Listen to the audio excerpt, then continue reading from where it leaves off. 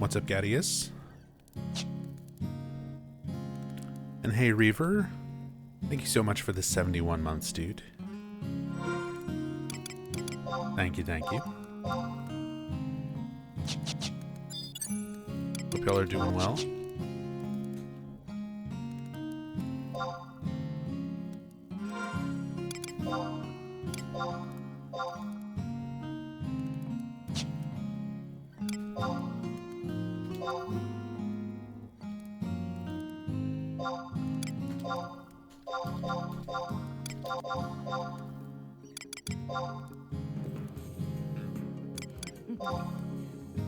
What? Hey, Moggy. Moggy, thank you so much for the Prime. Good to see you. Hope you're doing well today.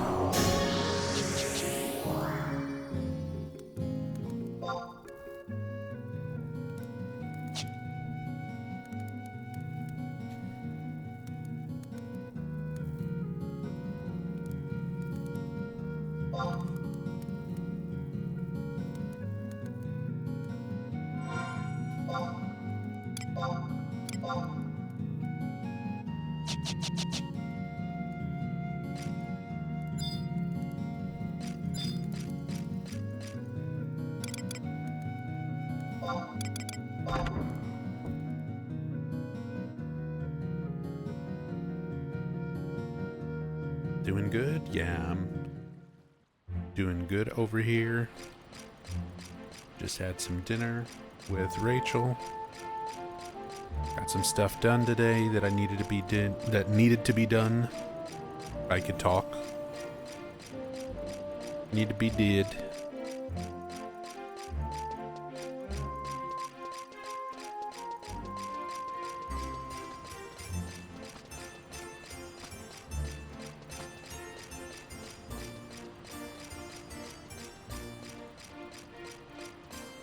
And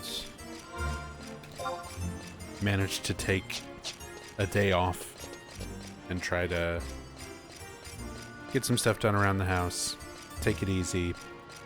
Played some Phasmophobia with Rachel off stream with another friend of ours and just kind of chilled yesterday. Managed to take a day away from Final Fantasy XI. Surprisingly. Hey, Tassadul.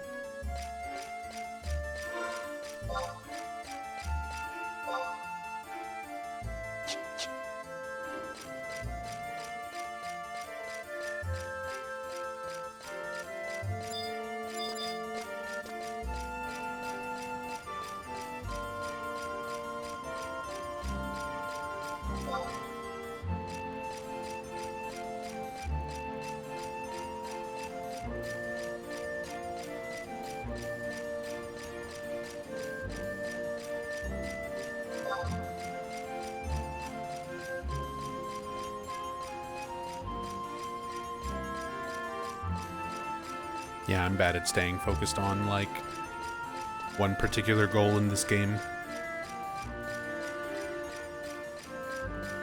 I tend to just bounce around from thing to thing.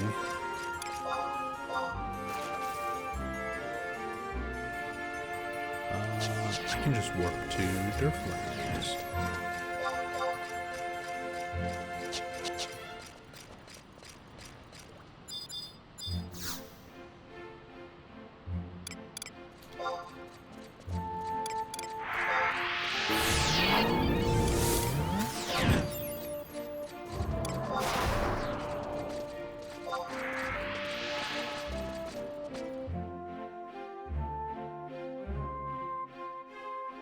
Gonna do a little bit of leech farming here.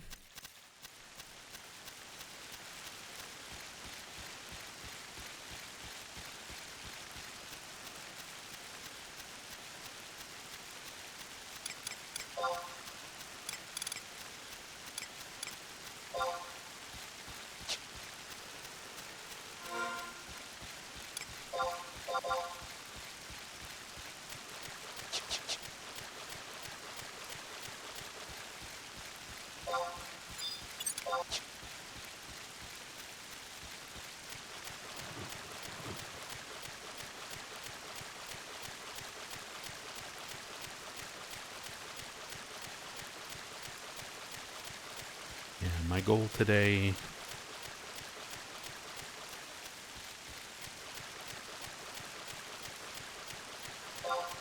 Get Summoner and Dark Knight unlocked started.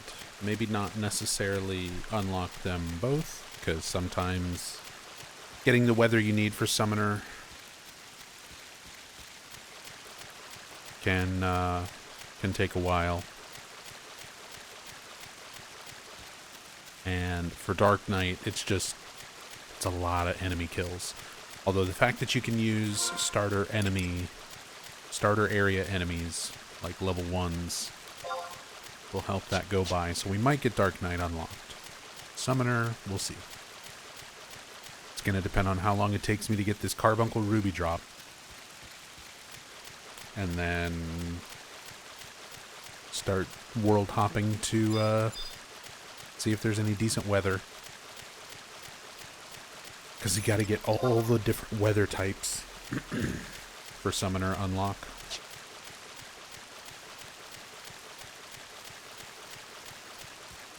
Got to get a very rare drop from leeches.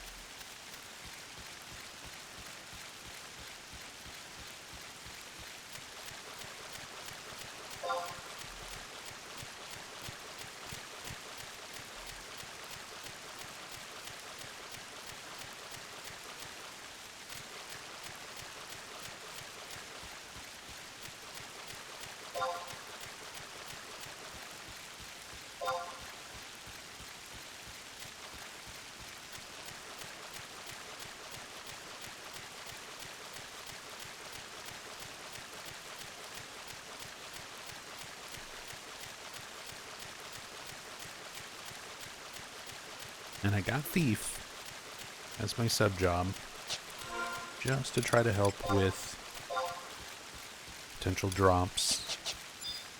Try and hopefully get that Carbuncle Ruby.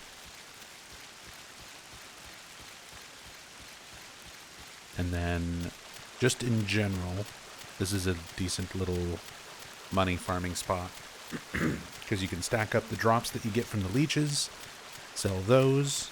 And the spot that I'm going to, there's also a Notorious Monster leech that can spawn. That's got a decent drop as well.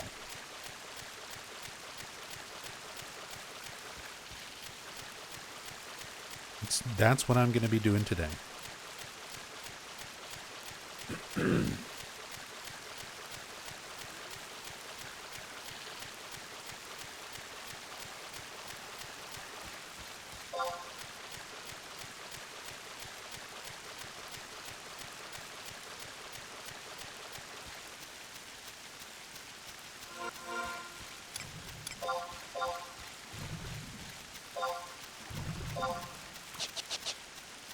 Never unlocked Summoner or Dark Knight.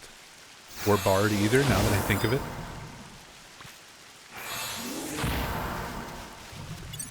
Yeah, I've got Bard unlocked. I've actually been leveling that with people. It's still, like, very low level, but... over the years, I've played pretty much every job.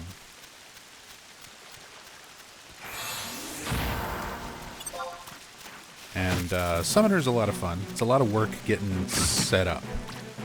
It's a lot of work to unlock the job in the first place, and it's a lot of work getting all of the avatars and elemental spirits. Once you have everything, Summoner is very good. But it's a lot of work to get all the stuff you need. And, yeah. Some kind of expensive gear stuff. Although every job kind of has that.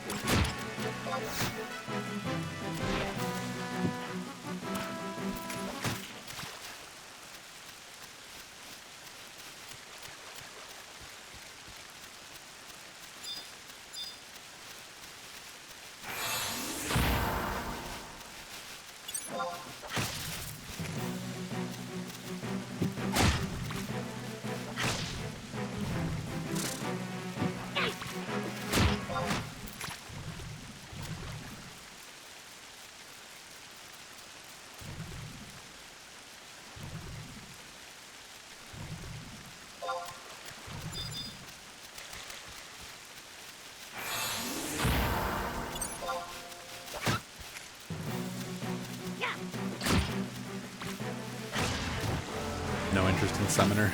Maybe someday. I at least want to try to get the jobs unlocked. If nothing else, whenever people in our community are going to be starting and leveling up with low-level jobs, I just want to have more jobs available to level with people. And I kind of want to level up a lot of different jobs so that no matter what we kind of need, I like being able to just kind of play whatever role is needed. Try to be kind of an all-rounder. Beastmaster is definitely my main focus right now for, like, first job to 75.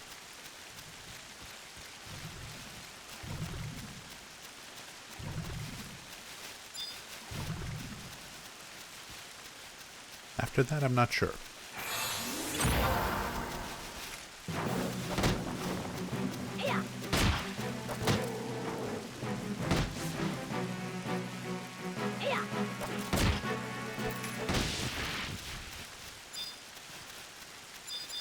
And we can farm these crawlers for silk while we're here.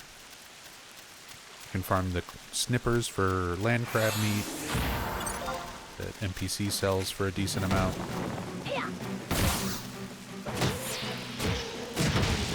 So at least there's some other stuff I can kind of farm while I'm out here. We might see the NM. But I would just be happy with my Carbuncle Ruby, to be honest.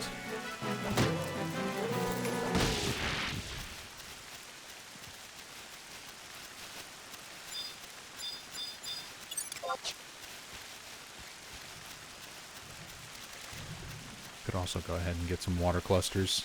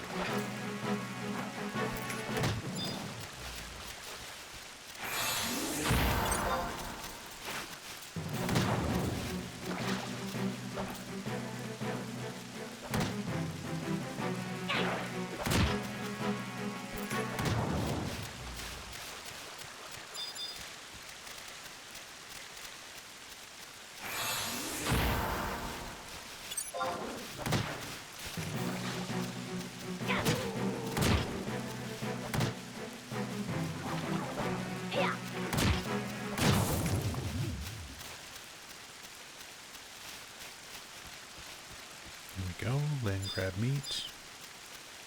And the leeches are respawning.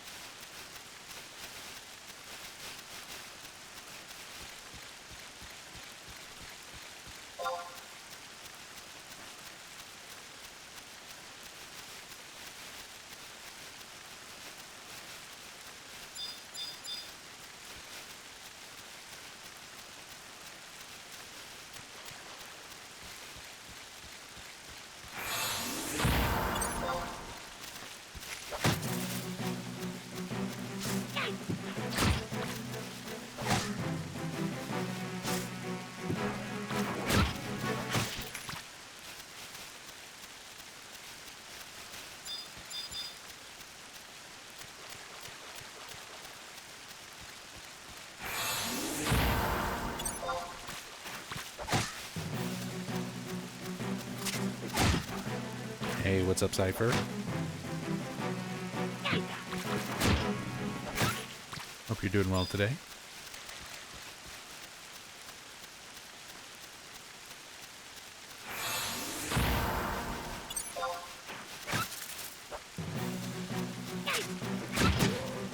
Want some TH4 or are you XPing on these two? No experience, unfortunately. Not on this job. I could probably level like monk or white mage even on these.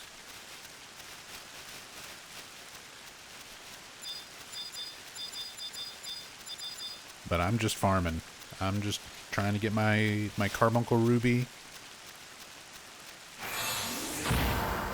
Maybe get Bloodpool Borax or whatever his name is.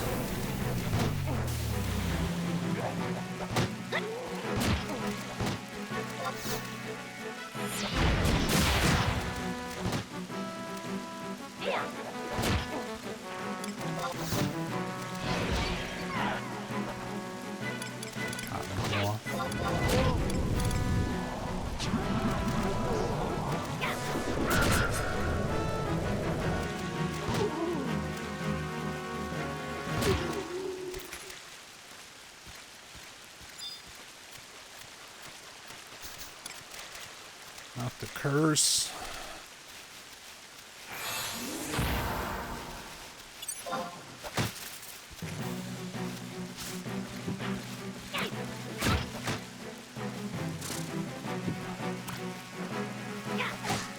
I mean, if you got nothing better to do, Cypher, I would appreciate some extra drop-ons. Definitely won't say no.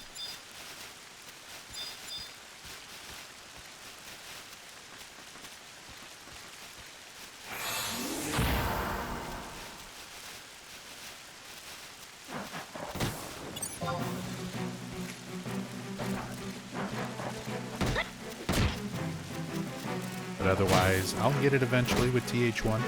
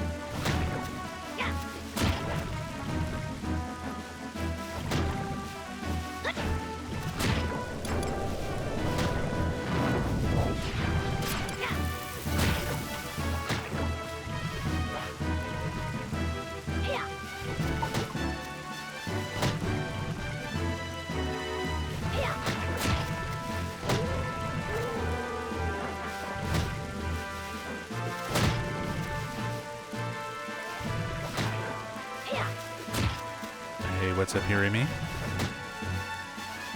Keeping the streak alive.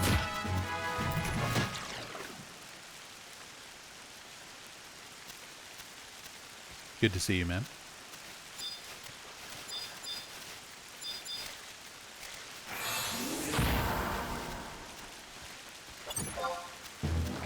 And I hope you're doing well, Pythonicus.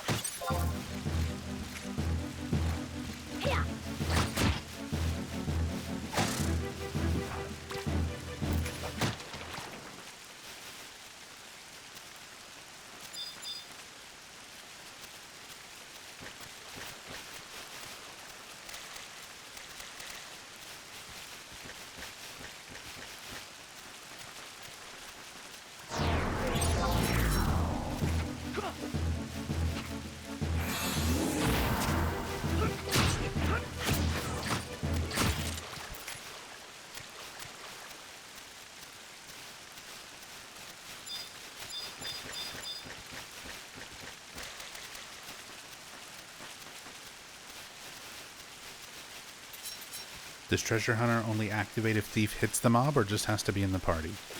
The Thief has to perform any action on the mob that gains enmity.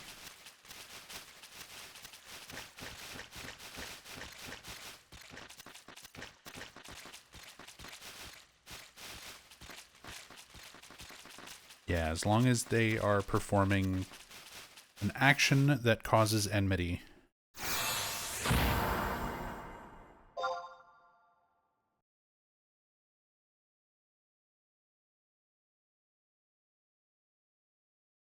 Then Treasure Hunter should apply.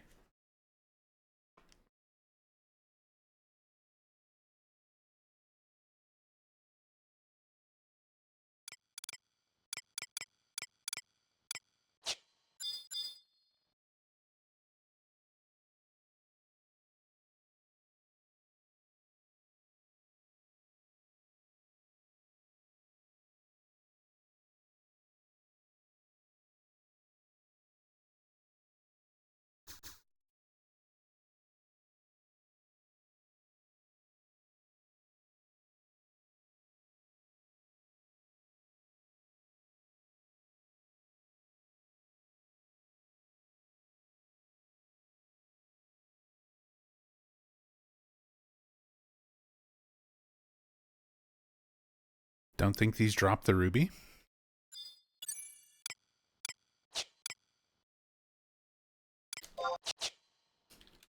I thought it was all leeches.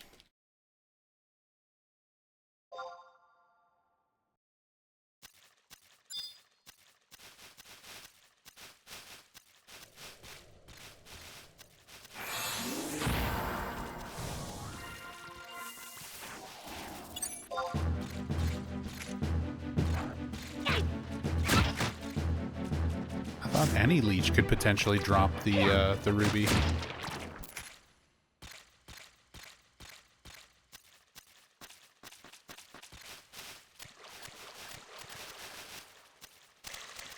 Bloodpool Vorax can, but I guess these don't. I feel like I've gotten it before on retail, farming this spot. Just camping Bloodpool. But I might be, maybe I'm misremembering, or maybe I did just get it off of Bloodpool.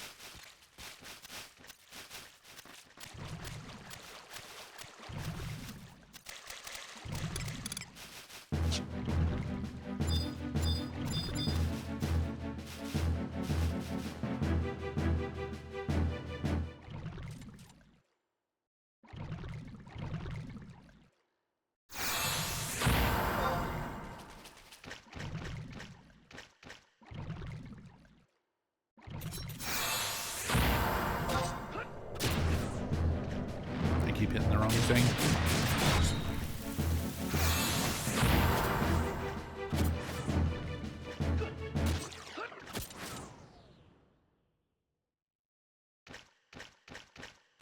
Curse finally wore off.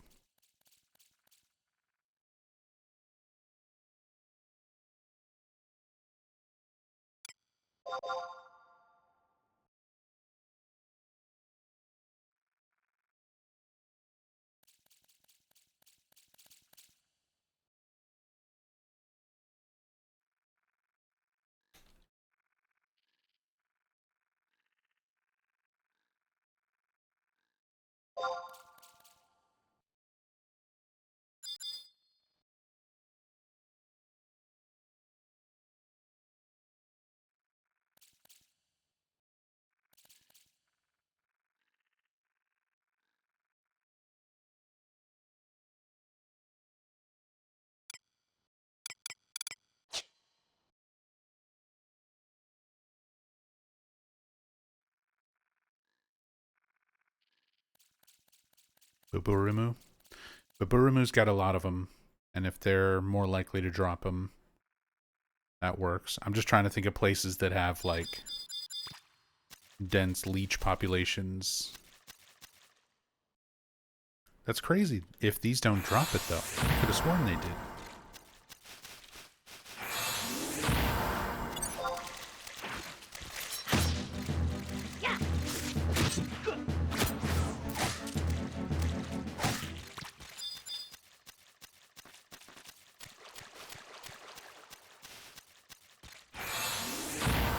Hey, what's up, Shadow Noises?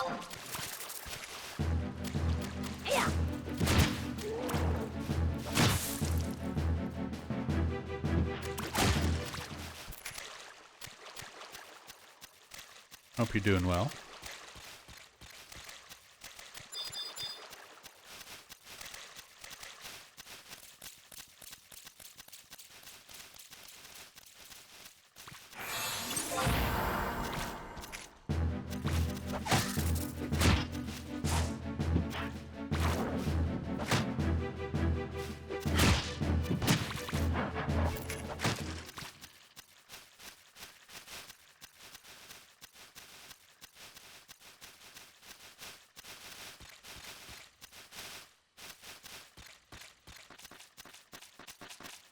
Ruby's not in the treasure pool for these.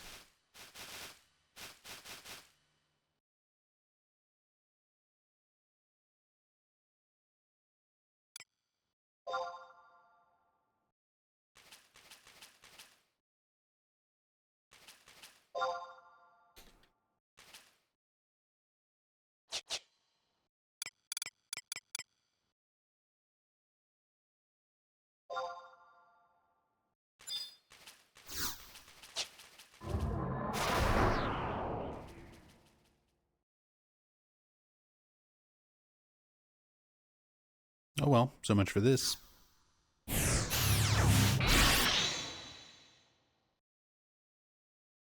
Let's go try Buburimu.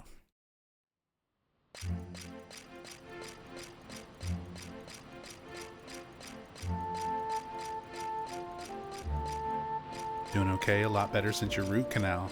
Had an ice cream tonight without having tooth pain, and that was pretty neat. Hell yeah. Victories. I mean, it sucks having to deal with root canals. I got dental work and stuff I need to get done too. I just can't afford it right now.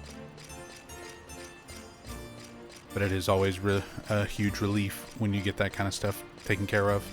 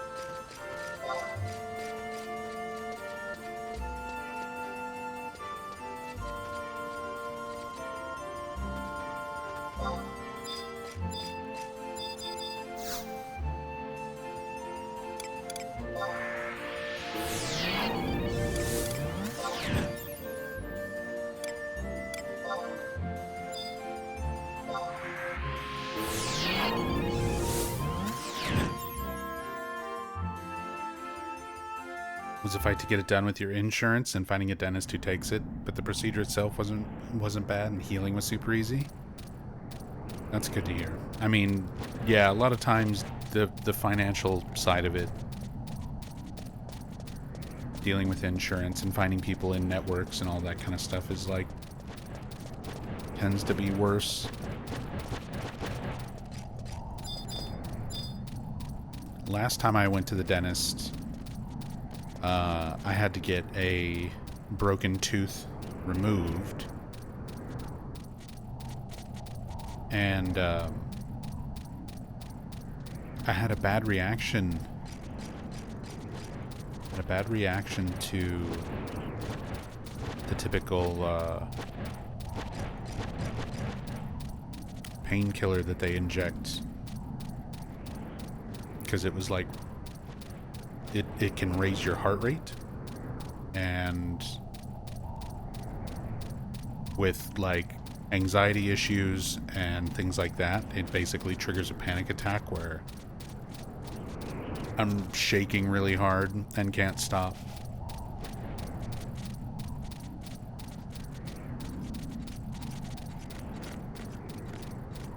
So we wound up having to like reschedule the procedure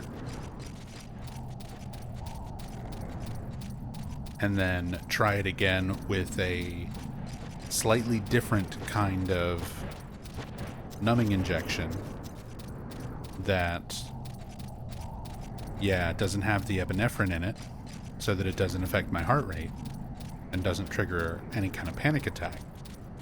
But it's not as strong and it doesn't last as long, so the procedure itself is kind of more painful, but I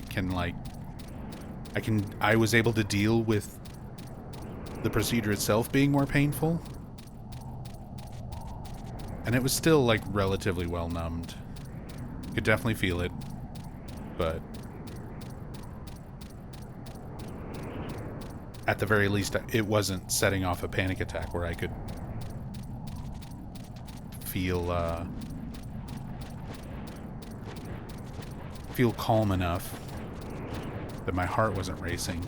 My body wasn't just like shaking uncontrollably, so we could at least get the procedure done.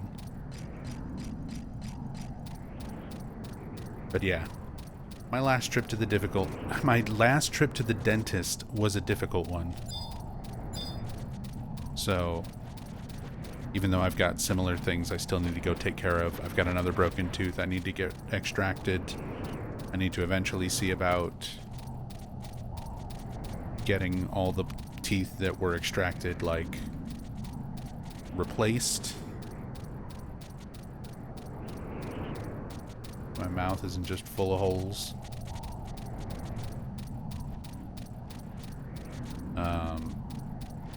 But I'm not really looking forward to it.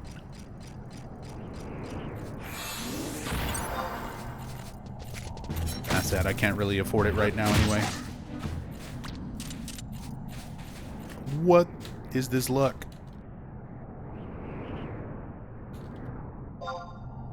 First leech.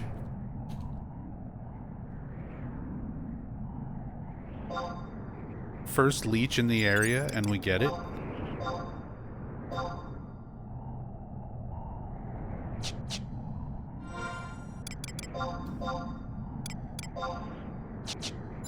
That's actually insane.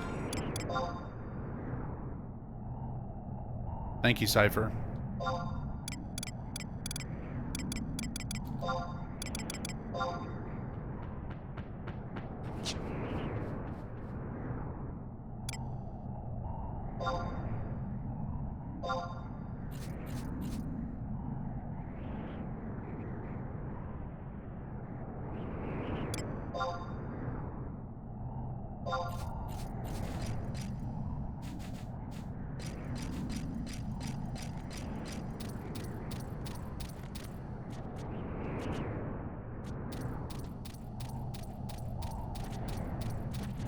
That's actually crazy. First leech we kill after changing over to Baburamu Peninsula, and we get the ruby. The power of Treasure Hunter 4.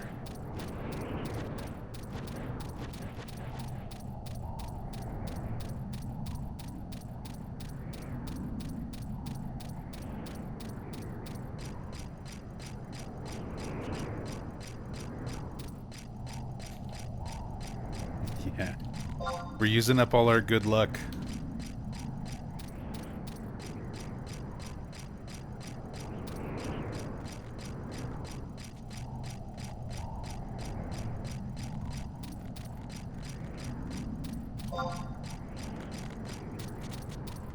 Using up all of our good luck on early game stuff.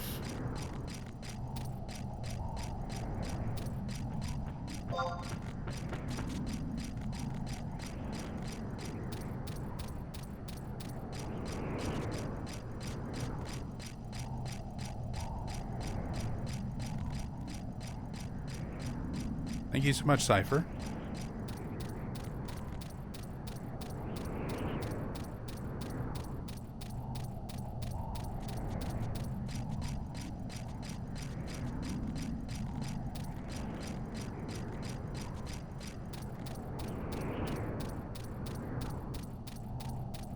Let's see, do I just go straight to collecting weather? I'm assuming I need to do something else first. I think I gotta go do something first. Jobs. Summoner.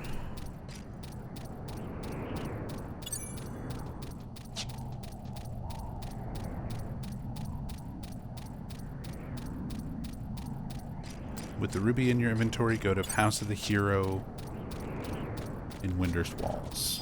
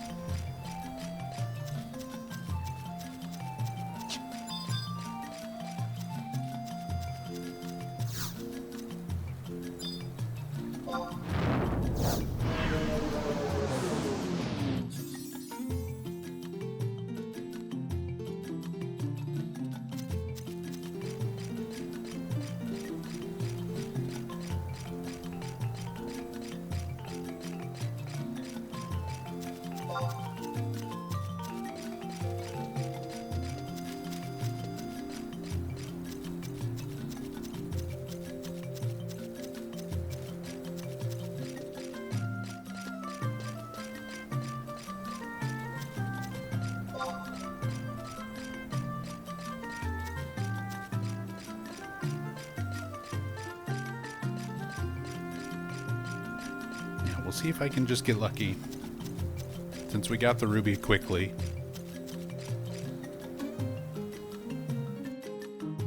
Streaming for less than an hour. Mostly just needed to target the right leeches, apparently.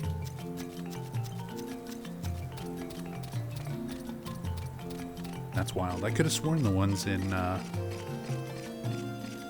Pashao dropped it.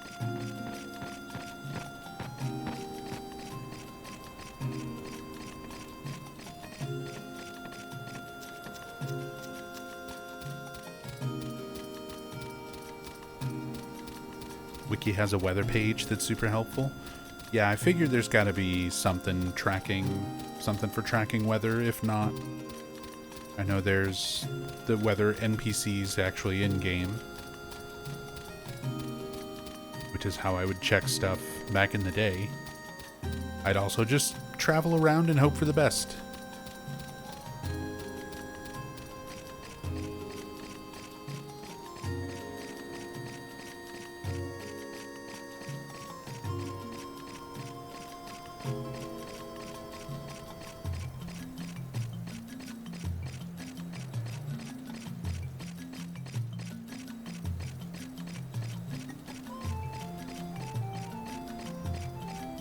If an enemy's larger than a barn, non-aggressive and standing still, how in the name of coconuts can I miss?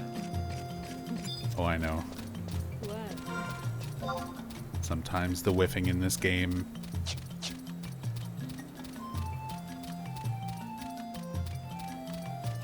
Feels very rough. The sun was in your eye.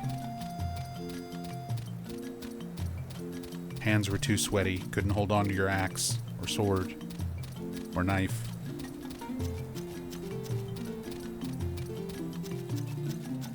Clip door.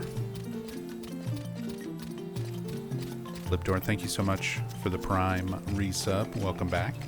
Thank you for the 3 months. Very much appreciated.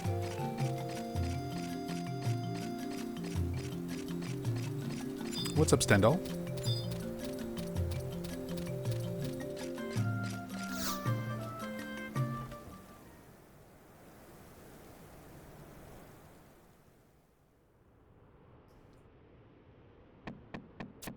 Who are you?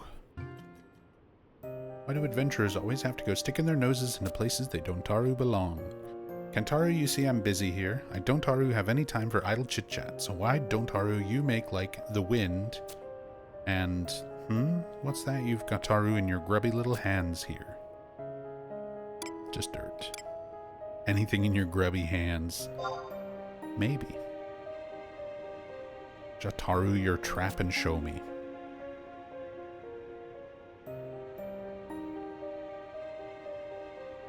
Carbuncle's ruby, you say? Well, this thing sure talks a lot to be an ordinary gem.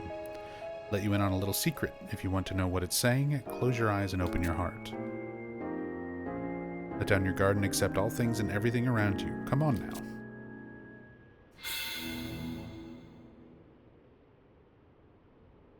It's a Bailet.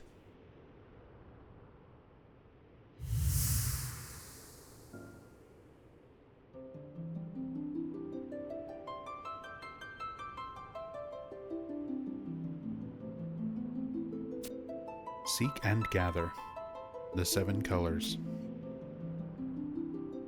that cover the sky and embrace the earth. So what did the gem have to say? Seek and gather the 7 colors. Well, at least it doesn't sound like a trap, and I'm not sensing a whole lot of energy from within this ruby anyway. Need to tell you this, when you let down your guard to hear the voices around you, you should probably have a strong black mage by your side just to be safe. Those voices around you aren't always going to be the weak ones like just now. You better be careful. You won't always have me there to protect you. Did you get all that, Mr. Adventurer?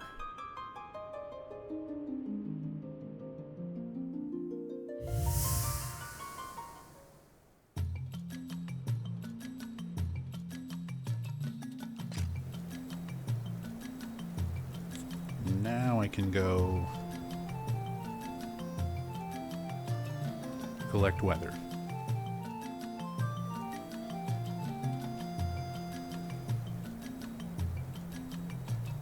Zoning into an area with the above requirements.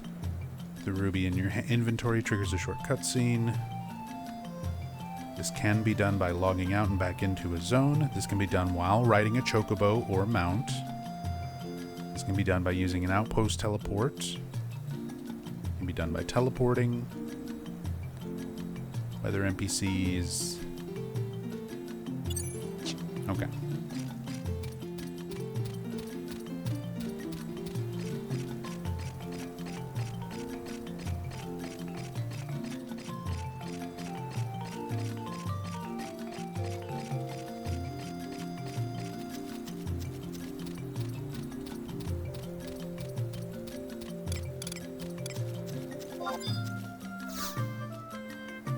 Let's just warp.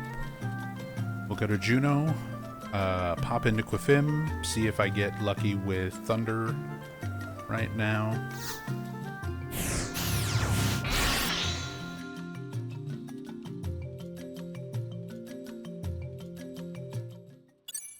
I can outpost to Zark and see if it's snowing.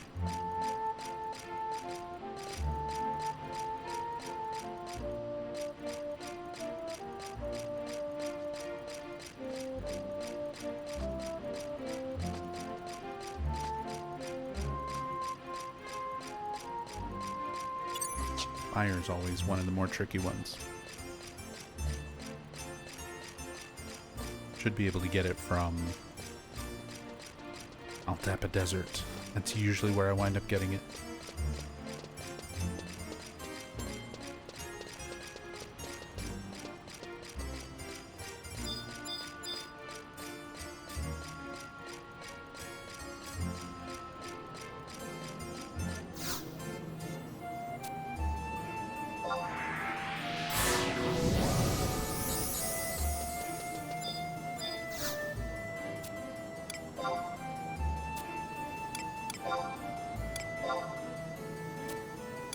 Instant warp.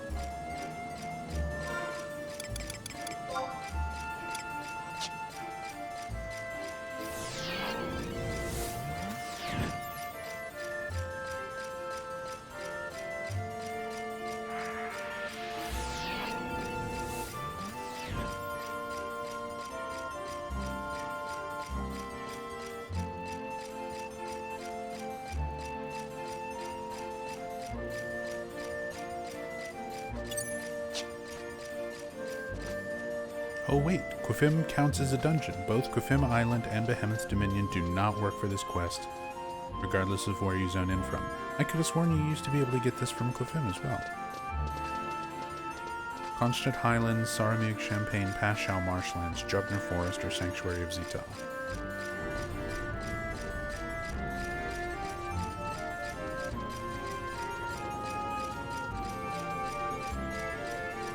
Let's just get on a chocobo.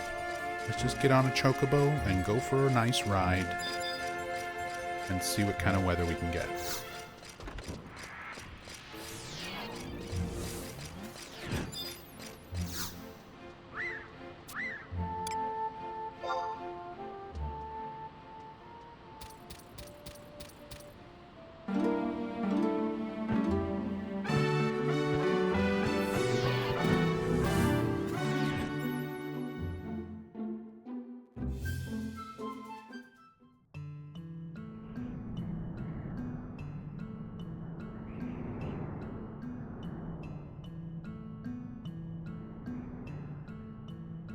Get a cutscene just for Saramug.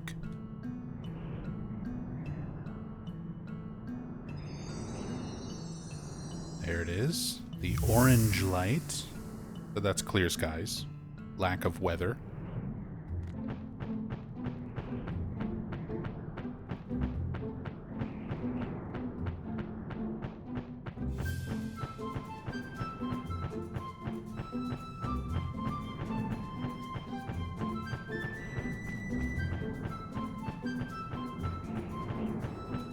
Actually just gonna pop right over here into Rollenberry.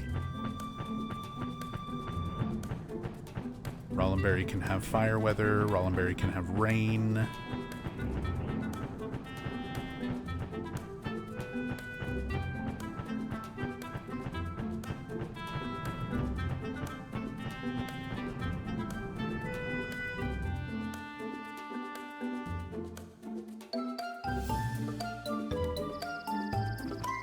Not right now.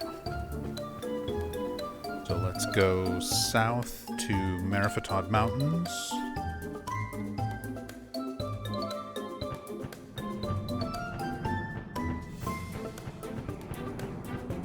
Can potentially get Dust Storm in Merifatod. Can apparently get fire. I've never seen fire there, but apparently it can happen.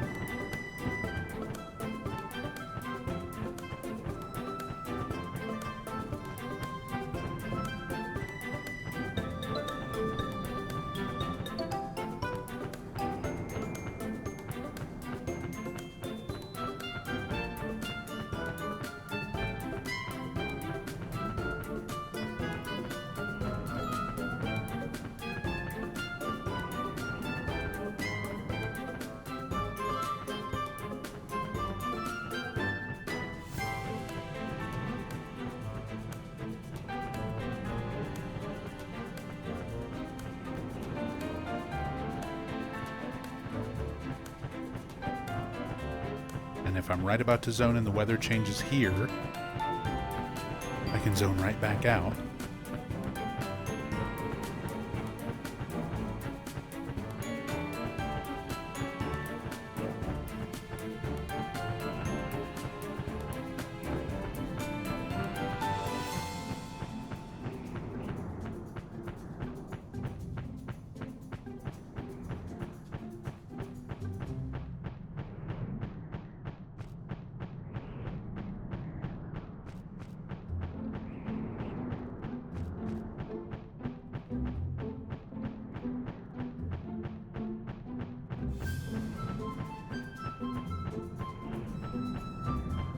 should have switched sub job to Black Mage for Warp, but oh well.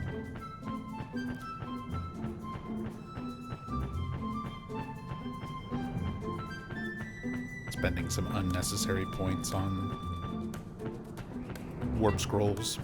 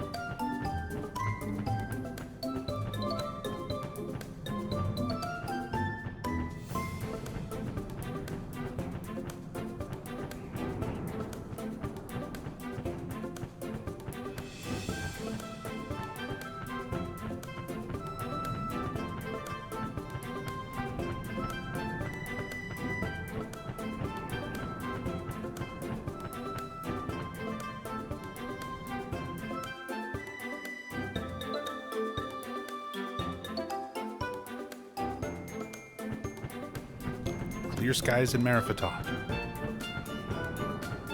Come on now. Let's go Sanctuary of Zeta.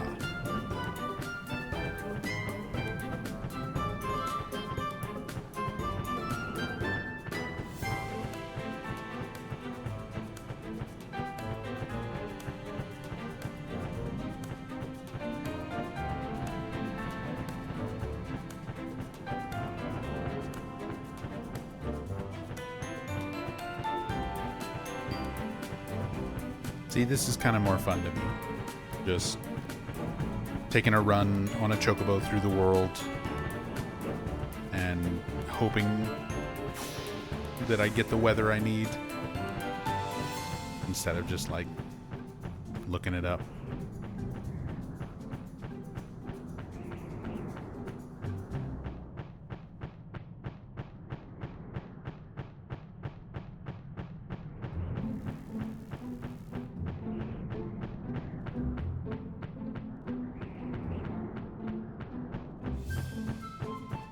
Earth right now in Altepa if you need that.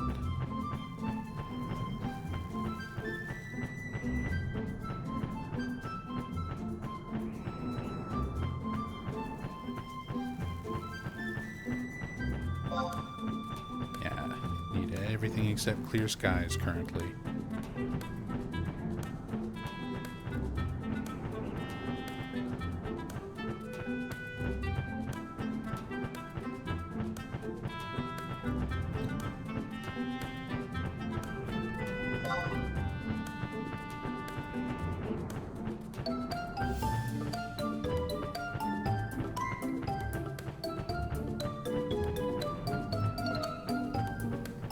Hit Zeta, see if we get rain or thunderstorm. I'm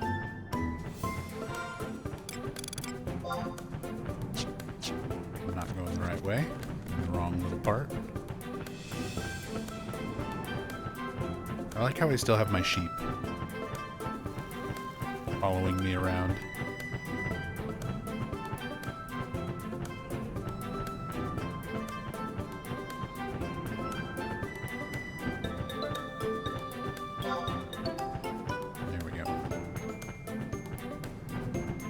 Why does my draw distance look off?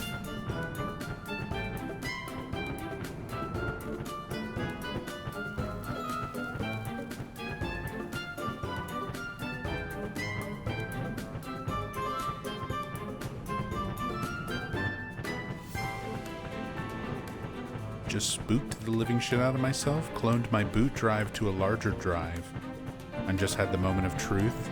The fact I'm typing this means we're golden. Yeah, that kind of stuff's always a little spooky.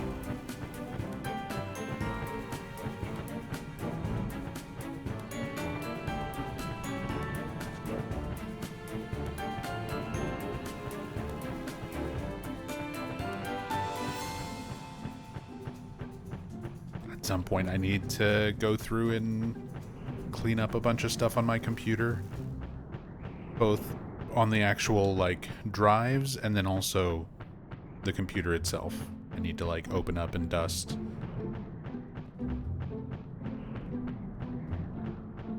And even just basic stuff like that always still makes me a bit nervous.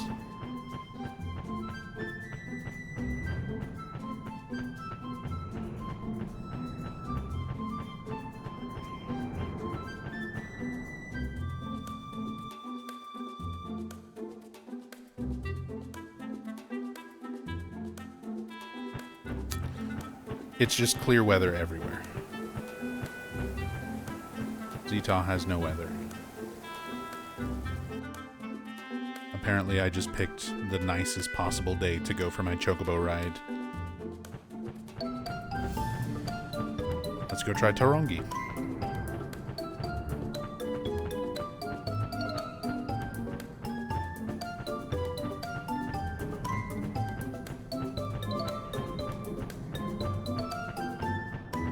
Yeah, those are typically more guaranteed ones. I'm saving those for last. Because that's just going to be outpost warping quickly to the desert, outpost warping quickly to Zarkavard.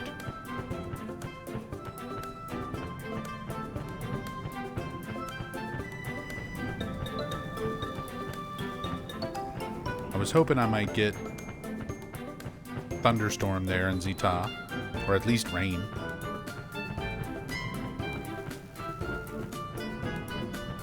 We'll check Tarongi for wind or dust storms.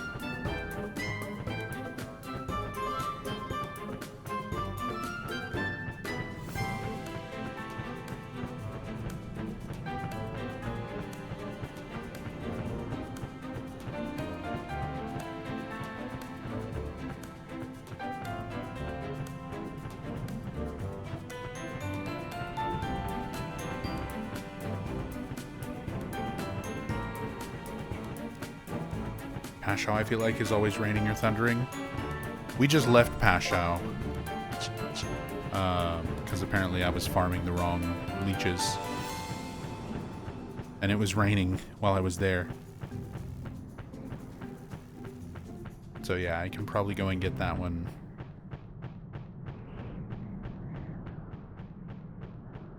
But I don't mind just riding around on a Chocobo. Seeing what zones we can get to and check.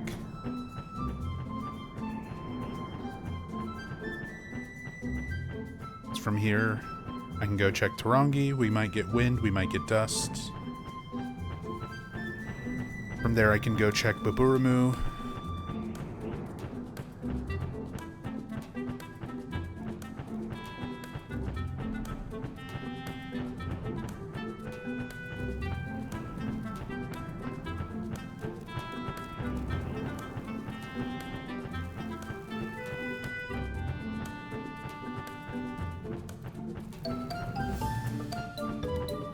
Don't get anything in Tarongi or Baburamu.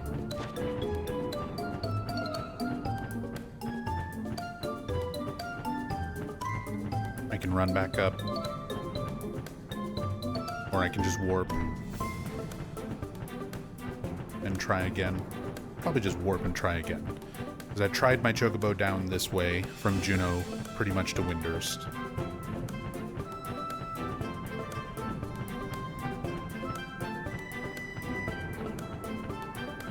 So I can always just warp out and then Chocobo from Juno again.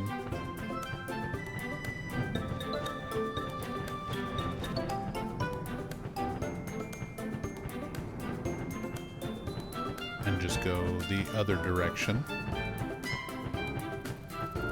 So we go through and check Lethane, Valkurm, Honschat, Jugner. Everything over on that side.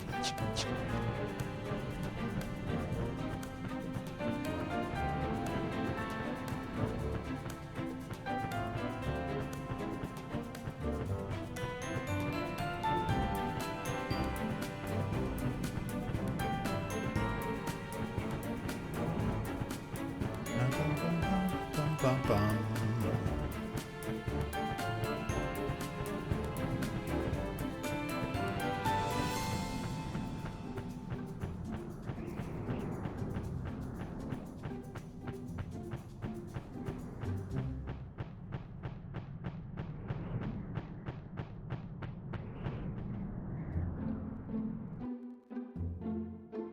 Tarongi. No weather. No weather in Saramug. No weather in Maravatad. No weather in Sanctuary of Zeta. No weather in Rollenberry Fields.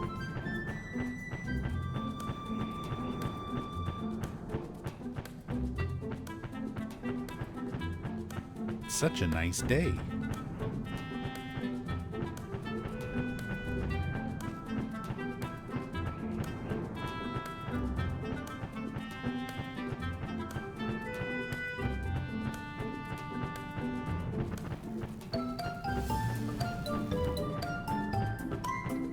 Hey bud, just hit level 12. What should I be doing? What's up, Black Sun?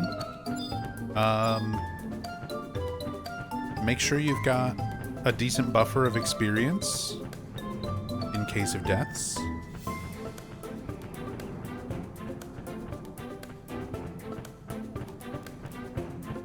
And then you'll want to start heading towards Valkurm Dunes to group up and level with a party. Although it is possible for you to just continue soloing. Another person who joined us, DK in chat, Gofu is their character name, soloed up to level 20 just in the first couple of zones. They were in Sandoria, so it was Ronfar and Lethane Plateau for them.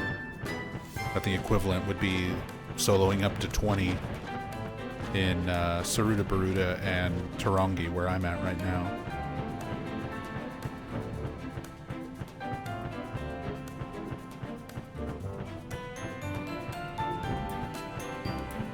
But that's not really recommended. Most of the time, at about level 12, 13, you'll want to start going to Valkurm Dunes. And if you need, I can help run you there. And maybe even join a little bit later on. And help put a party together.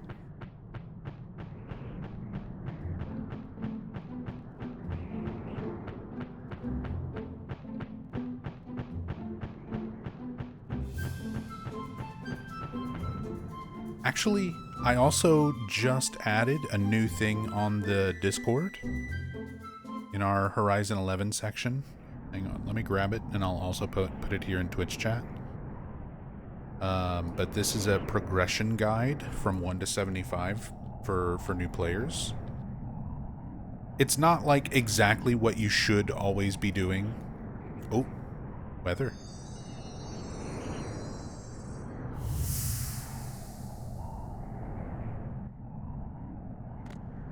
Windstorms in Booramoo Peninsula. Finally got some weather. So I got orange done, I got green done. Let me make myself a little checklist here.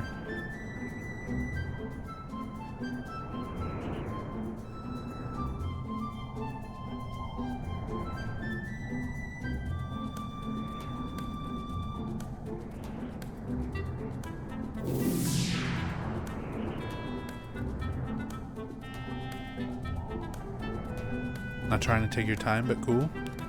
Could not get the extra satchel. Don't know what I'm doing wrong. Yeah, I mean, you should just be able to go on the Horizon Discord. There's a button for, like, registering your character. So when you hit register character, click that, type in your main character name, and the Discord bot should give you a code. And then when you're in game, You'll open up your main menu, go to search, go to edit comment, exp party, seek party, and in this window you'll type whatever your code is. And then you just wait a couple minutes and zone into a new location, and your satchel should be there.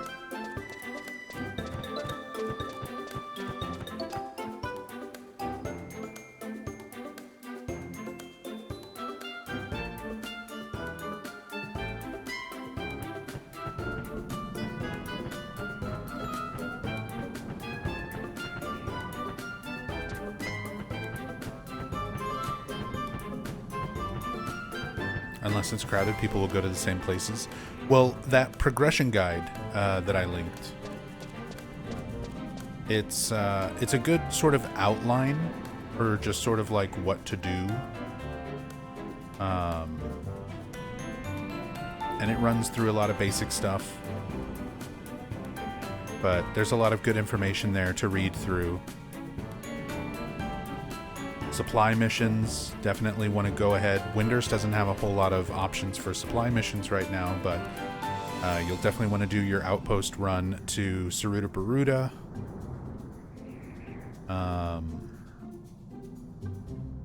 Check out your equipment, things like that. And then, yeah, about level 12, you'll want to start heading towards Valkyrm Dunes. Along the way to Valkyrm Dunes, you'll stop off at the crags and get teleport crystals. But a lot of that stuff, things to do, things that are good to do within a certain level range, is all on there. Where's your Mog in Windurst? There's a residential area in every section of Windurst. Just hit your main menu, open up your map, and look on the map for residential area.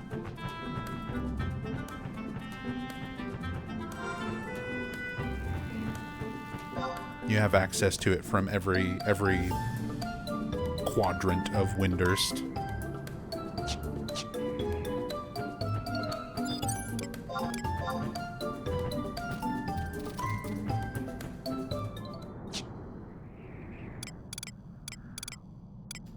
Let's warp.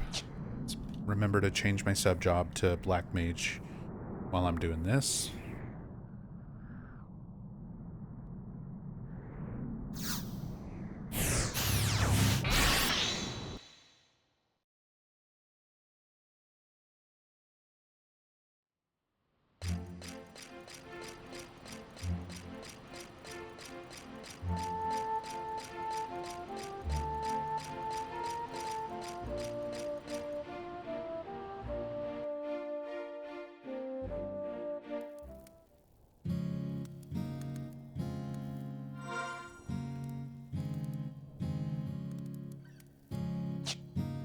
Refresh EXP ring? I did. I finally remembered to recharge it. Yeah, I'm at 5 out of 5 on that.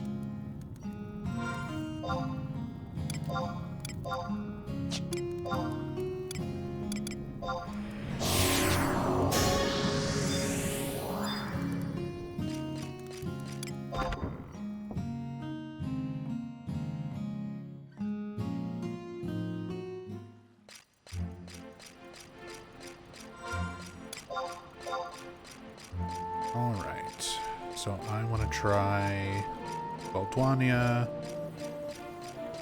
and Kuzats.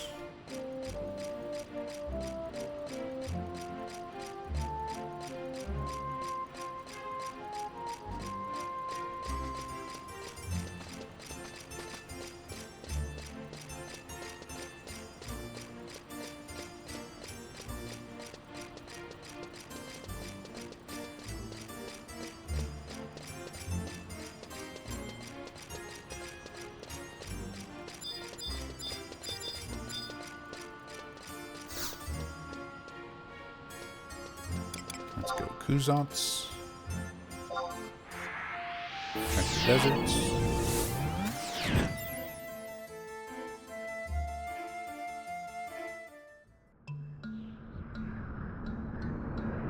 Double Earth weather.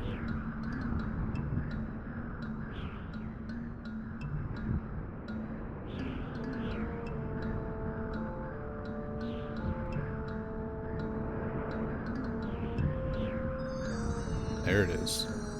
The yellow light.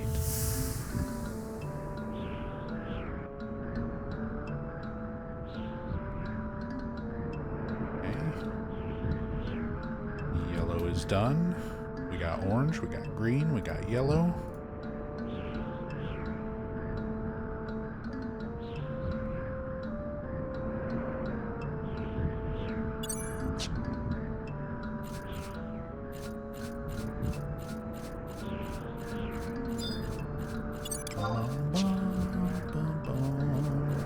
I can actually solo at this outpost too.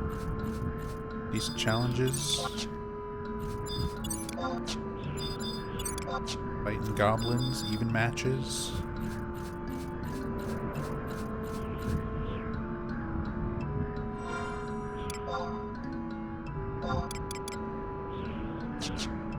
Let's go check Western here.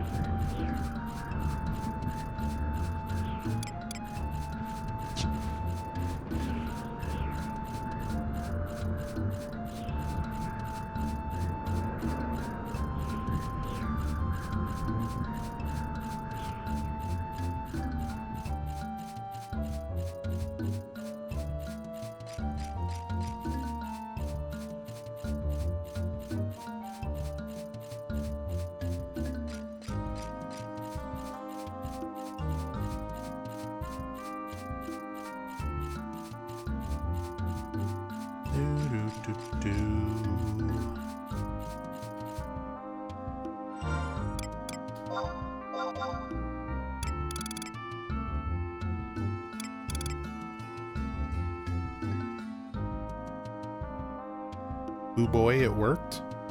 Ileana, is that Pythonicus? Was that your character?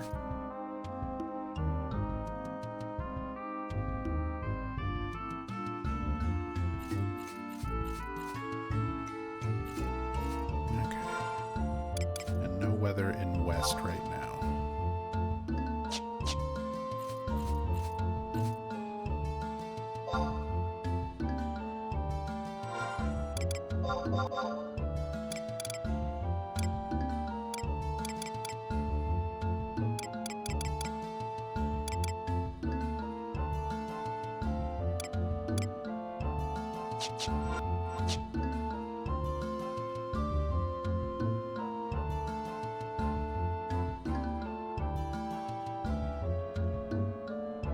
Tempted to wait here for a few minutes for the day to roll over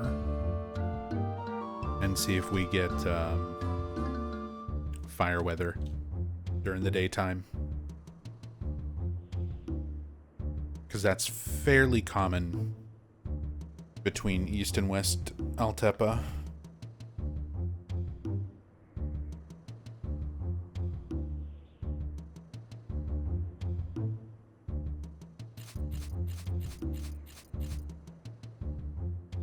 Good old Windows treating a DualSense as a speaker. God, I hate how so many things Windows always wants to try and prioritize a controller, a DualSense controller speaker, as like your main speaker for some reason. I have like 6 different audio sources all running into my computer and outputs. And it's like, surely this controller is the main one. Like, no.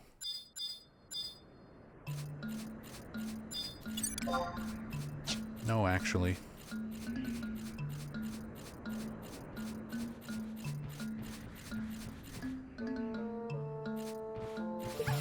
Solo here for a little bit.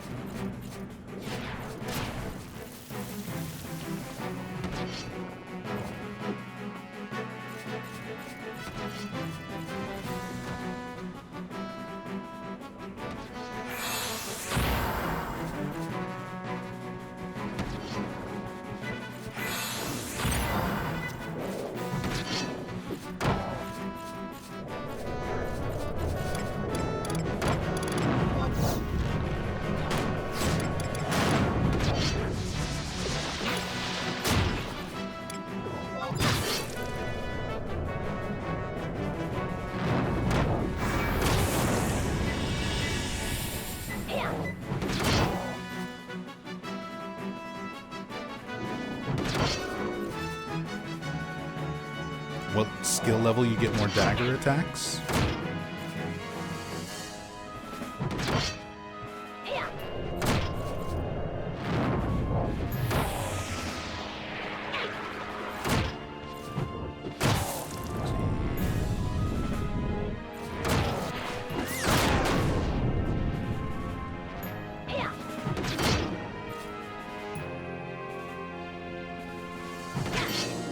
You get Wasp Sting at level 5, Gust Slash at level 40.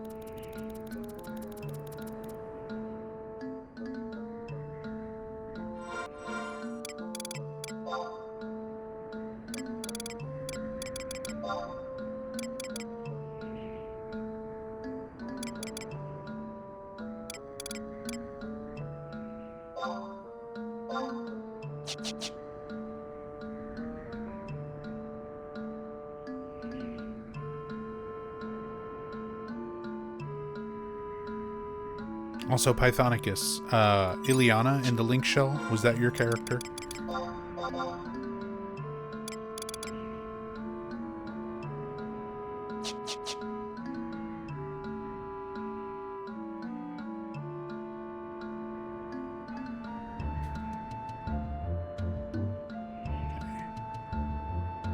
I'm trying to keep everything, keep a list, my external friends list, so I can keep track of who everyone is and their characters.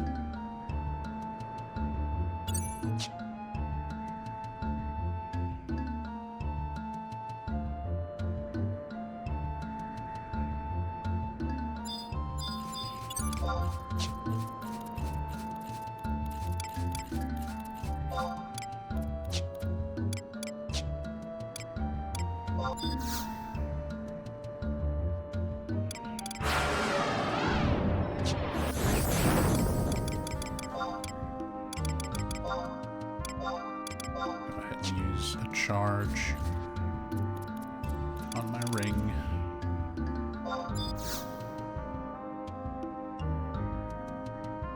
That's it. Just kind of killing time here, waiting for the day to change. We should relatively reliably be able to get fire weather.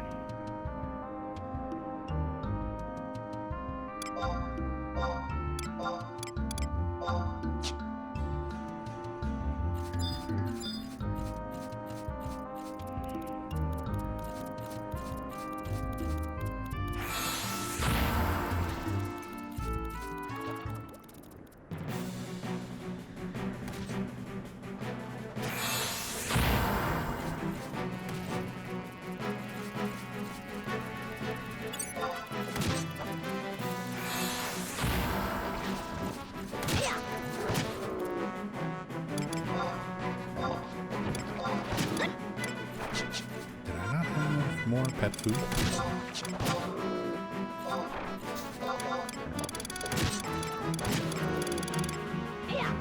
Apparently I used it all.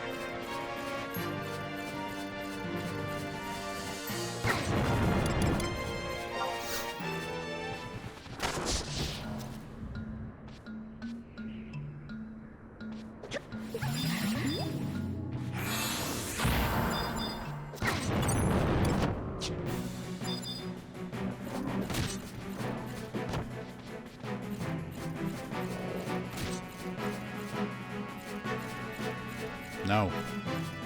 You fight the Dommel. Leave me alone. There we go. I'm like, double attack it.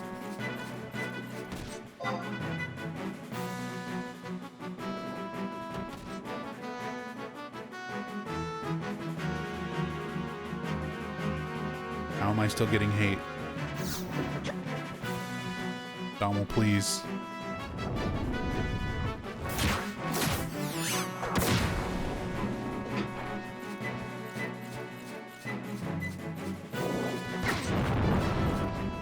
The Dommel keeps missing.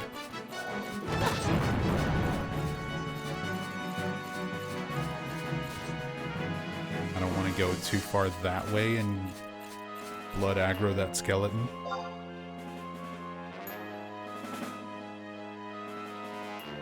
Apparently made it to War 26. Damn, nice.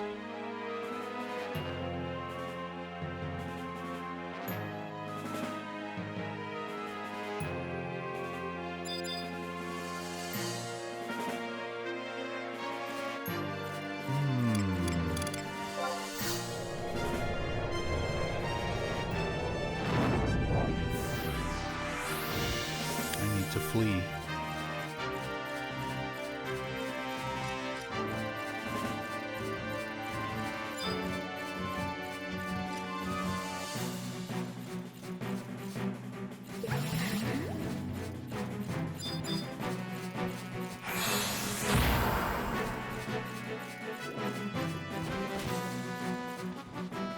Oh. Dommel, take hate, please.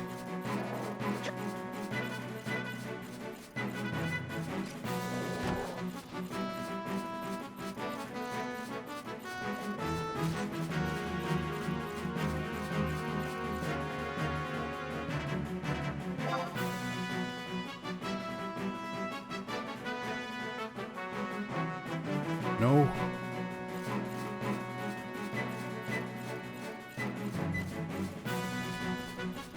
He's trying to bomb toss me.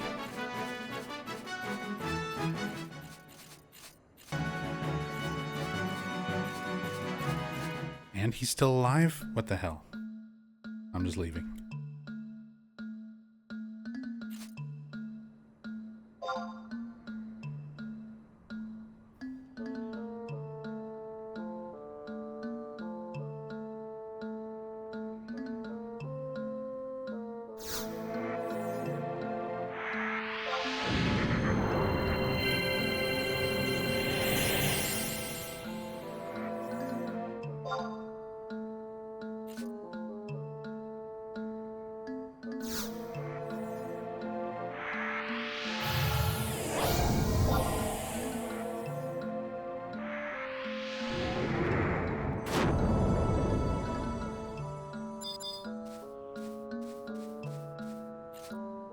Well, we got help from a nice little Mandragora white mage.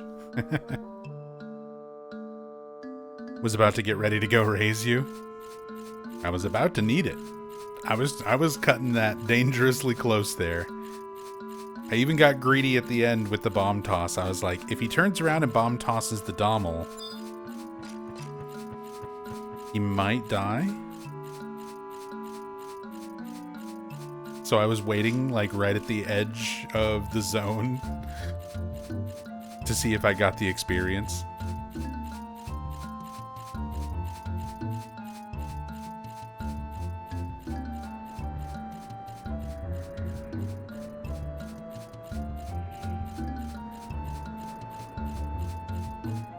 If I'd remembered to like restock on jug pets and stuff, this wouldn't be too bad. There's a couple other things around here I can try to just charm.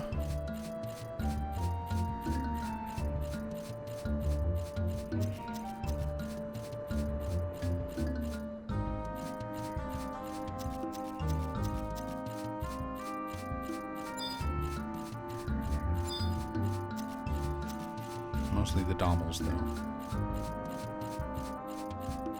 So many goblins just clustered right around this little oasis.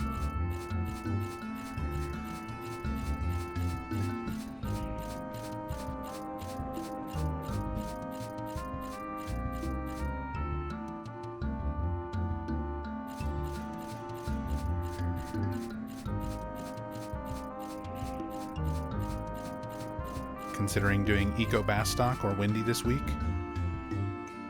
but never done either of those two. I still just need to do Eco Warrior in general.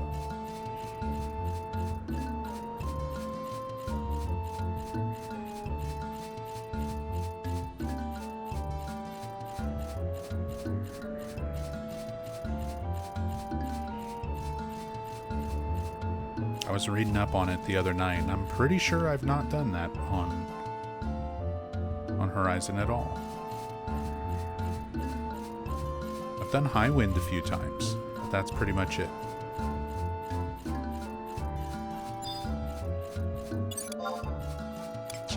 Mud crabs, those are way too tough.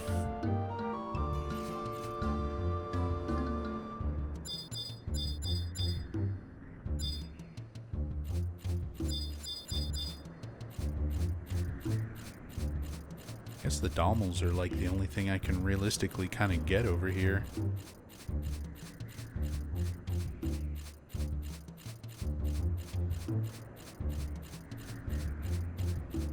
A few more minutes for daylight and we'll see if the weather changes.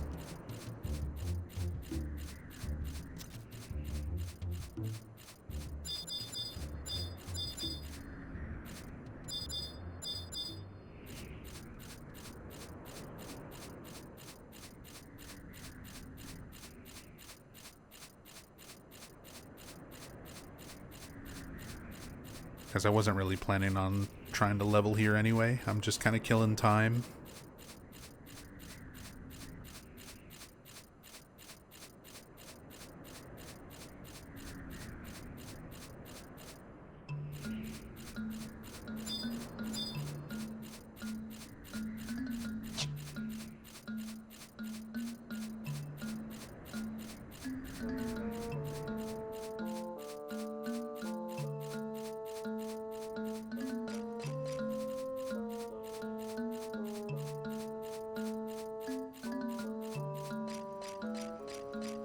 Nerfed the XP since they first changed it for Horizon, but the rewards are still awesome. Oh yeah. Yeah, reading up on it, it definitely seems worth it. And like, not all that difficult. Just a matter of getting the full alliance together.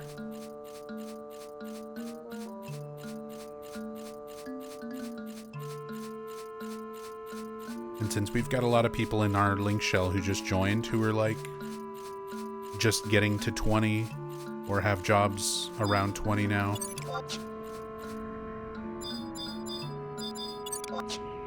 I figured that'll be something we can start doing a little bit more.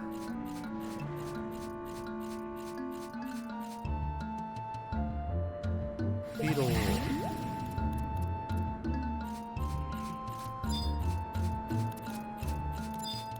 3 days of playtime, apparently.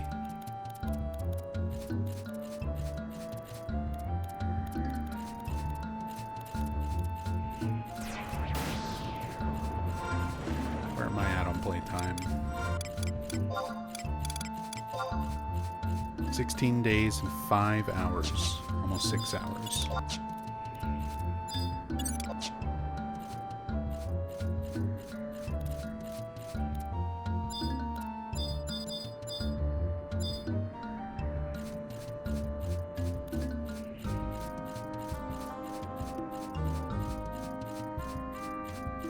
Don't think most groups are full alliances anymore. They grab a bunch of summoners and astral flow it. Oh, is that the strat?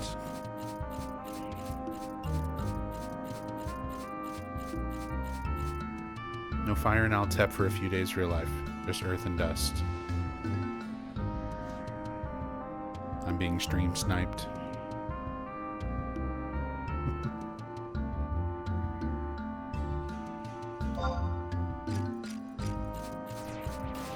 Thank you, Beta. Well, I guess we won't worry about that.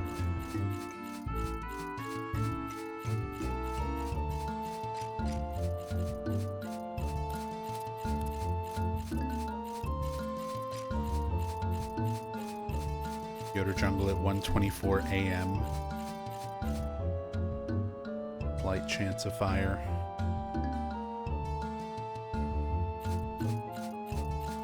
One at 6:12 a.m.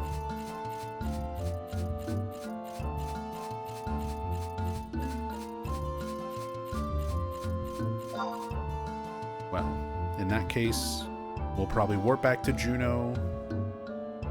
Let's see what other weather I can get.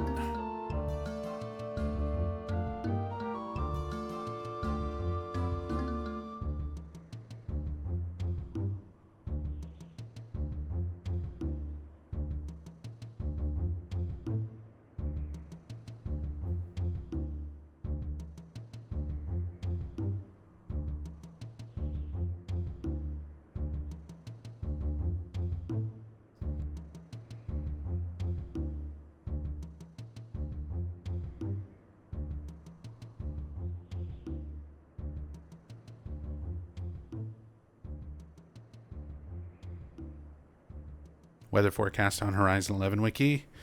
That's what I'm looking at right now.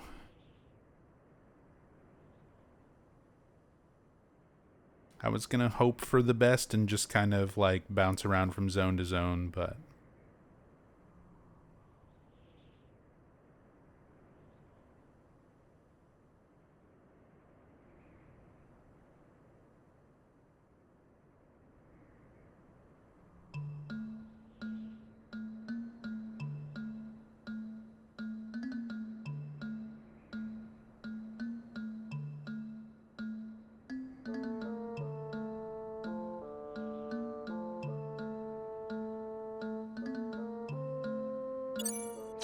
okay.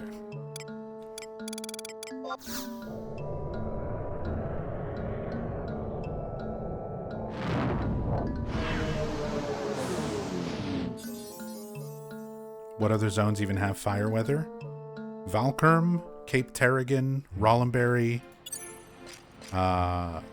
Eastern and Western Altepa, Marifatad, and Yotunga and Yoder Jungle.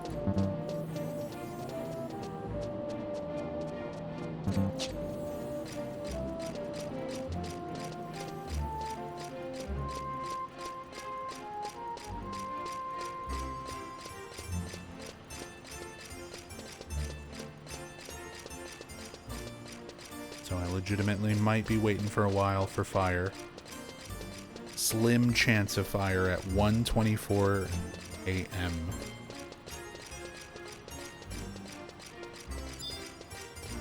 I'm going to set an alarm.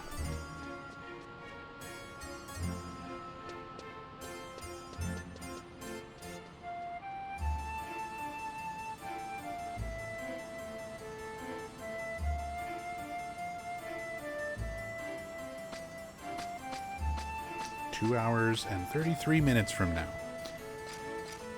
we'll start heading towards the Yoder Jungle and see if we can get fire, see if we get lucky with that. For now, we can go Weldonia.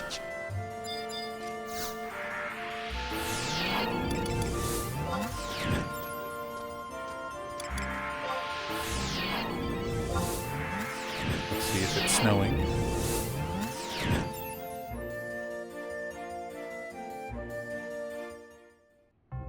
Yeah. Bum, bum, bum.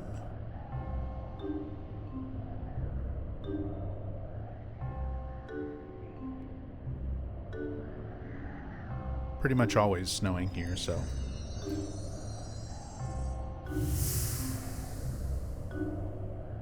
There we go.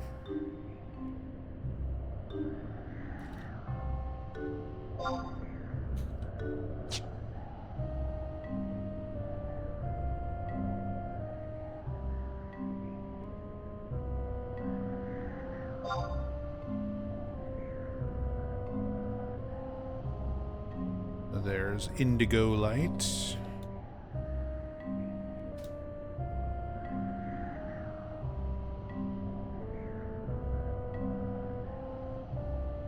Takes care of ice. We still need water. We can probably go and grab that from marshlands quickly.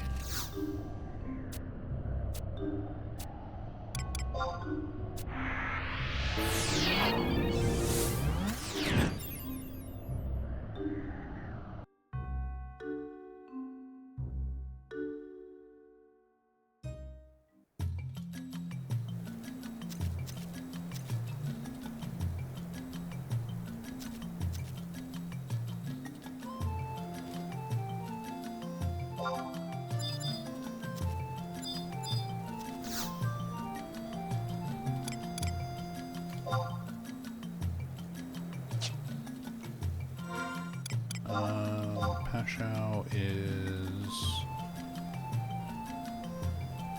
Surflet.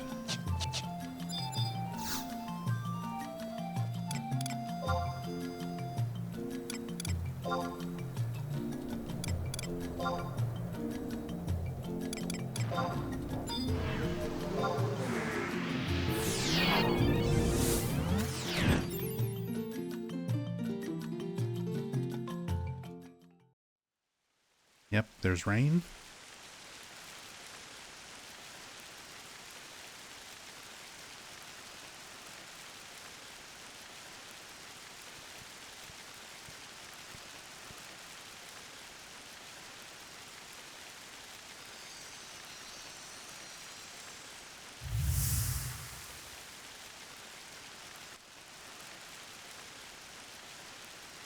There's our blue light. So orange, green, yellow, indigo, and blue are all taken care of.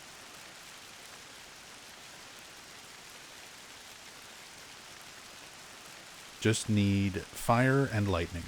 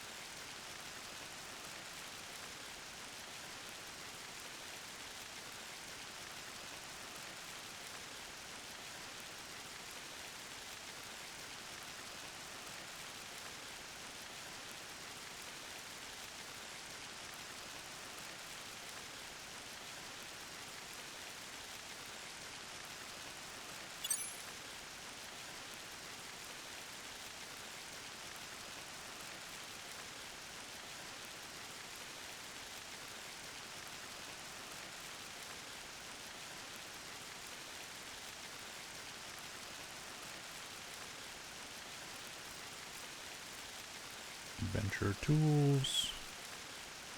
Underweather.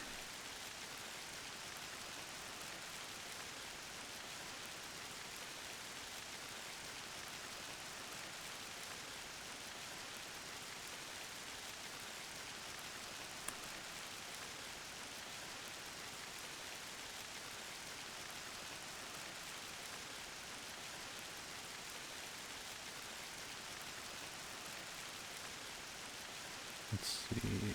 Carpenter's Landing, Fenna Chandel, no. Foaming Aqueducts, no. Jugner.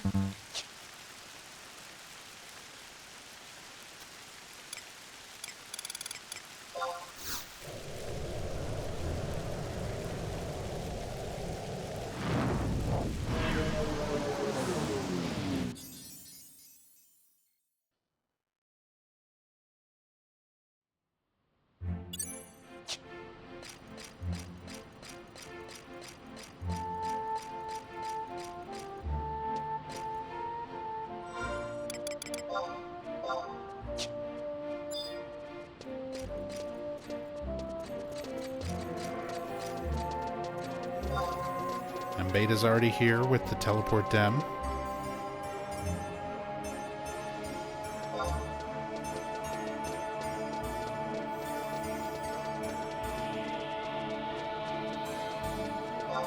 going to be waiting on fire after this.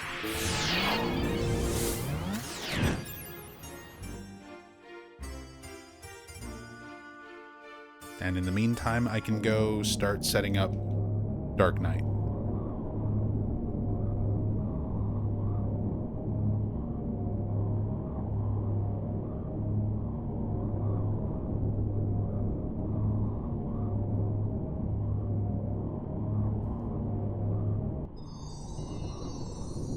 The violet light.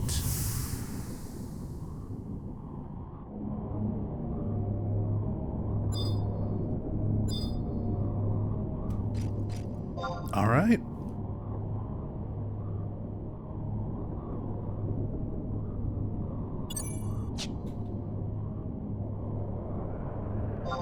Thank you, Beta.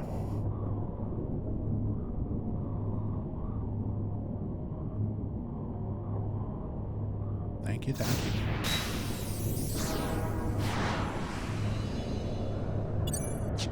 Oh, and the devotion. So I can warp.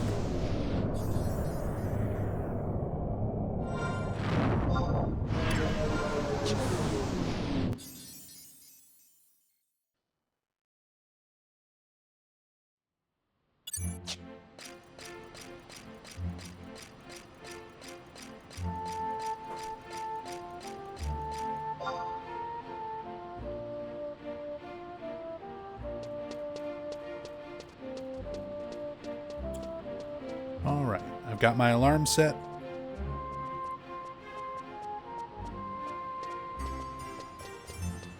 Double check here with fire again.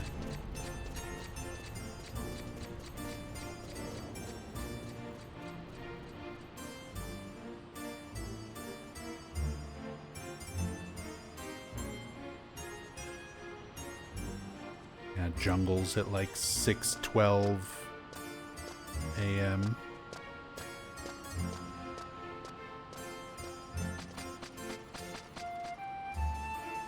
(1:24 a.m.)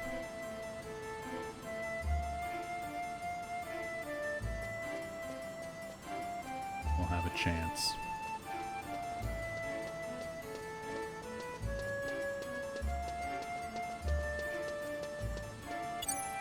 So we'll go check the jungles a little bit later. In the meantime,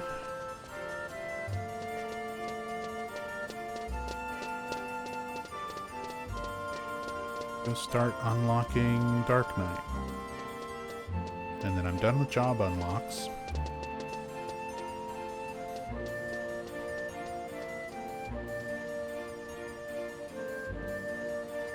We need to go talk to Goomba in Bastok Mines.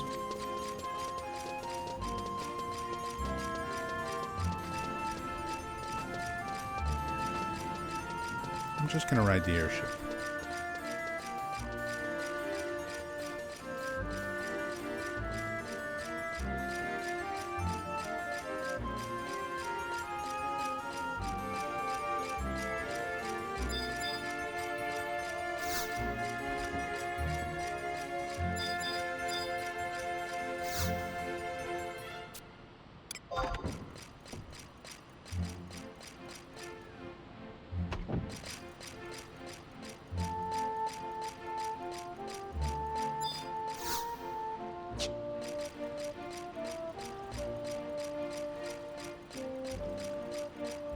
For the airship to show up.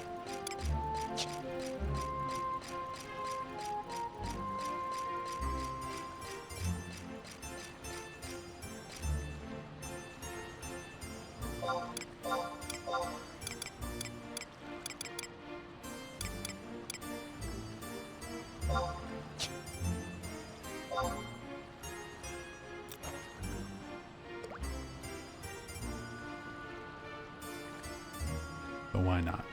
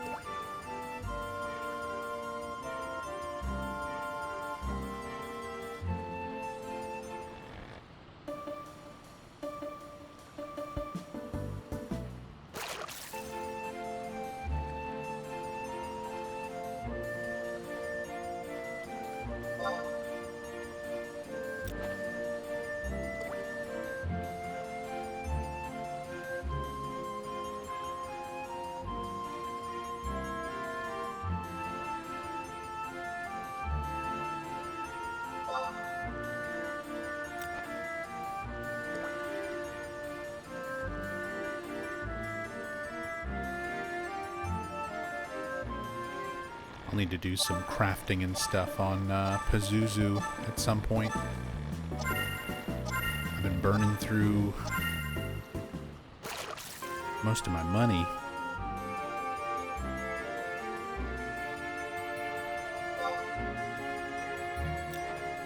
Hey, I can level up fishing here, catching tiger cod.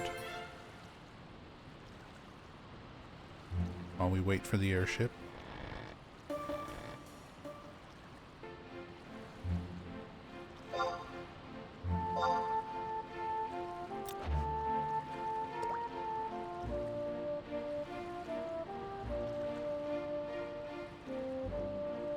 But I finally unlocked... I got enough guild points to unlock raw fish handling on Pazuzu, on my cooking alt.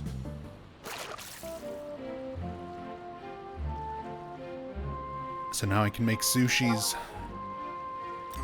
Sushis and sashimis.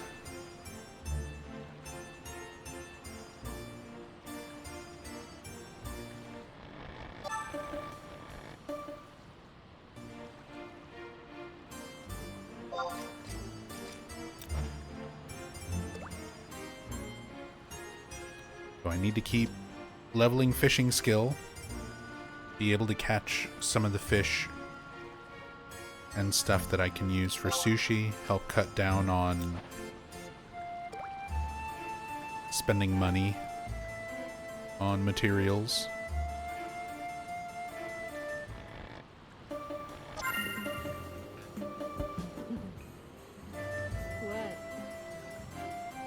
What? Wayward Sun, welcome back. Thank you so much for the 71 months. Thank you so much for that Prime resub. Welcome back. Thank you so much. Stendhal, under which category do I set the comment for the Horizon Discord? I think you can do it under any category, but I just did it under, like, Experience Point Party.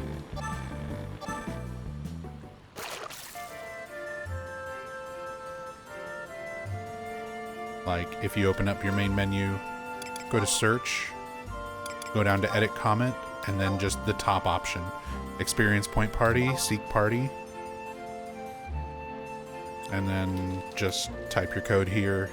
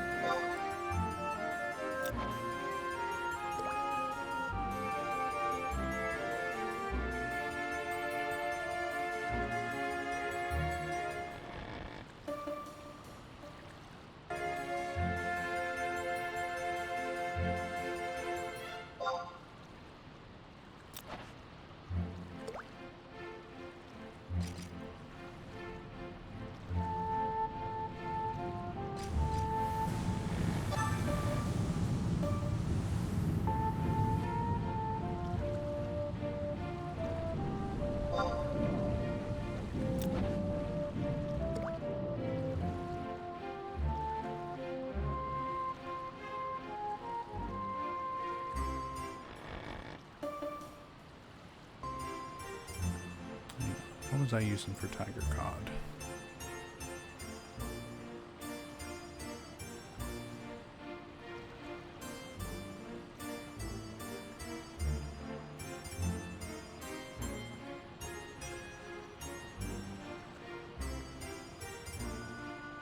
Sardine balls.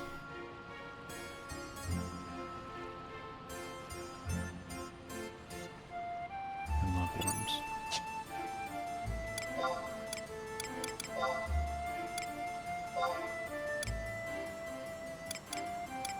Oh, I'll just keep using this.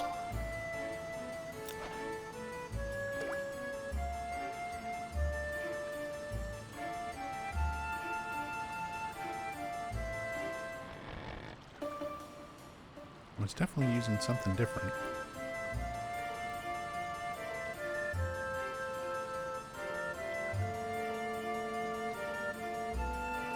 Tiger cod. Shrimp lure. No, it was with shrimp lure.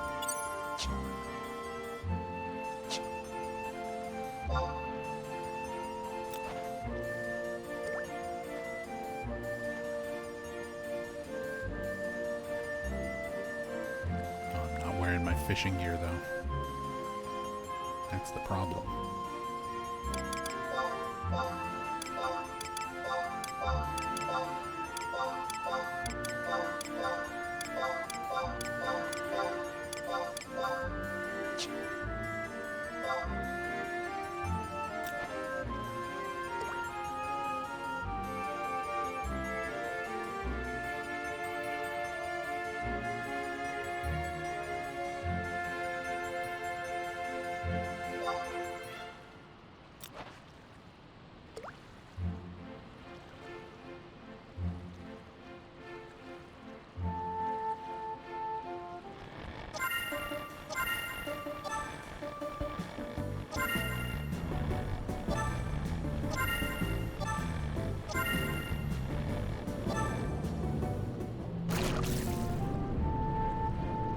I can also catch herring.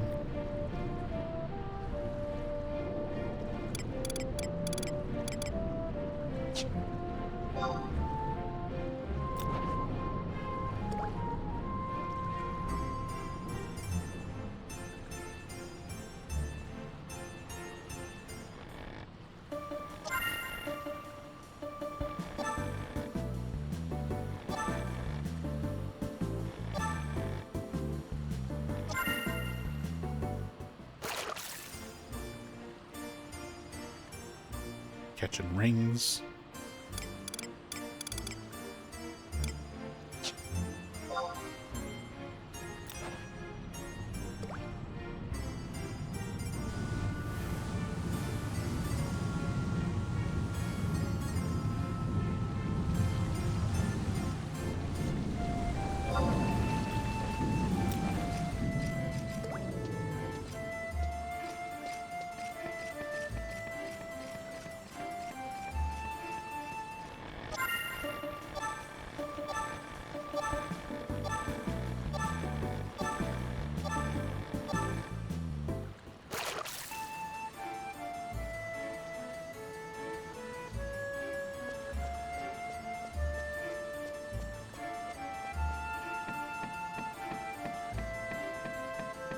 Couple more cod to send over to Pazuzu to slice up and sell.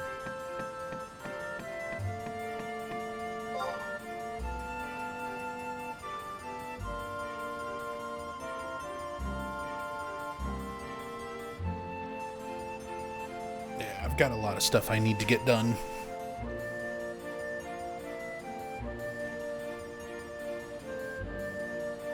I need to build some money back up. So I can either do that by fishing, I can do that by cooking, combination of the two. I need to increase fame in a lot of regions. Because some of the better sushi, like I can make soul sushi right now, but because I don't have very high Tenshoro fame, ground wasabi is super expensive. Rice vinegar is more expensive than it needs to be. Time for corn? It is almost time for corn. I might as well do that for Sandoria and Bastok and Juno fame, which will still be needed for some other stuff.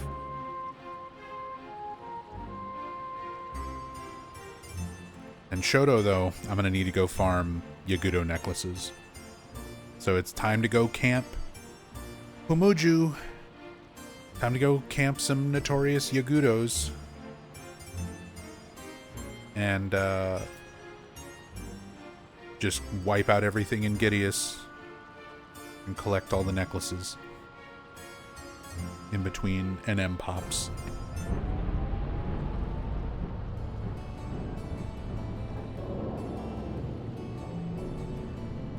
Yeah, Tenshoto fame. If I can get Tenshoto fame up, that'll make ground wasabi cheaper for me. That'll make rice vinegar cheaper for me, which is a big chunk of where I'm losing profit on Soul Sushi right now. If I can get those cheap enough, and it'll take a long time before I can fish up the Black Soul themselves, because they're like 95 skill cap or something like that.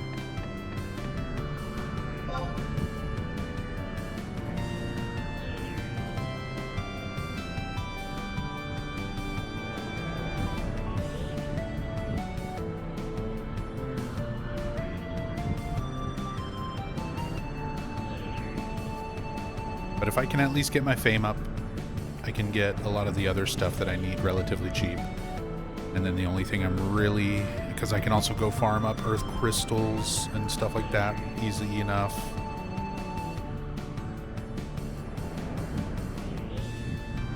So that I'm just hopefully buying most stuff from NPCs, most of the ingredients from NPCs for cheap. And then the only thing I've really got to pay for is the fish itself until I get fishing skill caught up. I also just need to go through the auction house and see what food I can make a decent profit on. Figure out what I can be cooking and selling.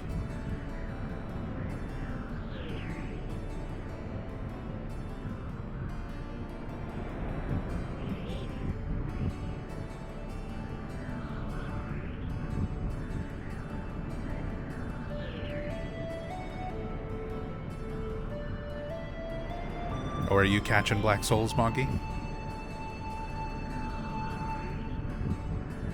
Or if you do catch them, I mean, I'll buy them from you. I think they're going for like around 8,500 a stack on auction.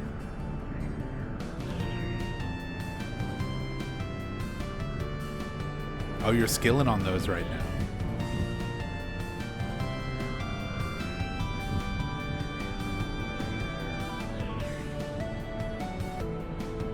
They NPC for 8,600. Damn.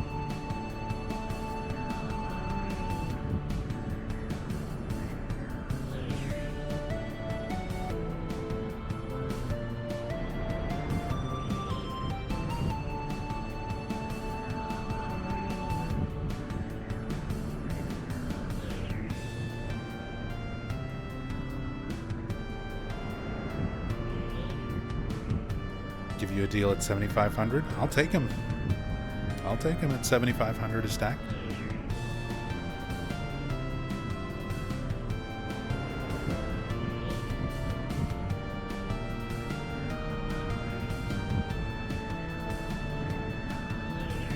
And if you ever need Soul Sushi, I can just send you some.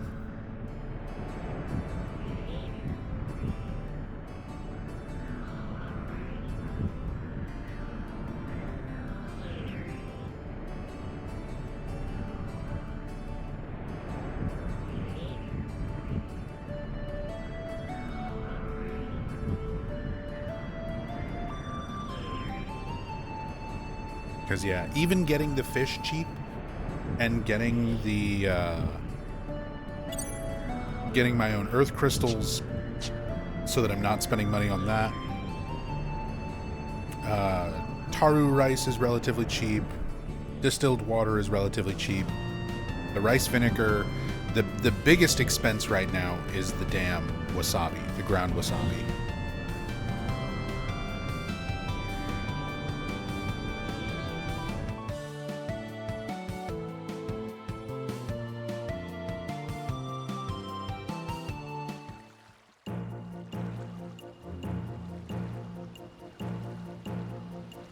Need plus ones. Plus ones, I mean, are definitely the more profitable one. Unless you're getting everything farmed up yourself and super dirt cheap. It's super hard to make profit on regular Soul Sushi. And I'm not quite high enough cooking yet. I'm at 86 or 87. on Pazuzu. So, like, I can reliably make the normal qualities, but high qualities are not very common for me yet.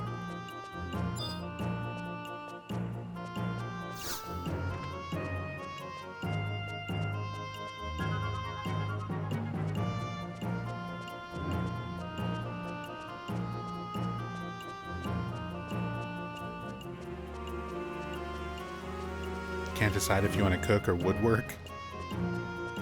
Woodworking was actually what I did. My first, like, crafting thing I decided to do back on retail originally.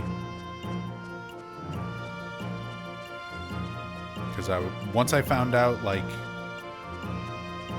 oh, eventually you can make and sign furniture and, like, your friends can put it up in their houses and stuff like that.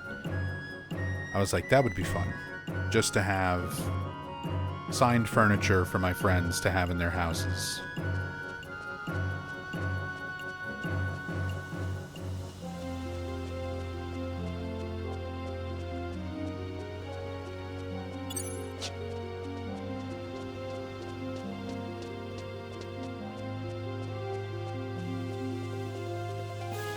Just want to craft your own HQ staves. That's another big one, I guess, yeah. Is once you start doing elemental staves.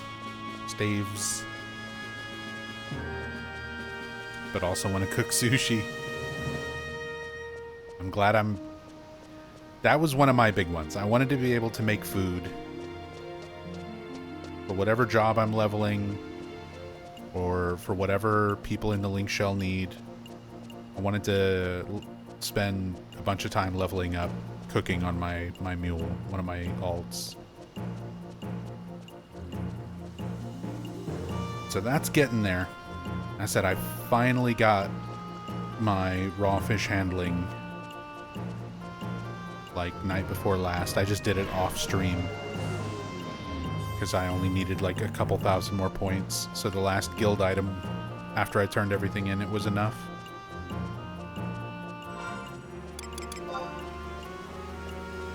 So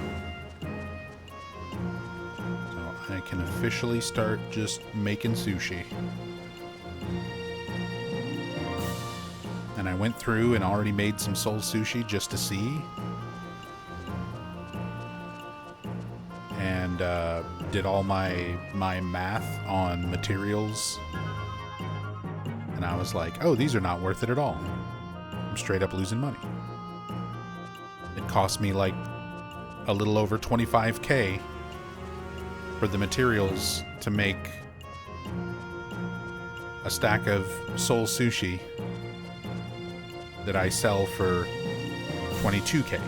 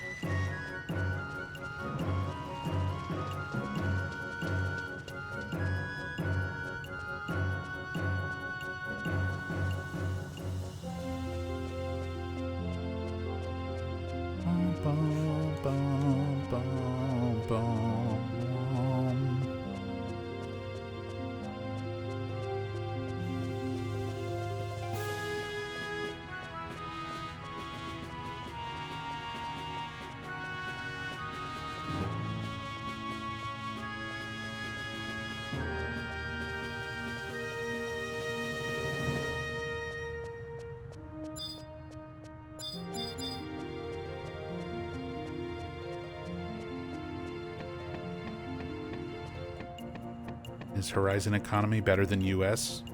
I mean, Horizon's fictional world economy is probably better than a lot of real world economies right now.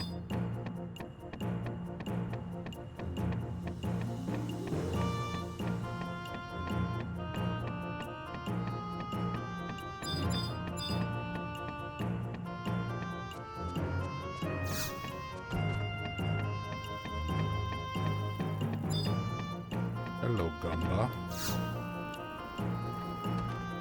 Hi, you know, we also had a visitor here. A visitor before Wei Ray left.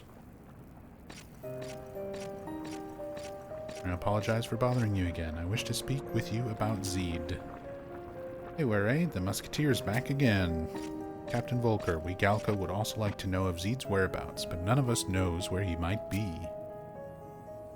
You must understand, I cannot continue to perform my duties with a clear conscience unless I know what became of him. As you know, Zeed is one who should be leading the Mithril Musketeers, not I.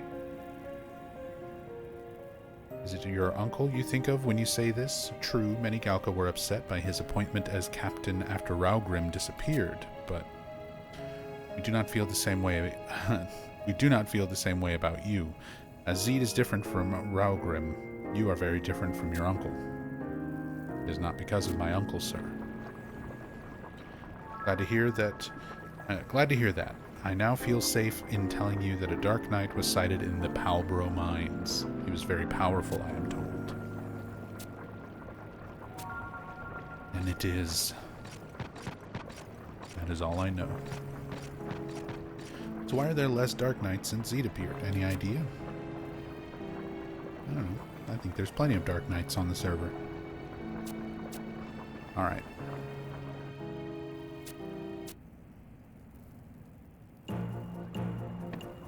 The lore.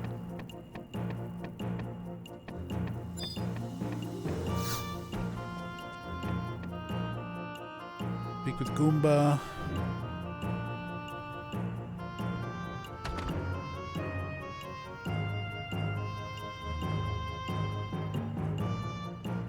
Greatsword weapon skill quest inheritance seems to take priority, so make sure to get the correct cutscene and dialogue from Goomba.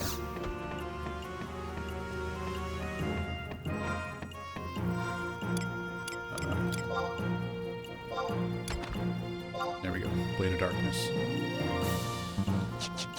That's the correct one. Put Zeed set in 14. It looks great. That's pretty cool.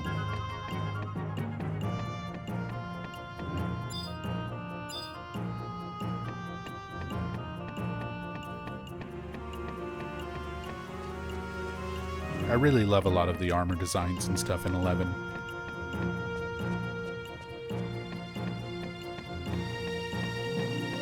Even over a lot of stuff that's in 14.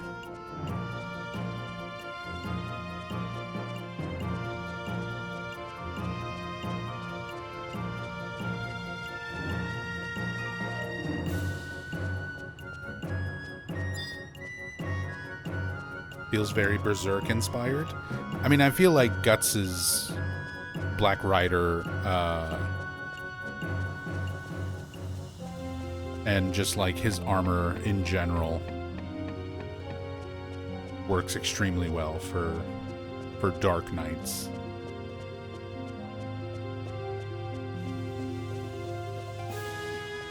It's basically kind of like the quintessential Dark Knight.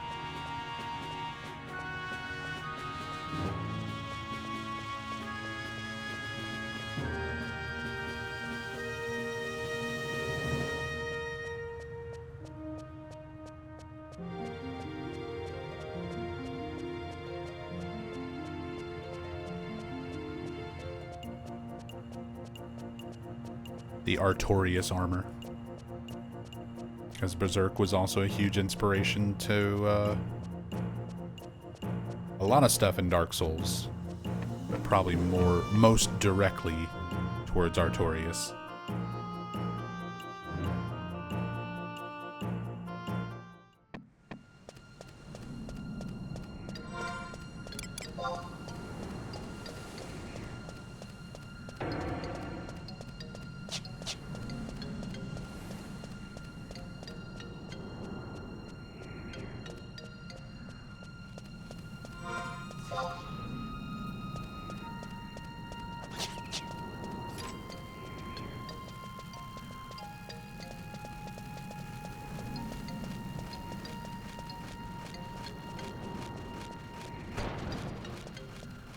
I don't know why I didn't get a chocobo.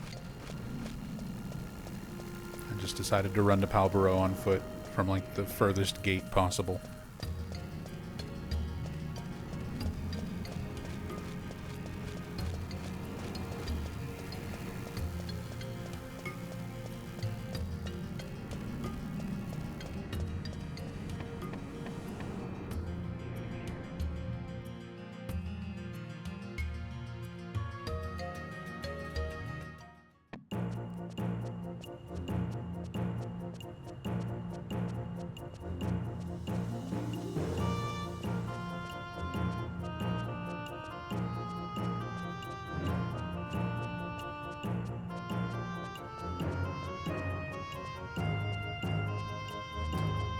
Probably also switch to...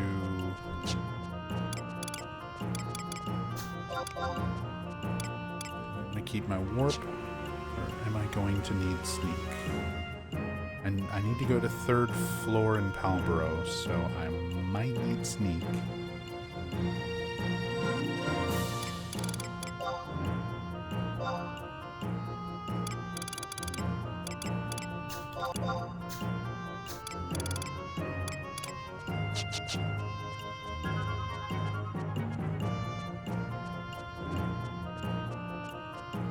Icon made it to level 75 Thief Hardcore.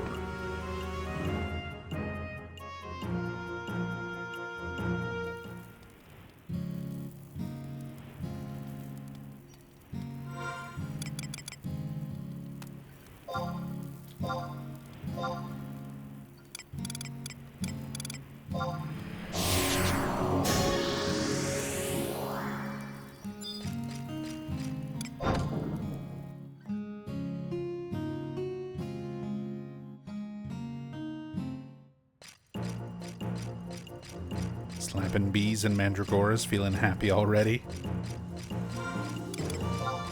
Do you start over? Leveling a different job? Oh, doing Black Mage. Definitely make sure to grab Poison if you don't already have it. Poison helps those early kills on Black Mage go by so much faster because they buffed the shit out of Poison.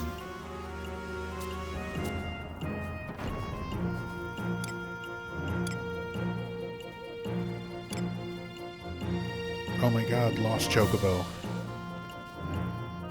wants me to deliver it all the way to Windurst.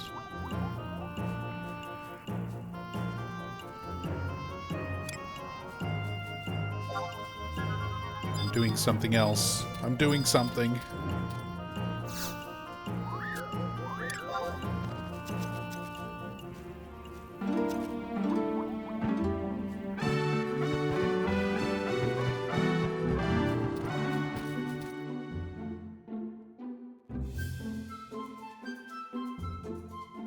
I don't remember what you get. And Chocobo will remember that. Yeah, sorry. I don't remember what you get from the Lost Chocobo quest thing.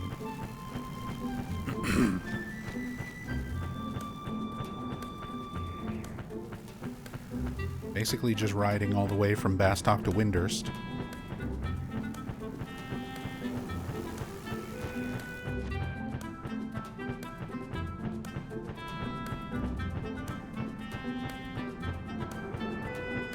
Hey, Intensify. Did it once and got a Geisel Green, a Gaiasel Green.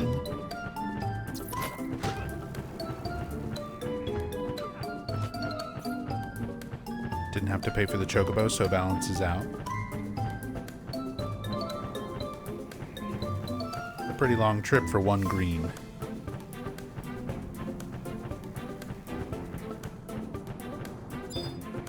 Oh no, Thor is dead.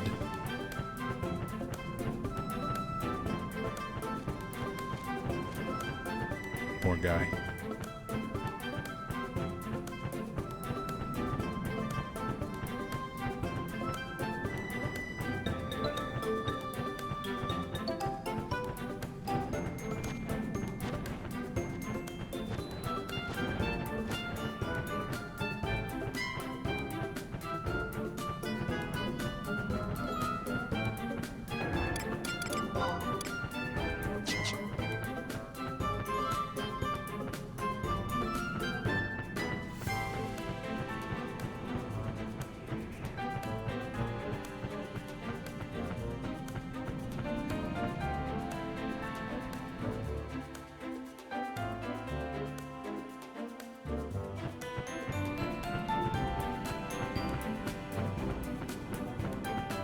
But yeah, I started to mention Poison for Black Mage. If you're going to be leveling Black Mage for those early levels, those solo levels, and just in general, Poison is a lot stronger on Horizon than it used to be. It's 4 HP, 4 damage per tick. instead of just one. And especially when you're doing those first solo levels, that 4 HP per tick on poison damage adds up real fast. These things don't have that much HP.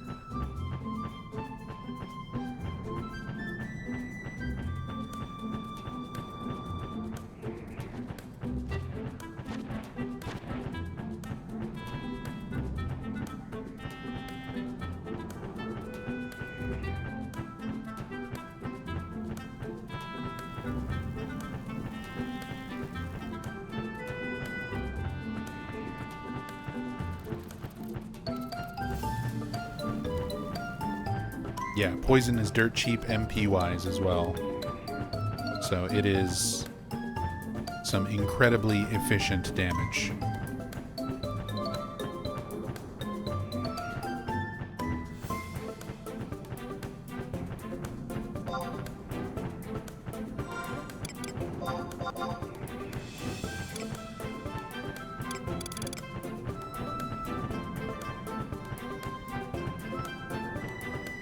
Look at our little link shell.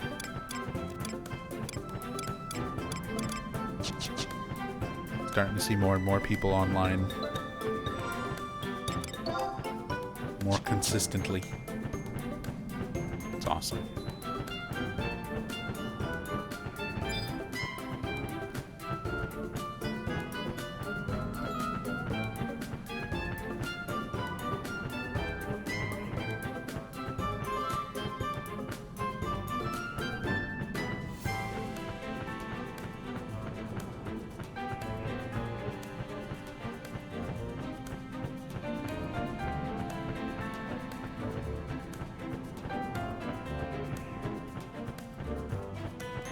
Alright, so we're going to Palborough Mines. We're going to ride the elevator up to 3rd floor, go to the boat at H8, get on the boat, pull the lever to zone into Zarin Mines, receive a cutscene and Chaos Bringer, kill 100 enemies with the Chaos Bringer equipped. As long as the sword is equipped and deals the final blow. 100 enemies.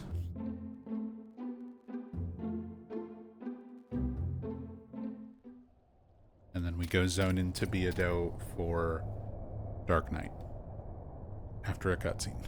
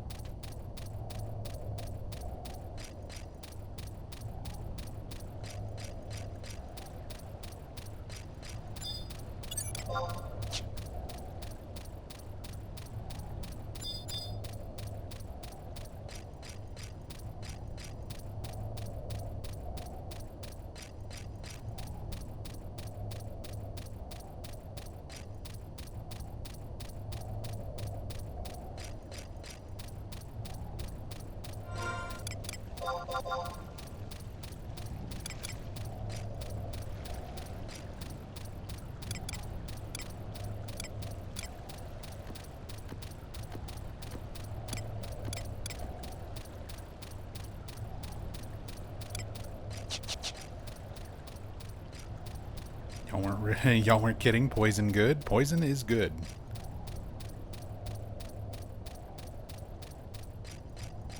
It makes a huge difference.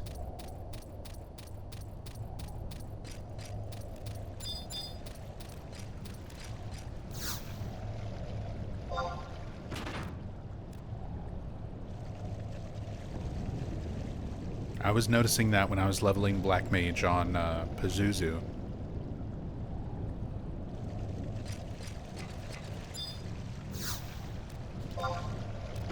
And I got to level 10, level 11, like really quickly, right outside Sandorian gates. Just poisoning things.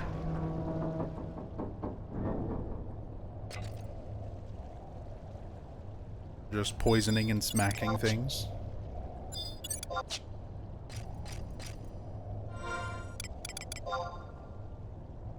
I need the boat to Zaron Mines. Does this actually connect? Does this let me go directly there? Or do I have to run around? I feel like I remember having to run around.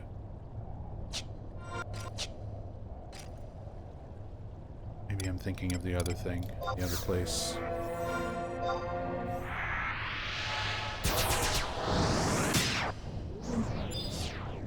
Also, I don't even know if these aggro at 49. Probably not. But just to be safe.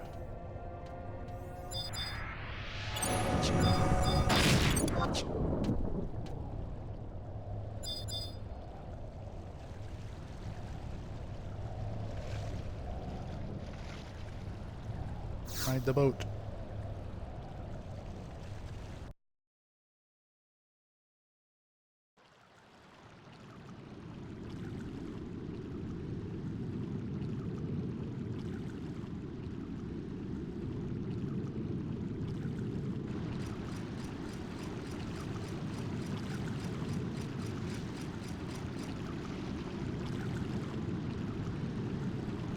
Why are you looking at me that way? Have you never seen a Dark Knight before? Look how cool he is.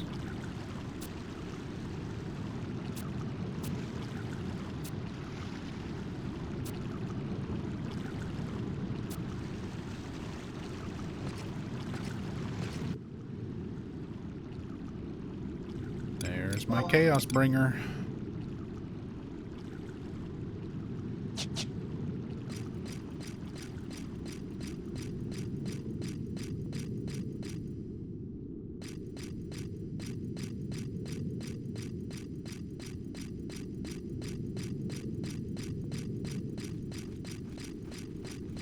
Now I just gotta go switch to warrior and kill 100 things with it.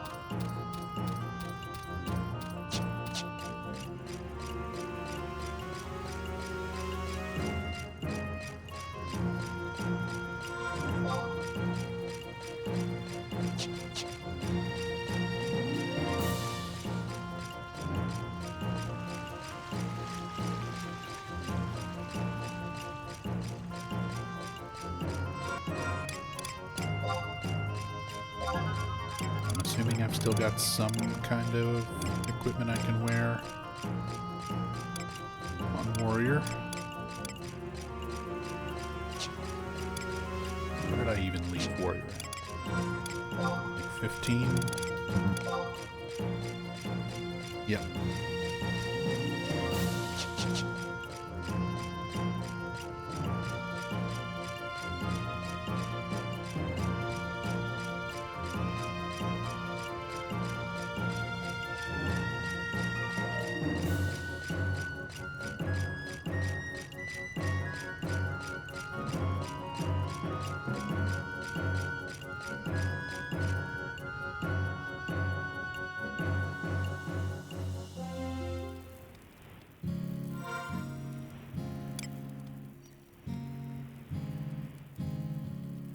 Warrior.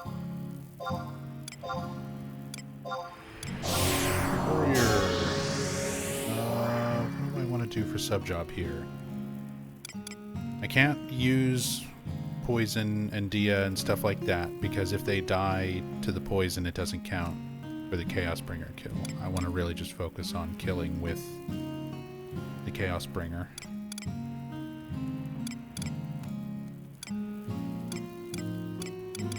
Same deal for subbing Beastmaster and like having pets. Trying to think what would be efficient. Thief for beehive chips? Yeah, why not? I mean, it's not like I'm my warrior's only level 15. So I'm not even going to be a high enough level for like treasure hunter or anything.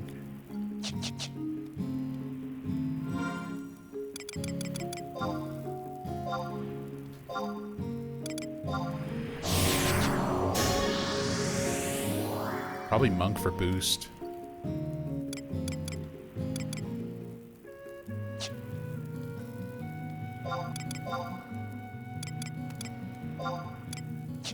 As far as things that are going to benefit at level 7 sub job.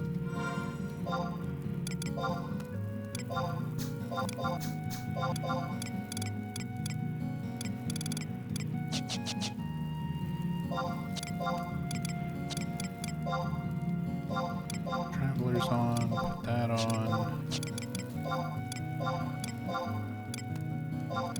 Sure, we'll throw some opals on.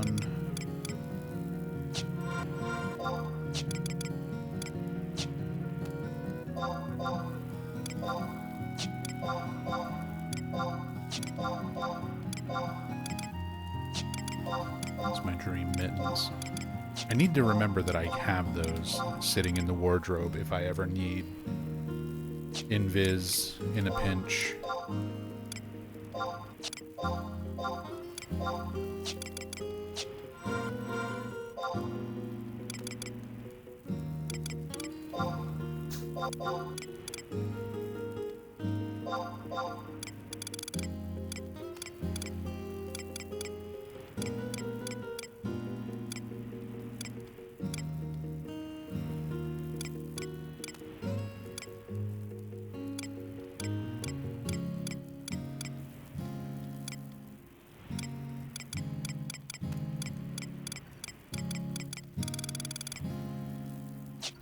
I don't have gear. It doesn't matter. I'm wearing fishing gear then.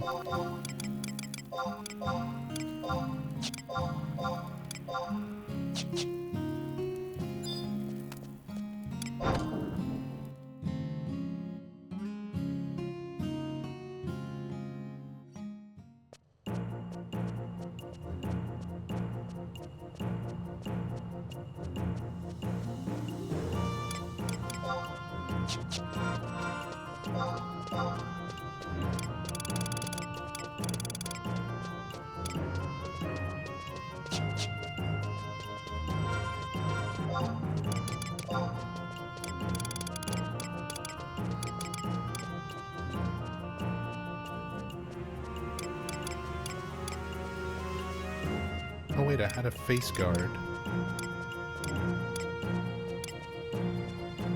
And scale mail. Whatever.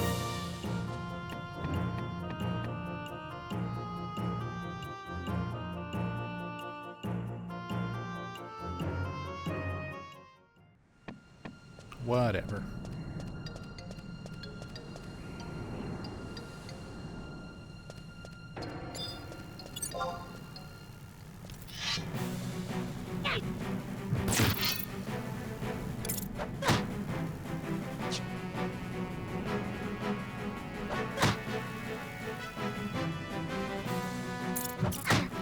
Oh boy.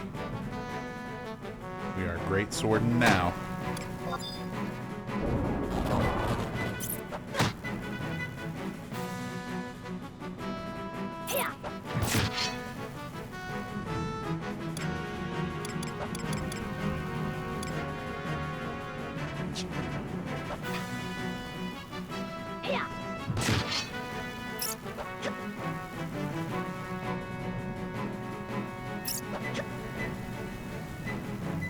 Sword needs to be equipped and deal the final blow.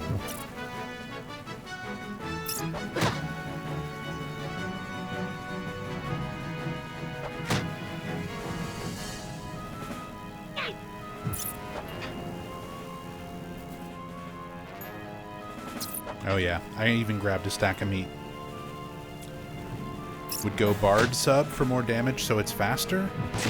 I just worry about the enemy dying to dots instead of an actual swing and not getting credit. Oh, you mean just for the attack up song though?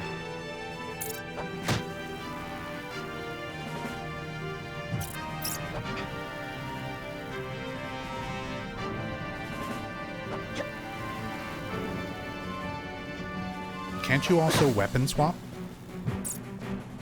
Oh my god, I'm missing so much.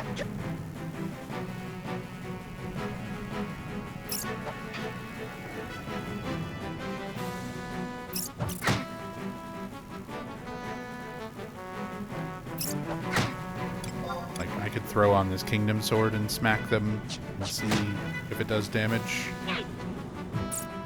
And then just finish them with the Chaos Bringer.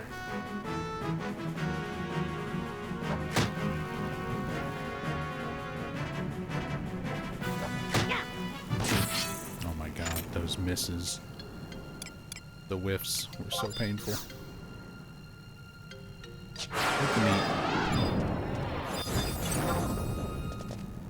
Potentially go swap to Bard.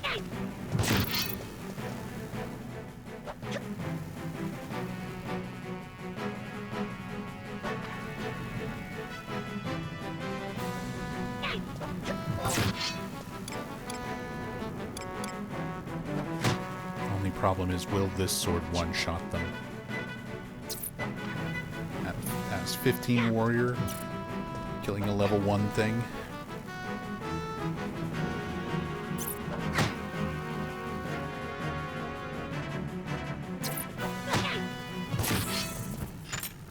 Also, I just need to keep track.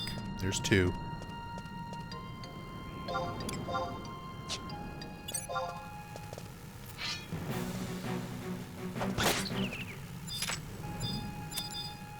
Yeah, that might be too much.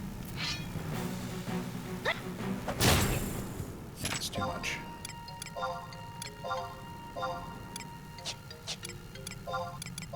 Too much damage.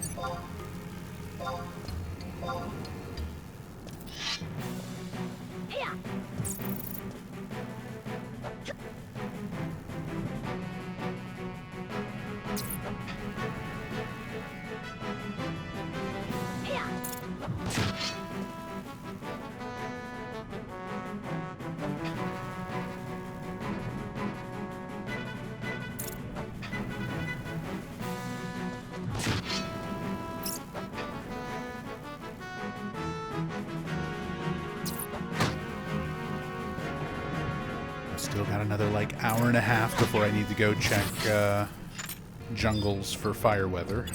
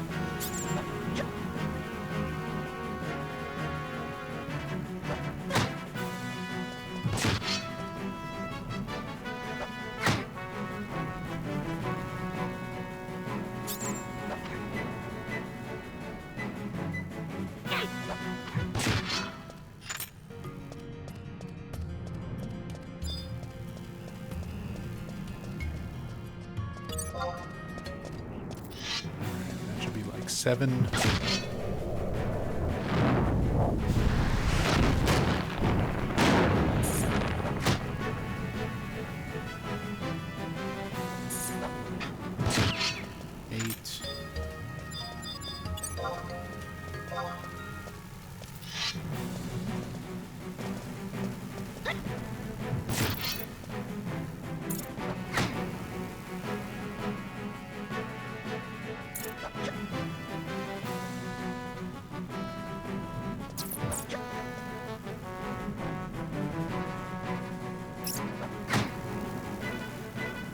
I'm going to get to 10. And then go grab that gear and swap to Bard. I think Robotech might be onto something there.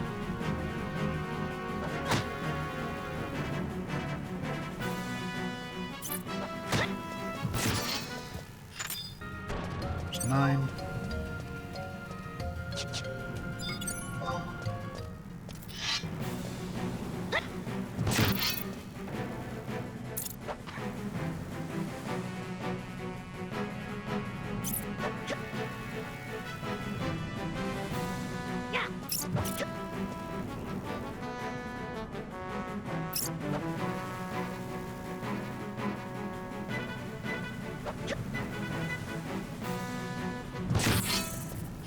There's 10.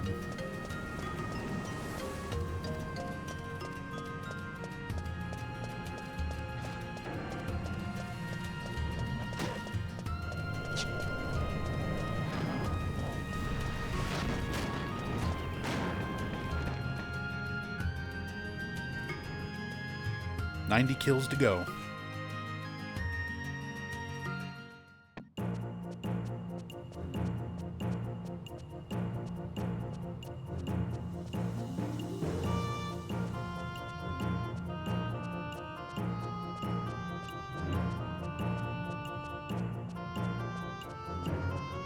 Let's see, think I can hit 100 before 1:20 a.m. when I need to go check for fire weather.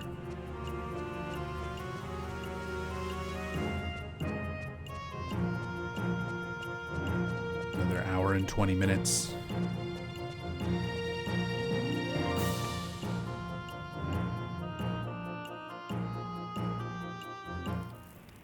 I mean, considering even without Bard sub-job, I was starting to like two-shot things there.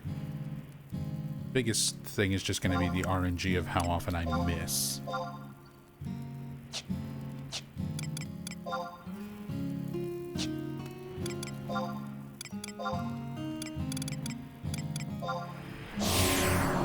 Bard sub-job.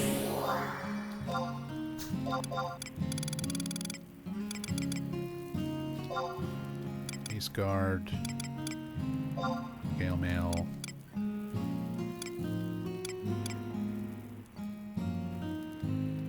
Attack up Mittens.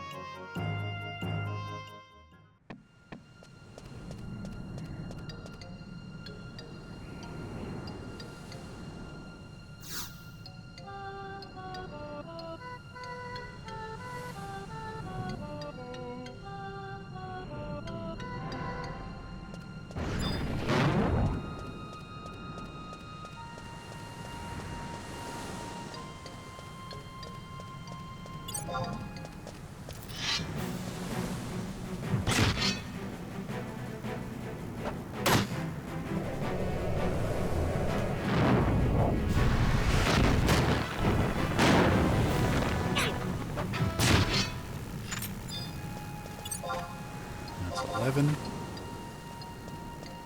Yalka is staring down the bee. He really wants it. Can have it.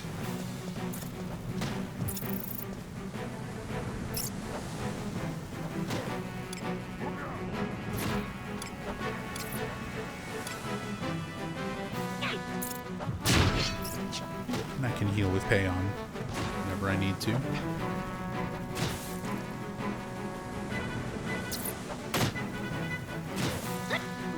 Although they're going to struggle to even deal 1 damage most hits.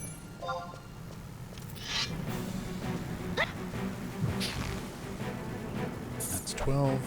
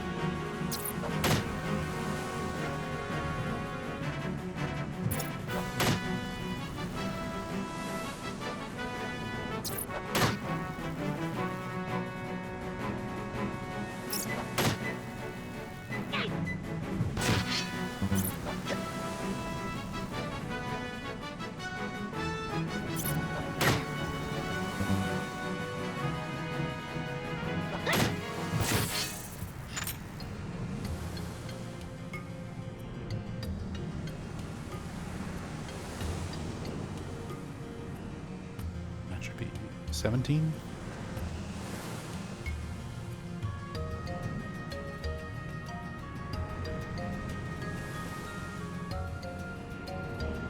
I'm setting up a little counter app on my phone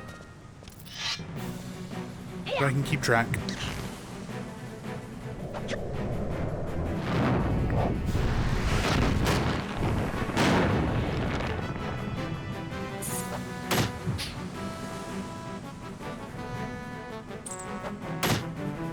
Stream blacked out? Oh, my bad. Thank you, Beverell.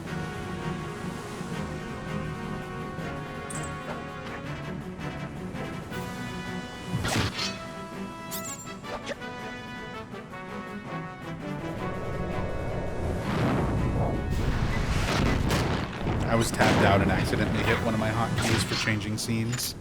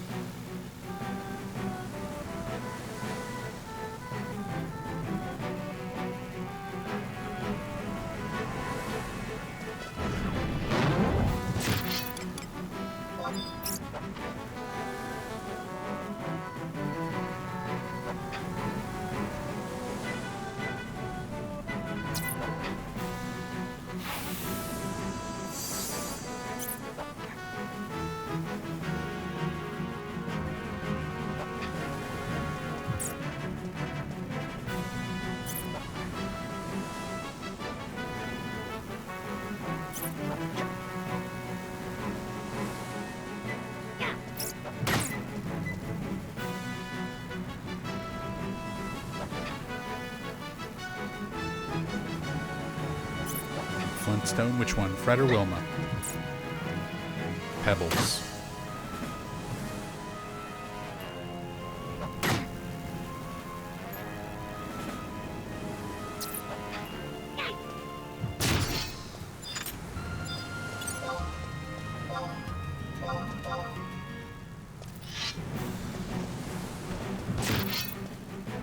Yeah, the worms do drop Flintstones.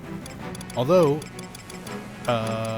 since I need to do some fame quests at some point anyway, I can hang on to those for a Sandoria fame quest.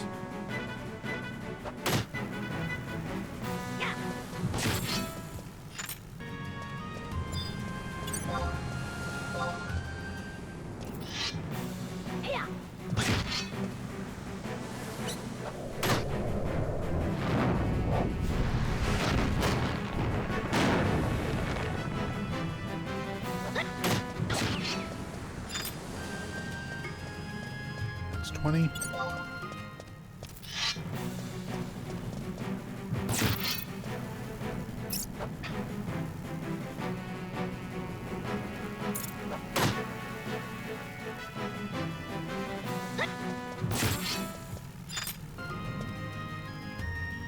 I don't know if Minuet is actually super worth just for the casting time. Considering just with food and everything, most of these are like 2 or 3 shot anyway.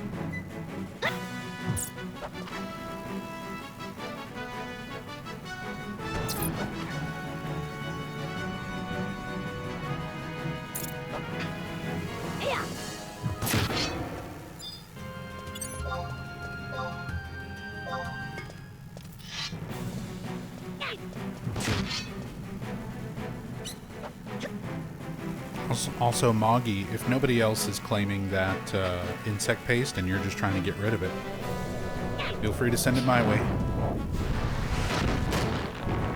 I've got 9,996 more carp to catch.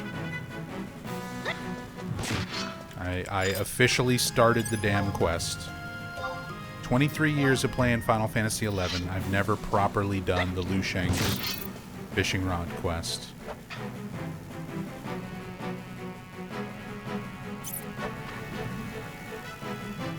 So why not? Why not this time around on Horizon?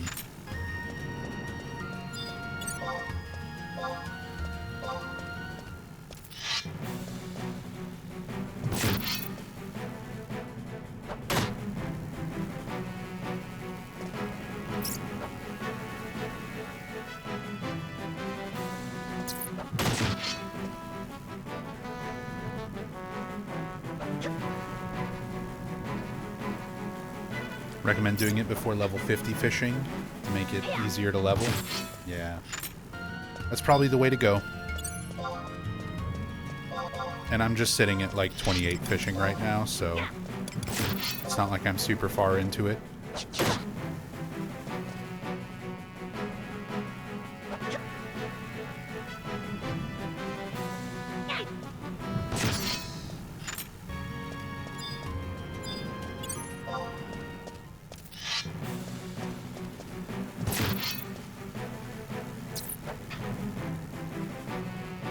Not many eco groups at this hour. Just gonna run around and smack stuff on Bard. Hey, that can be fun too.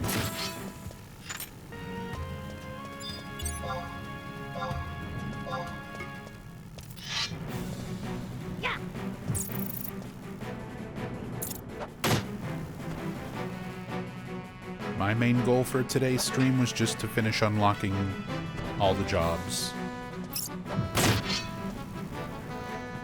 It'll be nice to have all this stuff already set up and unlocked. It'll give me some low-level jobs to level with other people who are just starting or starting to level their first sub-jobs. And then when Odd-Urgon drops, I only have to worry about unlocking the new stuff. Blue Mage time. Blue Mage and Corsair. I get to roll dice and shoot guns.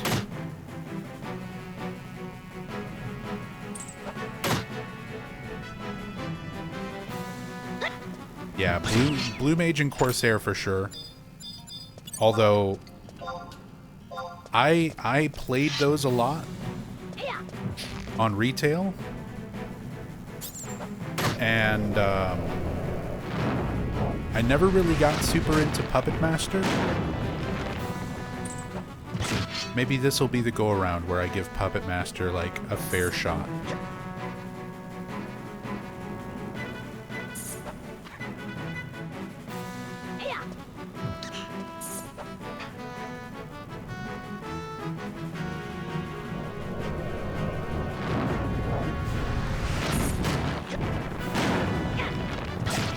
But I'm definitely most excited out of the 3 jobs that we get with Odd-Urgon.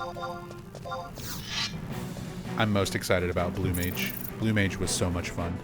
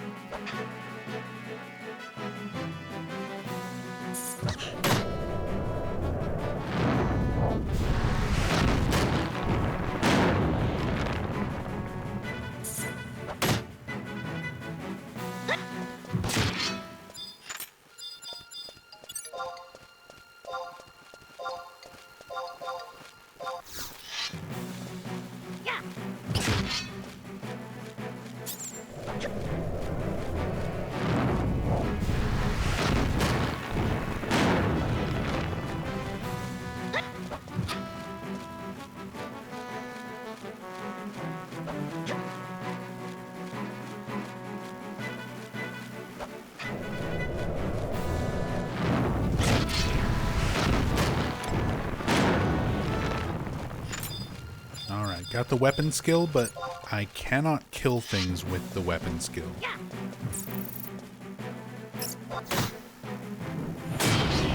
Like that, I don't think counts. I think it needs to be a regular attack.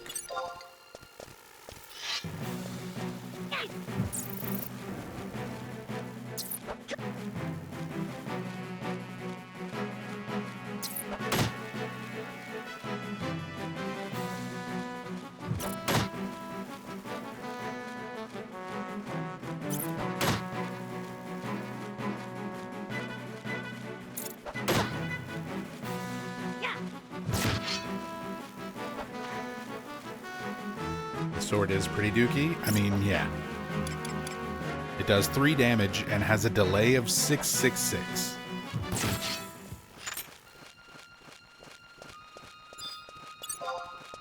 The damage is poop, and it's very slow.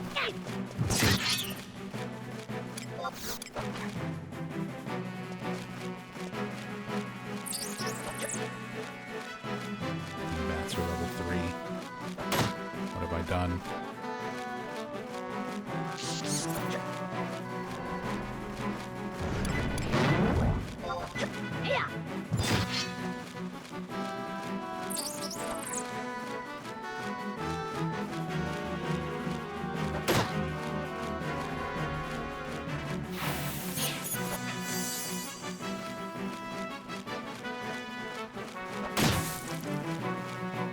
Yeah, I love some of the enemy names. Dingbats.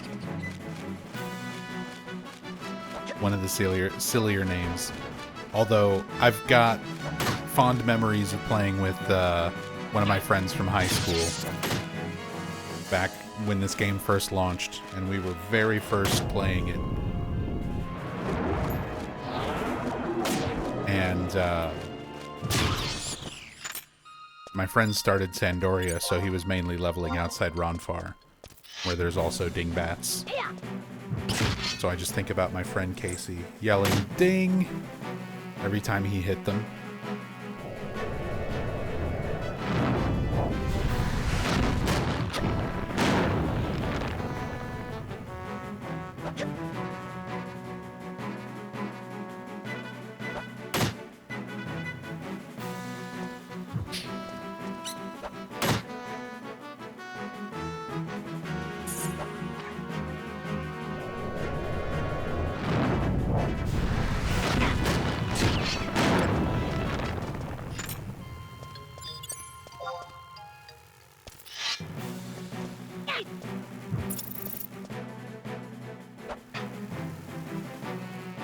Alright, we're up to 32 kills.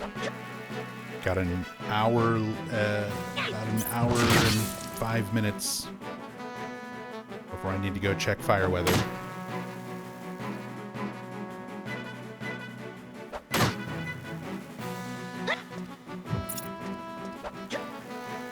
I should have started a timer and splits and saw how long it took for each of the 100 kills.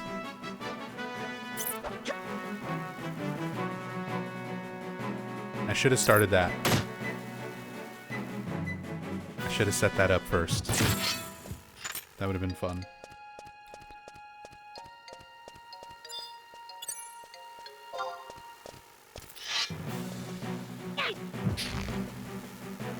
Yeah, the Chaos Bringer percent.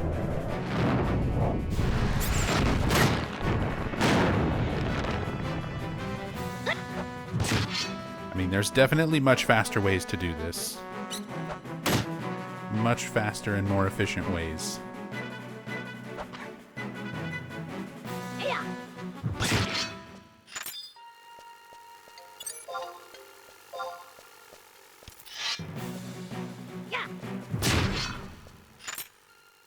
Nice crit. The one shot. PB pace. Let's go.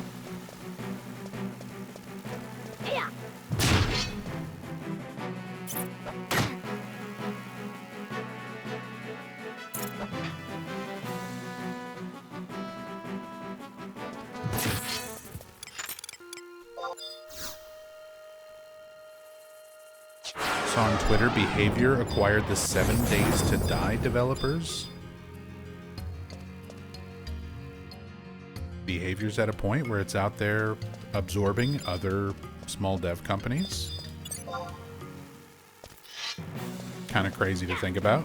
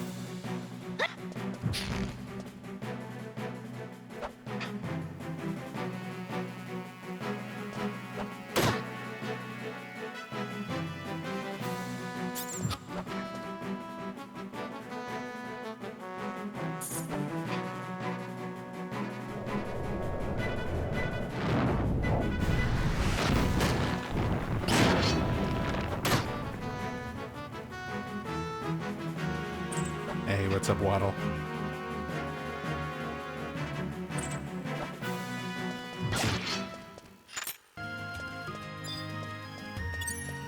Welcome to the Dark Knight Unlock grind.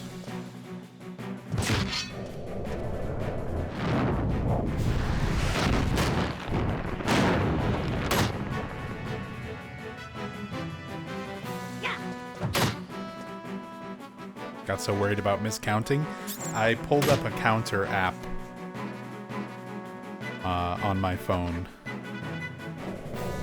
So I just have to reach over and tap my phone after each kill. That was 49. So after this Hornet, we're halfway there.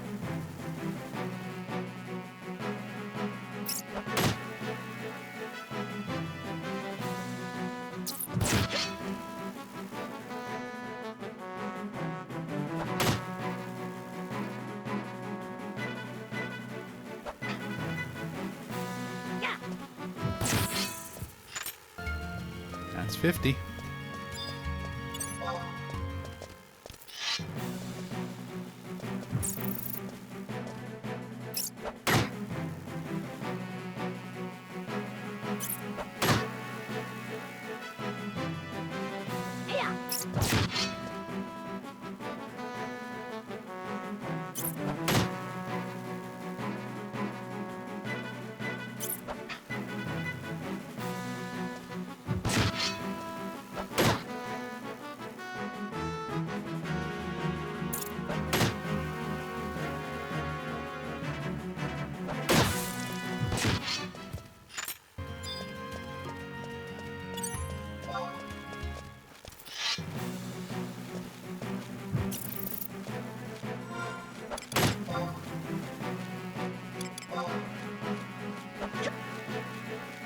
All this time leveling greatsword. For this initial unlock. And then I'm just gonna switch to sides when I actually unlock the job.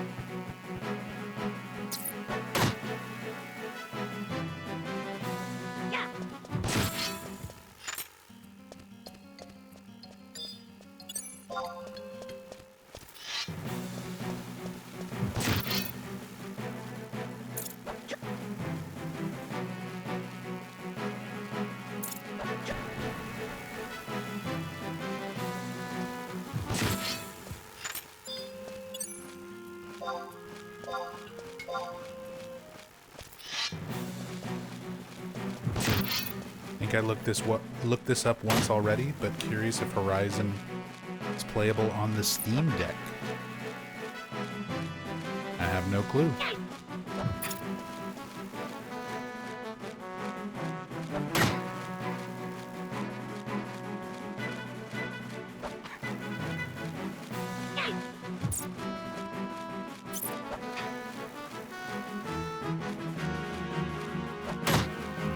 Then you can really kick back and relax while you're playing.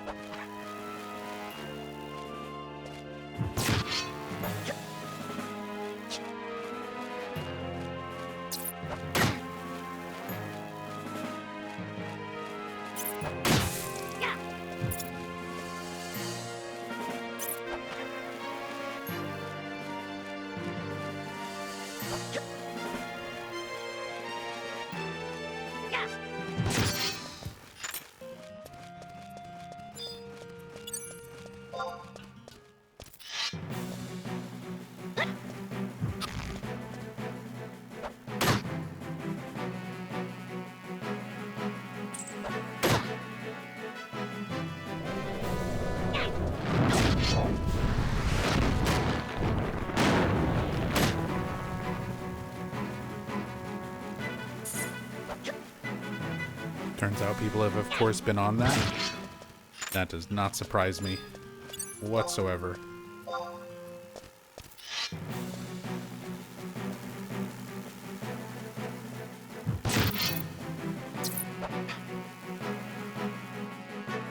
It feels like practically everything out there, there's at least some person or some small community for every game out there that's trying to get it to work on Steam Deck.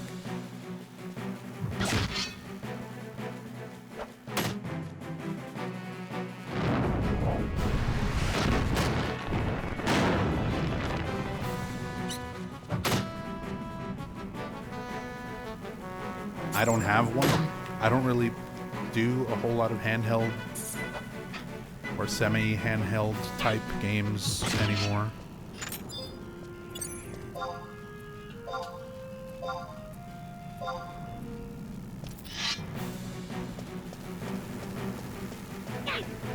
I do pretty much all my gaming on PC. I like just sitting and having my actual setup in front of me. Either that or sitting on the couch or the bed and playing on a console.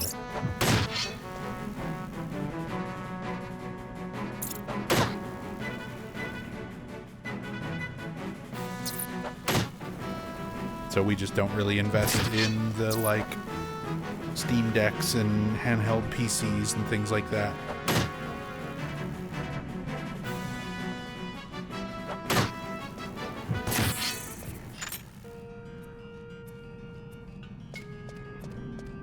We don't even have a Switch 2 because we, like, barely use our Switch.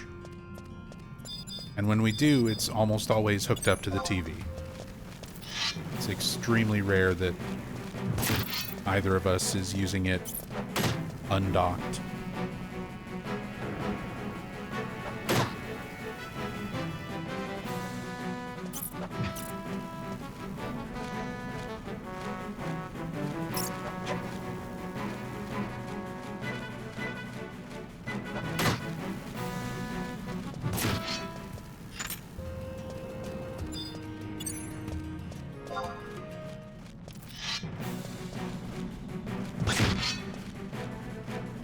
I mean, they're definitely impressive hardware for what they are, and I've been really surprised to see the things people have gotten working on it, like, well.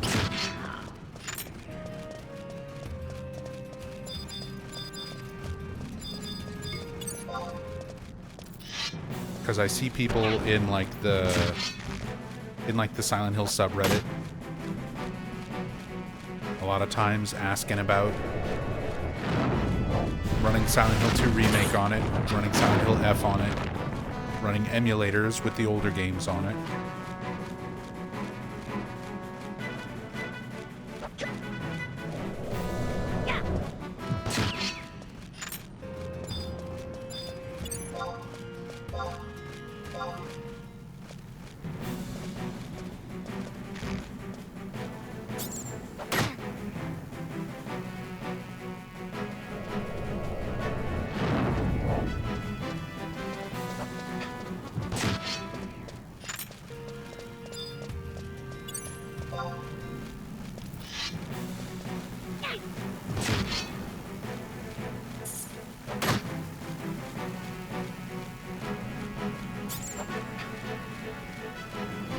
Remake doesn't like the opening from what you've heard, but runs at least 30 otherwise. No idea about it.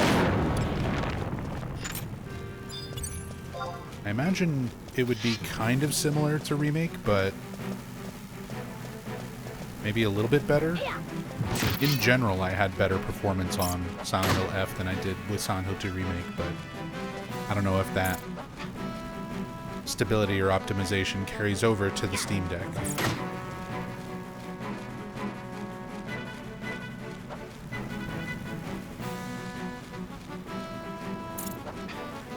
Nub, what do you think about Silent Hill F? I know you've probably talked about it for thousands of hours, but only just recently beat it. It is a good little horror action game that gets, like, for being a psychological horror action game, sort of on its own merits, it's pretty good. The combat is kind of rough. For how combat focused it is, I would have liked the combat systems and things to have been better polished.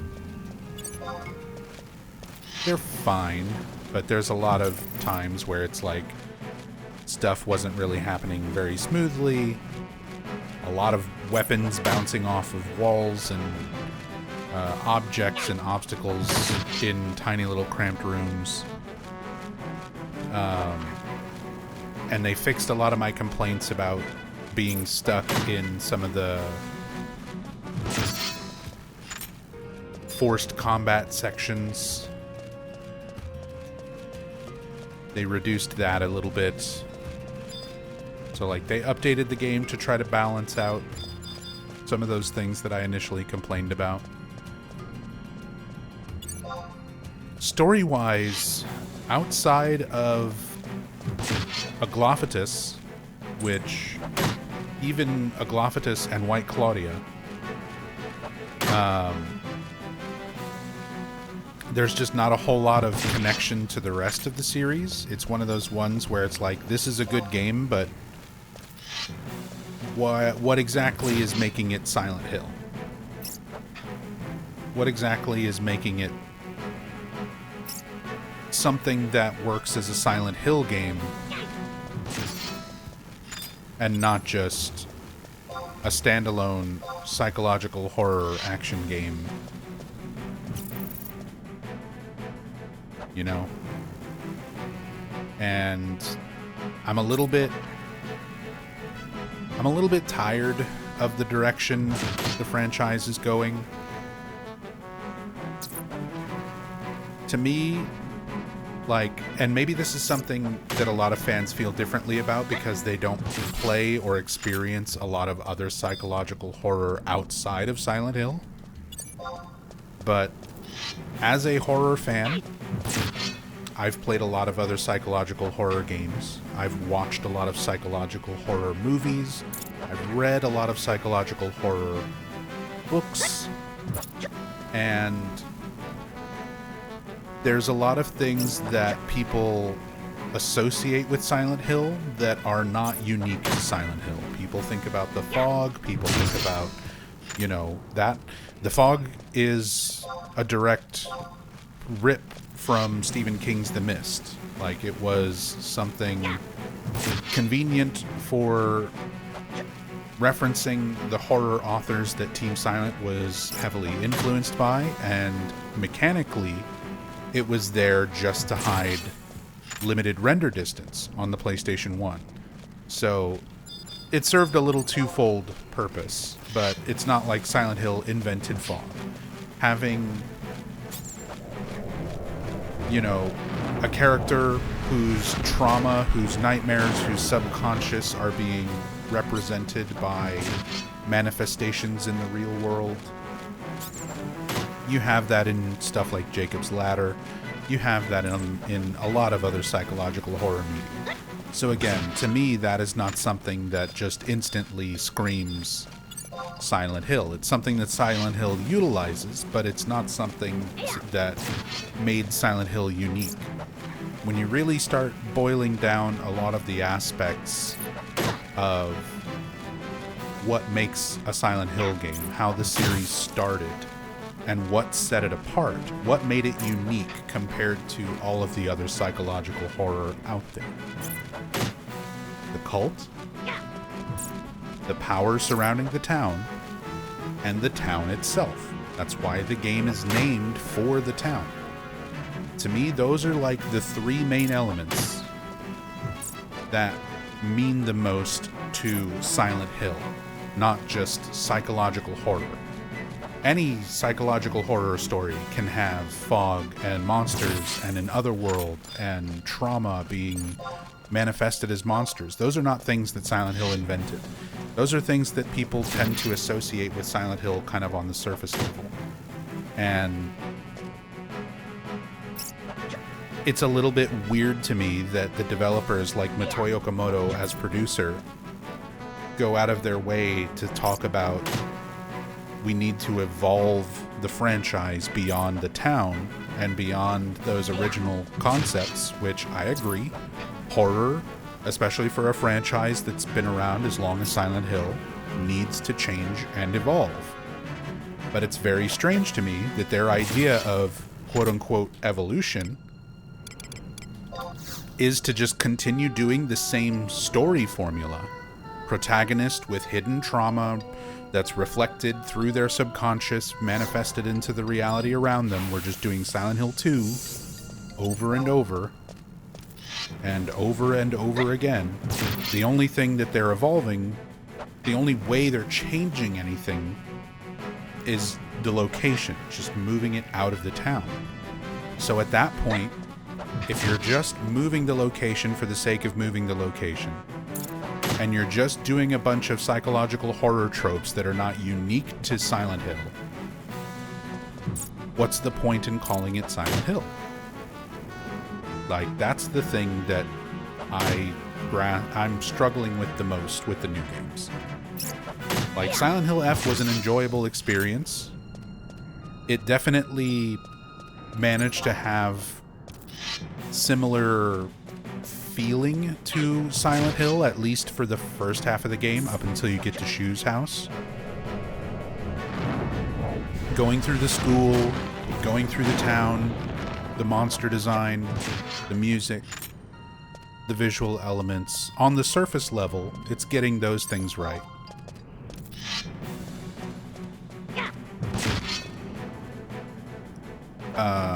All of that kind of goes out the window after the fox arm. You can argue with me all you want about the symbolic, metaphorical elements of the fox arm and what it represents, but to me, it's still a big dumb action mechanic in the middle of my psychological horror game that I don't really play for that kind of stuff. So it feels out of place and weird and not in a good way. So Silent Hill F, it's one of those games where I enjoyed it for what it was. I liked it as a game, but it doesn't feel like a super meaningful entry into Silent Hill. It doesn't feel like it builds on anything that Silent Hill really established. It's just kind of doing its own thing. Like, it could have just been called Ebisugaoka. You know, Hinako no Densetsu. and not had the Silent Hill name attached to it at all. And I would have still enjoyed it just as much as its own thing.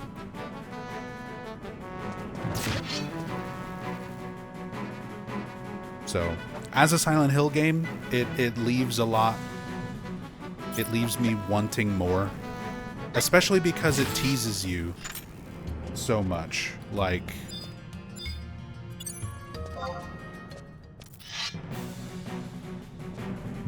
I was getting really excited during my first playthrough when we start finding the notes and we start making the connections of the White Claudia, and the Aglophitous, and I was excited to see that build up and go somewhere more substantial. I was like, oh, here it is. Here comes the elements that are going to tie this in to the rest of the franchise in like a meaningful way. And it never really happens. You never really get that. You just have like, well, the flower's here, the Aglophitous is here. You get one note that talks about the missionary coming over from the west, presumably a cultist. But even that is not for sure. Just somebody shows up and brings the flower over at some point in Ebi Sugaoka's history. So you get one little note kind of talking about that. But that's it. That's all you get. So it didn't feel like a super substantial entry as a Silent Hill game, but it was not a bad game either. It was a good game. But it was so different from being Silent Hill.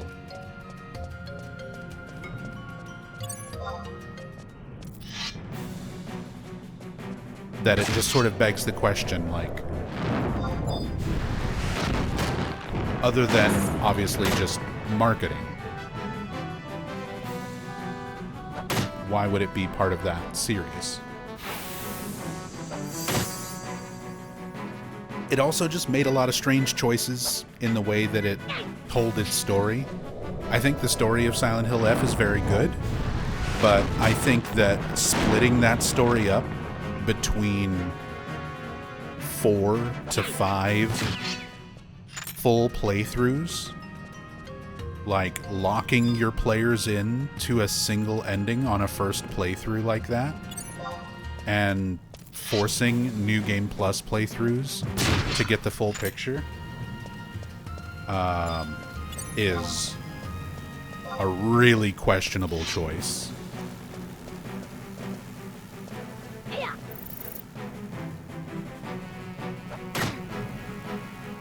So there was some weird choices. There was some kind of clunky combat stuff that should have been more polished if the game was going to be that action heavy. If it was a typical Silent Hill game where the action is just sort of secondary to the story and the puzzles and everything else, then I wouldn't have cared so much. But clearly there was a big focus on the action. The game forces you into the action combat. It's not something where it's like, oh, you can just run if you would prefer to run. They changed it. They patched it after the fact to give you more opportunities to run, less forced combat scenarios, but that was how the game launched. Clearly there was a focus on action. So a lot of those, if you're going to make a game that's that focused on action, you need to make the action and combat and everything super tight. Those mechanics need to be really nice and polished, and it never felt good. It was serviceable, but it never felt particularly good to me. So again, I enjoyed the story. I enjoyed the gameplay for what it was. I liked the puzzles. I liked the overall vibe of the game.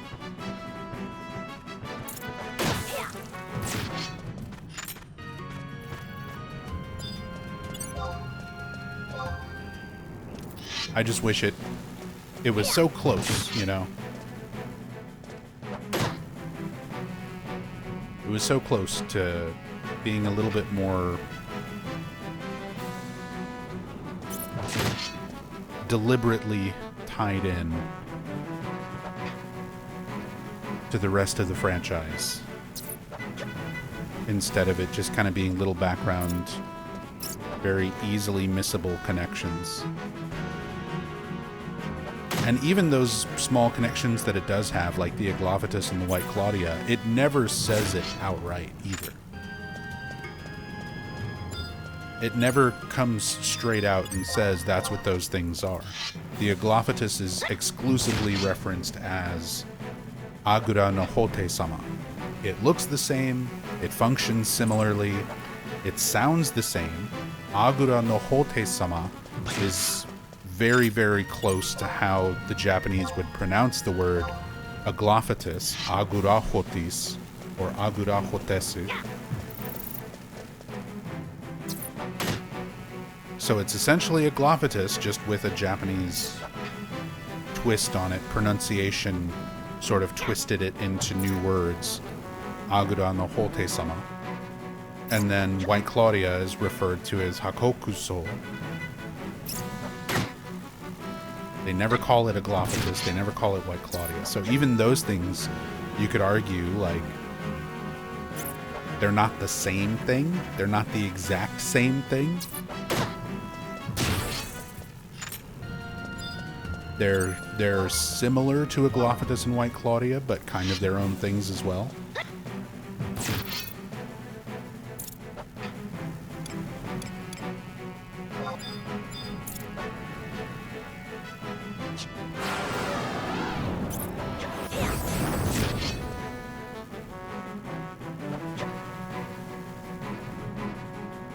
But yeah, I'm just a little bit tired of the protagonist with trauma manifested Silent Hill 2 formula being done over and over again.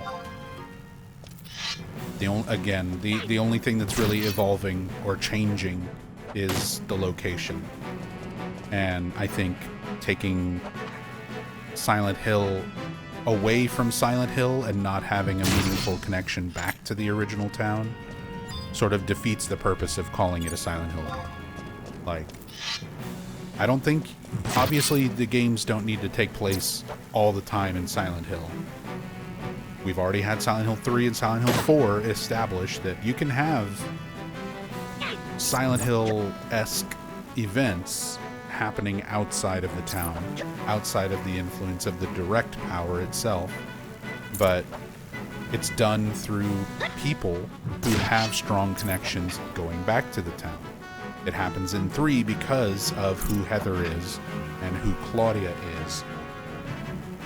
And the god growing inside of Heather, like being a reincarnation of Alessa herself, like that made such a strong connection back to the original story in the original town that it makes sense that you would be able to carry some semblance of the power outside of the influence of the town itself.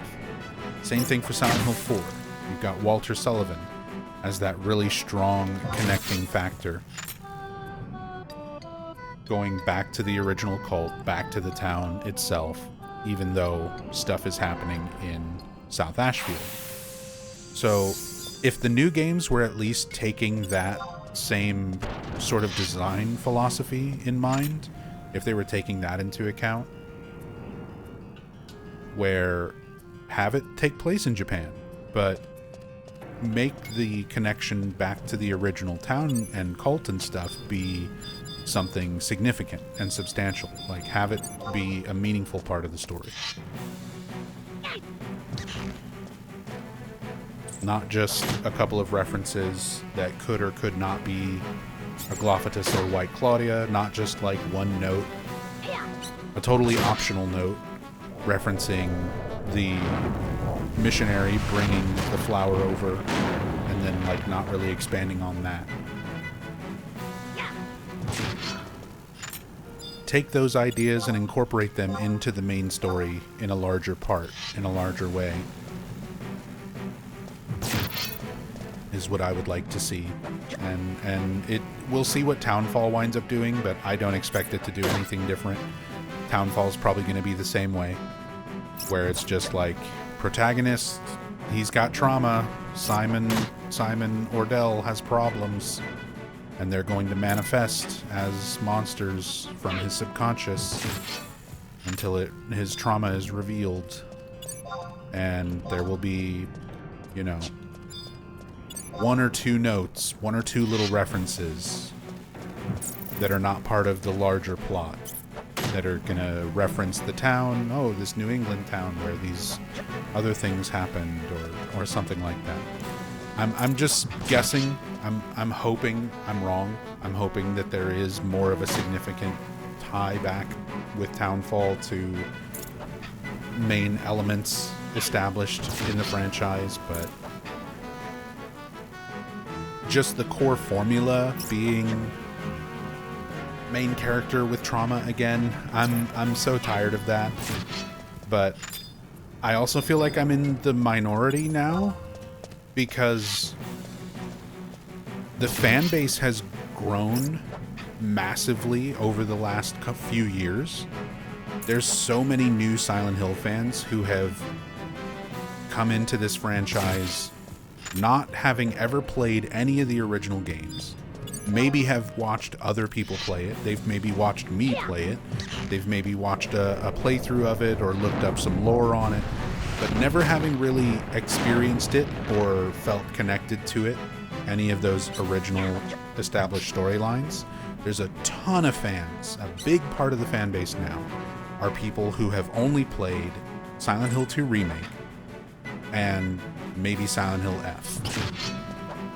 And for those people, they're not going to be tired of the Silent Hill 2 formula because they haven't experienced it the way that fans like me, who've been following the series since the first game in 1999, like, we've had that, we've done that, we're so past that.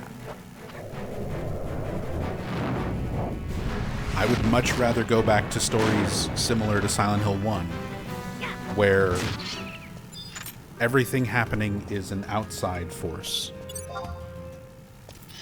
Harry Mason is not going through Silent Hill experiencing his own trauma manifested into monsters around him. He's thrust into a nightmare that he does not understand because he does not know Alessa except through Cheryl. So it's about that journey of learning about who Alessa is, and in turn learning about who Cheryl is.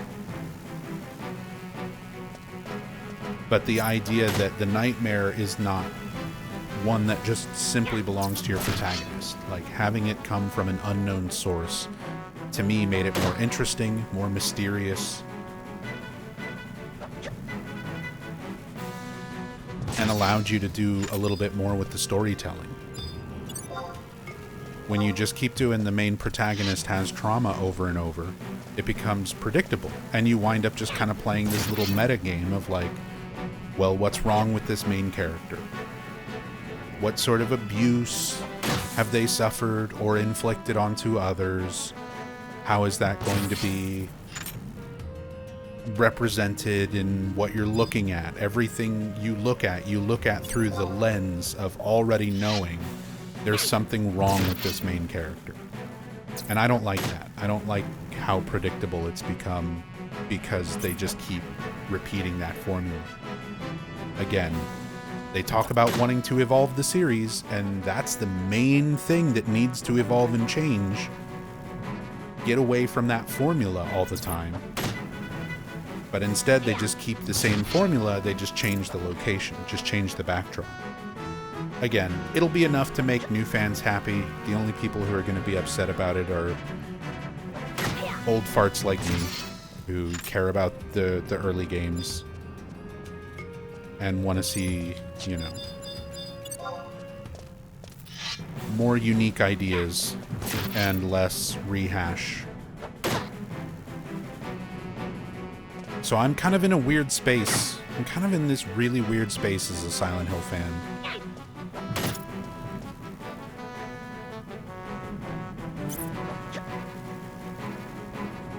because the new games are good. F was good. Townfall is shaping up. It looks okay. But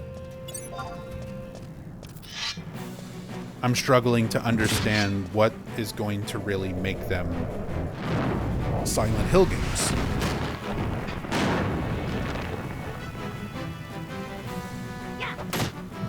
But when you really start trying to break down and define like what makes Silent Hill, my definition as a longtime fan since the start is probably going to be very different from the definition of somebody who has only played Silent Hill 2 Remake and maybe Silent Hill F, and all the lore about the original games they learned from fucking TikToks, and all they know is Pyramid Head and fog and monsters and nurses. So as long as those things are there, as long as it works on that surface level, that's going to be enough to make that crowd happy. Because they don't know about the cult and the original town and the power and the things that sort of made the series stand out in the first place. What set it apart from other psychological horror in the first place.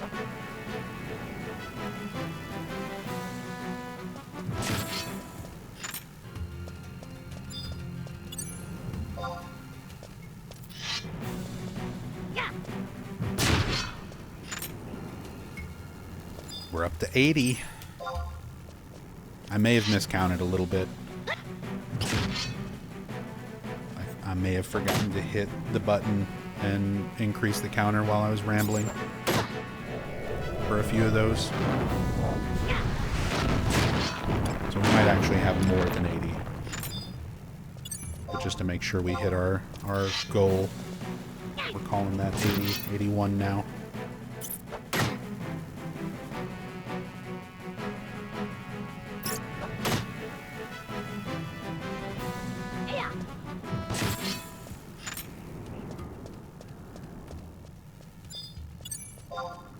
Found the game to be super overt too. Was excited initially and was down with the characters, but the notes just kept explaining everything.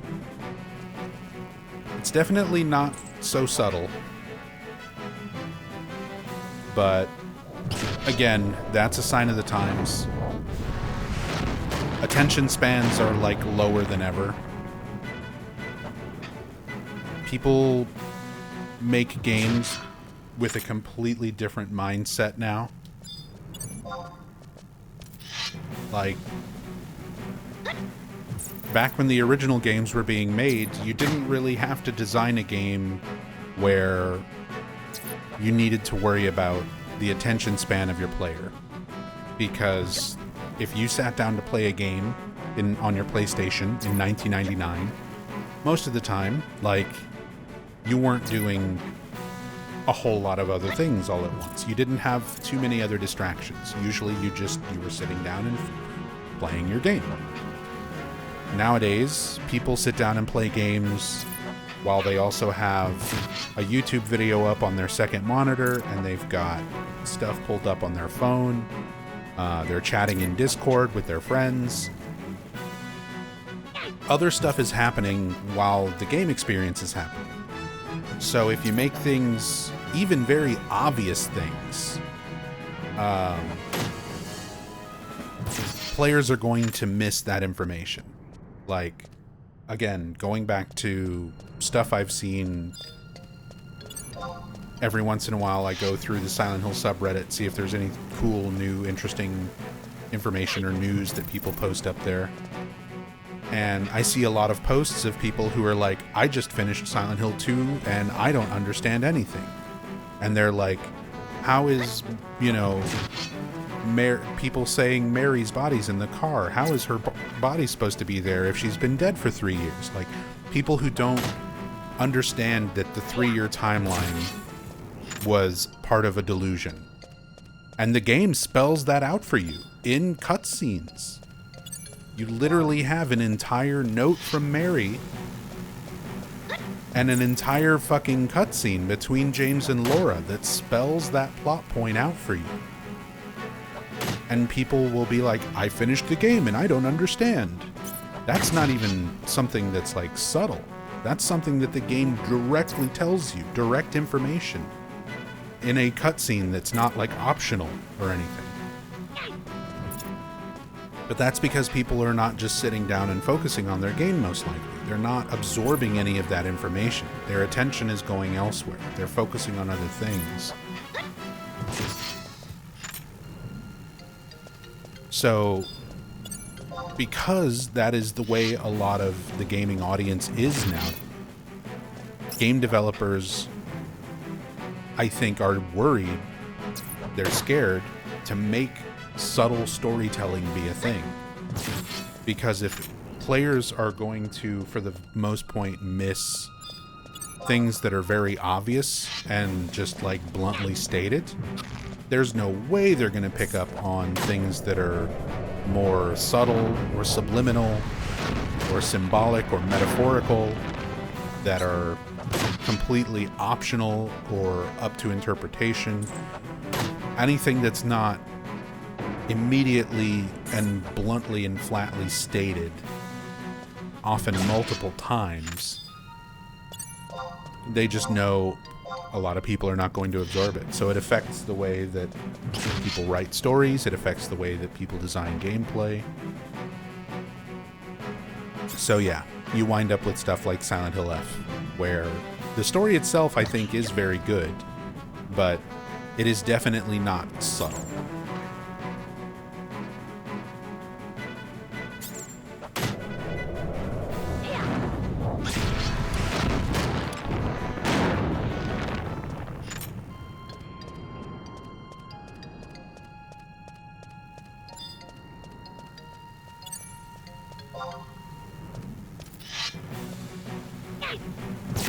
So yeah, on the one hand, hey, I'm a horror fan. We're getting new good horror games. At the end of the day, that's all I really want.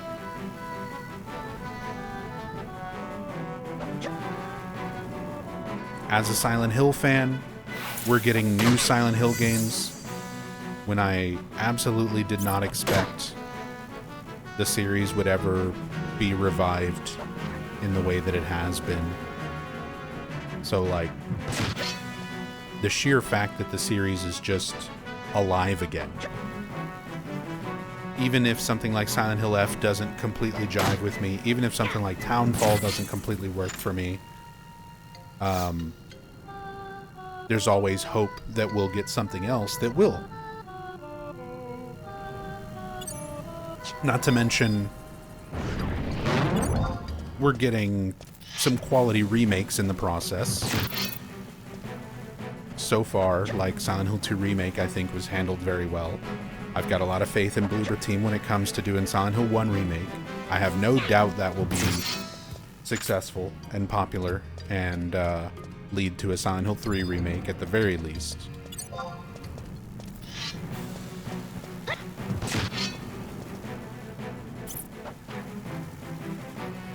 And again, a lot of opportunity for new games that might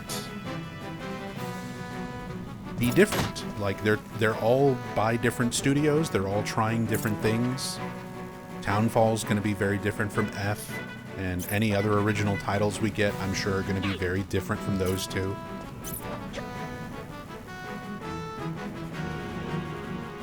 So there is a lot of opportunity now, just by the series living again and being active again. There's a lot of opportunity for new games that are going to make old fans happy, make new fans happy.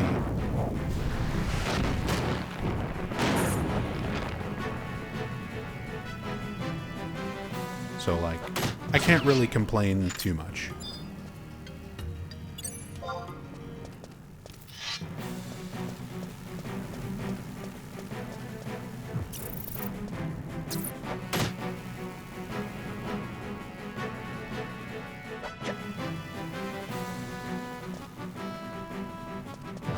And even if we just get some new horror games that are called Silent Hill that don't really connect with Silent Hill or feel like Silent Hill, if they're still just good horror games, hey, I'm a horror fan. You give me some good horror games, I'll be happy. I don't care what they're called.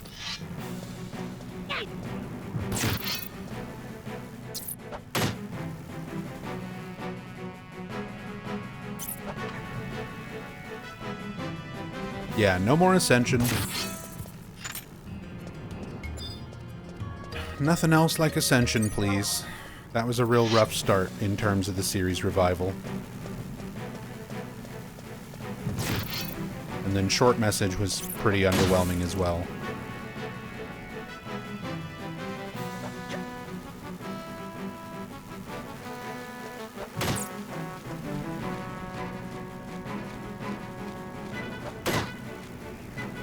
Alright, I need 7 more kills. And we need to go check for fire weather in like 10 minutes.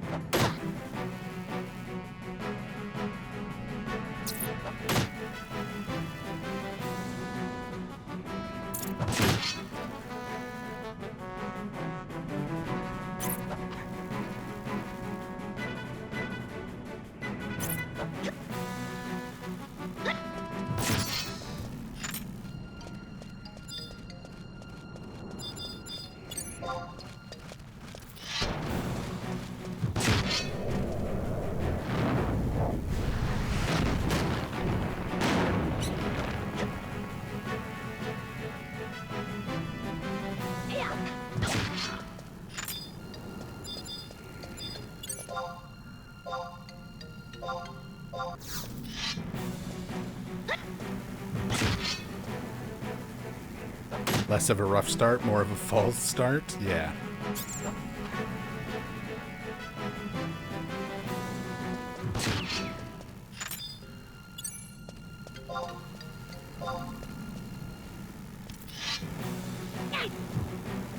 Again, if even something like Ascension, if it had actually been what it was advertised as being this, you know, if it functioned the way they advertised it, if it was written better, if it looked better. The idea is solid. I like the idea of, you know, a community-driven, story-based game with crowd control, making choices. Basically like a Twitch Plays Telltale game.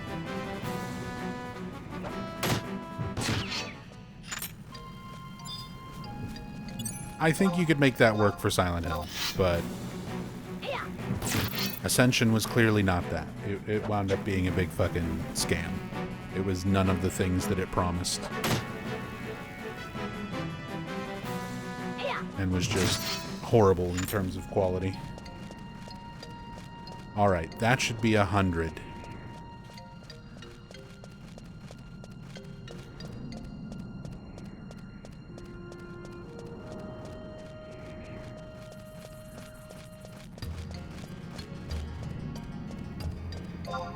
Yeah, Moggy. I might come join you here in a little bit. But I just finished up my 100 kills for Dark Knight. I'm about to go check weather for Summoner and hopefully get lucky and get fire in the jungle.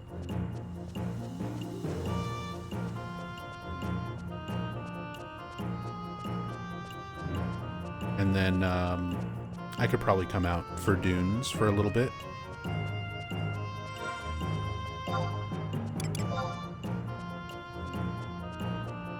I got Thief at 15, Warrior at 15, Black Mage at 17.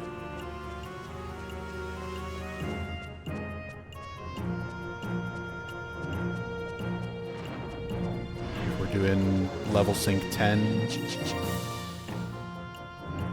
That's pretty much it that I'm really in range for.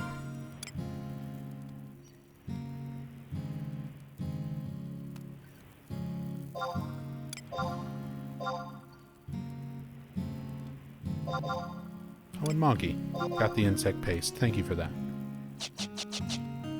More carps.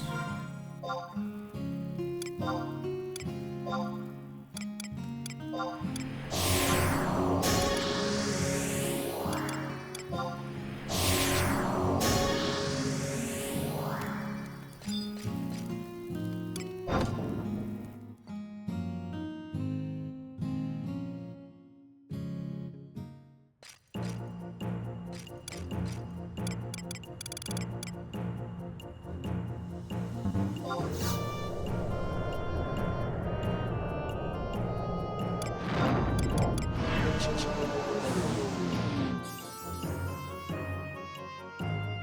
make some time for some more moat carp fishing.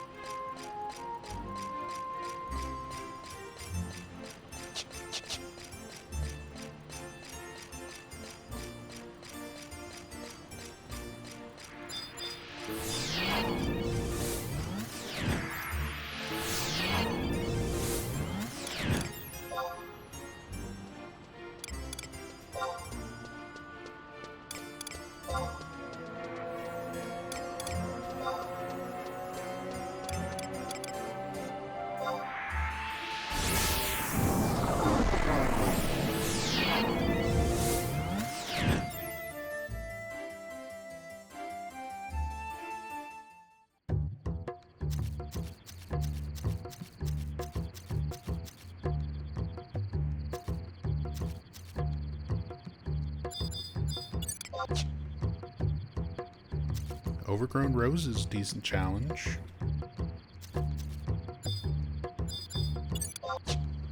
Opos are easy. Goblins are easy. Trying to take note of stuff where I can go solo and do other things.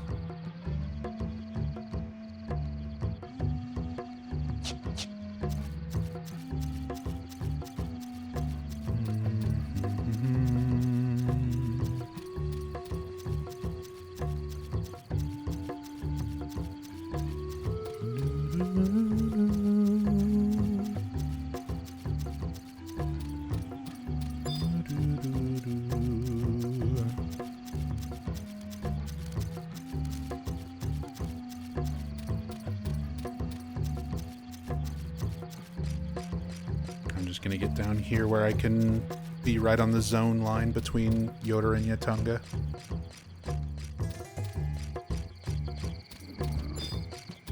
Oh, of course. Of course. Do I have any jugs? I don't have jugs.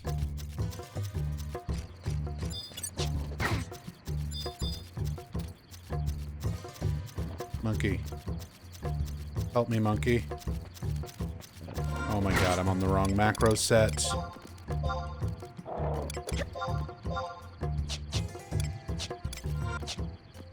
Monkey.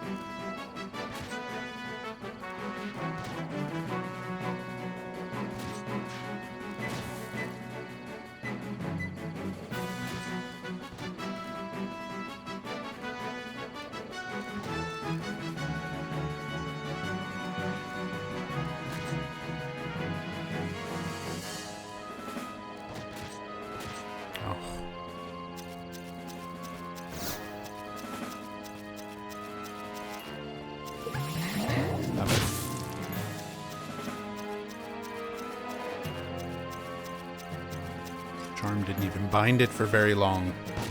Oh, I'm dead.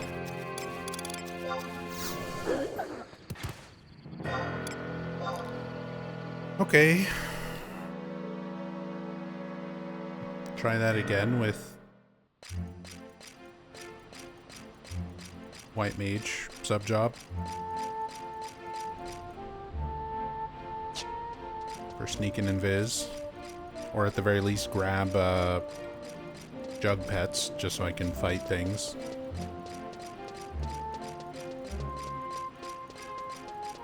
I'll just grab some jug pets.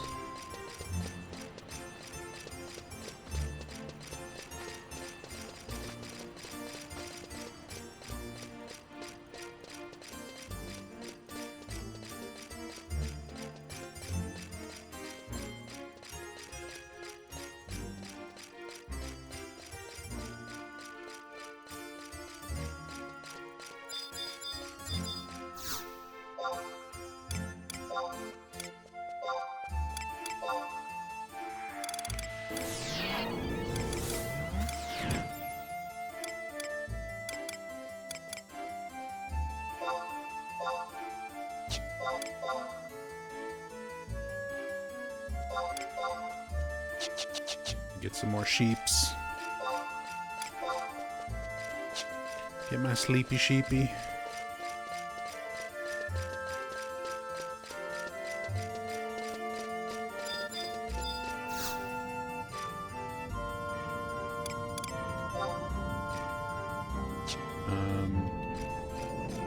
Let me grab a warp scroll as well.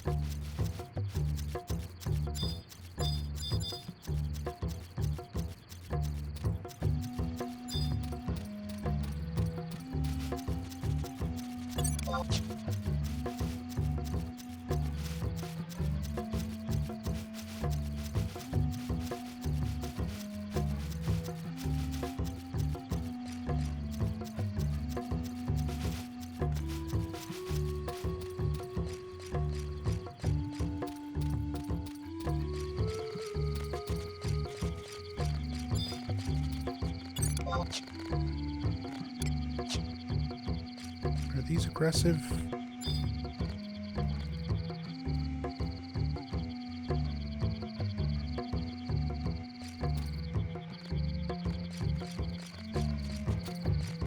No.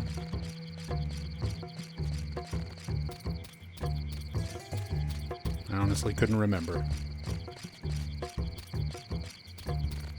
Because aren't there some soldier crawlers that are aggressive in certain zones?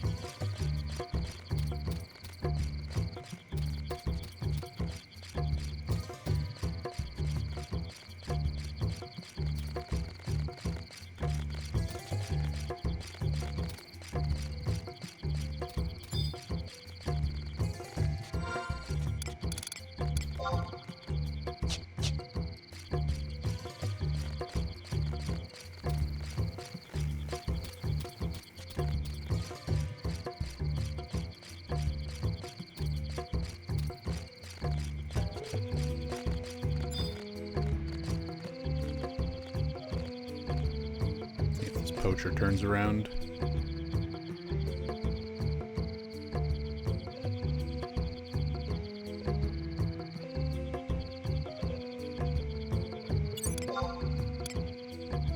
Decent challenge.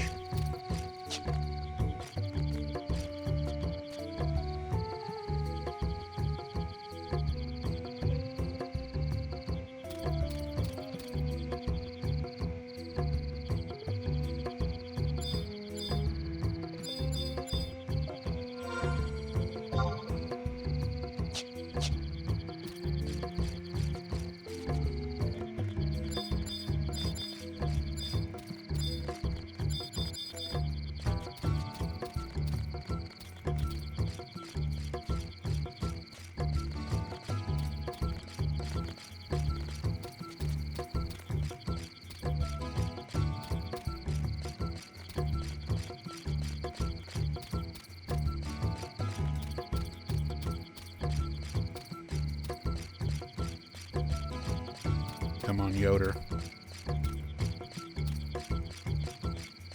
Heat wave.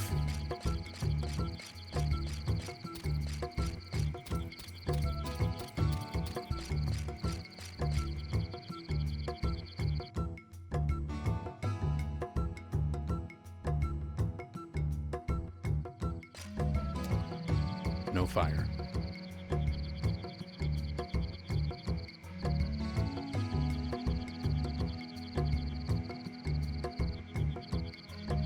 No fire.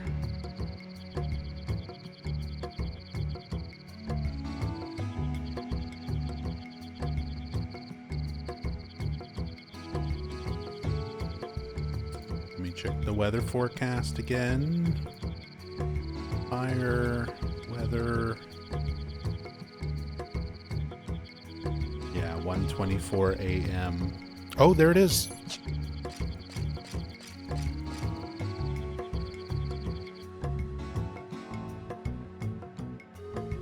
The weather changed when I tabbed out. I just need to zone out and back in.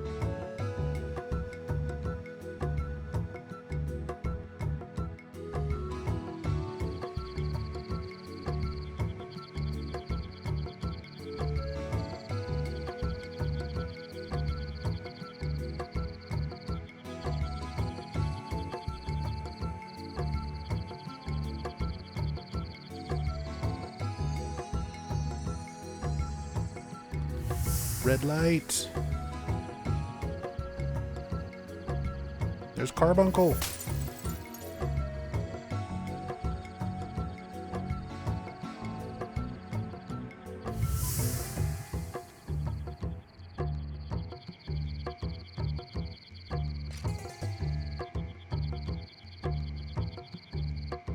All right. Now we go to the stone circle in Lithane Plateau.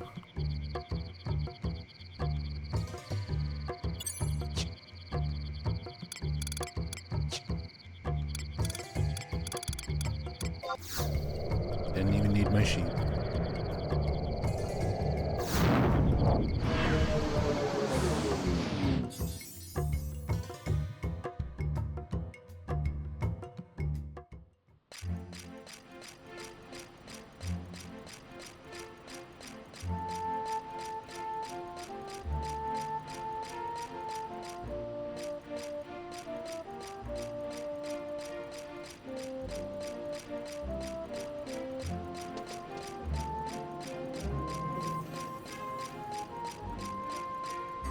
I think I'll just Chocobo from Upper Juno.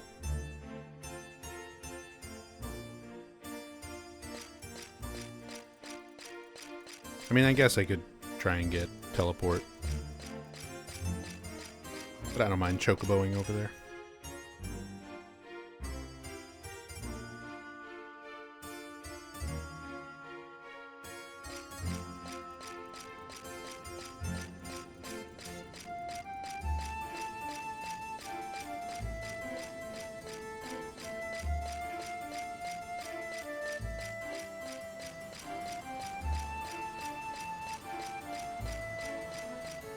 That'll be that done. And then for Blade of Darkness, after my 100 kills,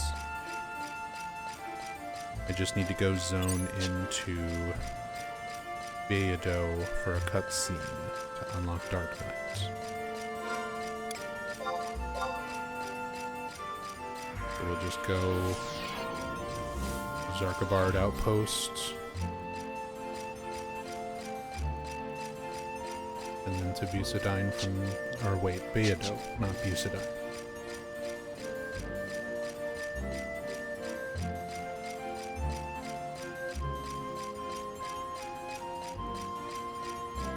Beado's the Quadov.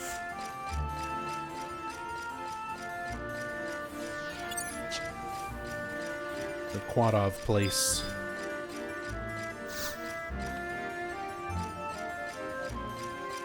From Pasha.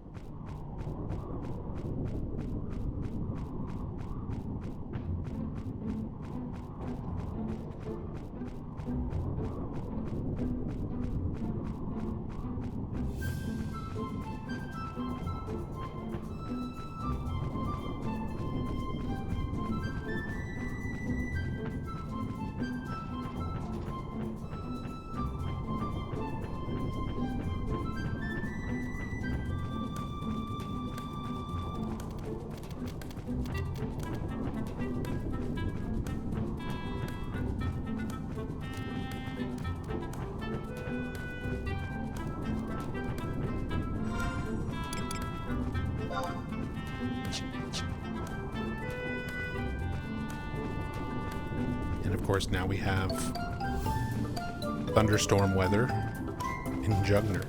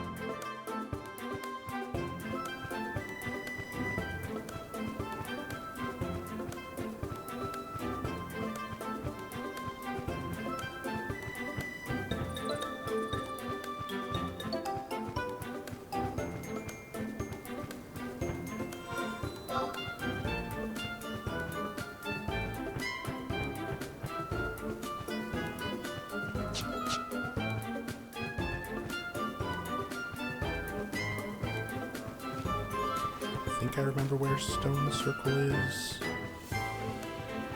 Like along the north side.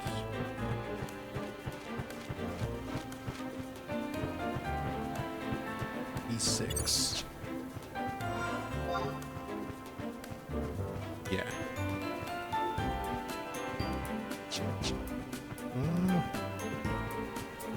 I didn't actually want to come down here.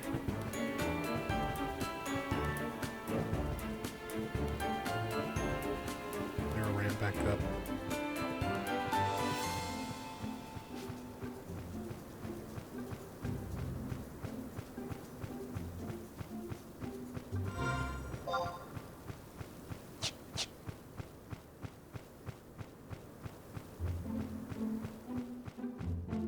There it is.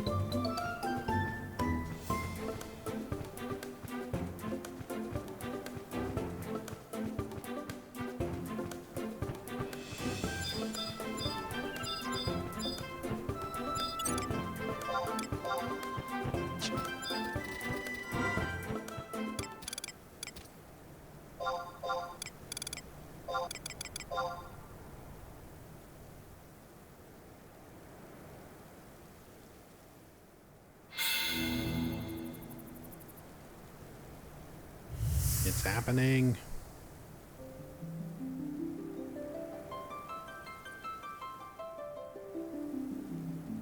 Carbuncle descending from heaven. Fluffy Bunny Jesus. Thank you, Vivity. My name is Carbuncle. Imagine voice acting in Final Fantasy XI. They go with that.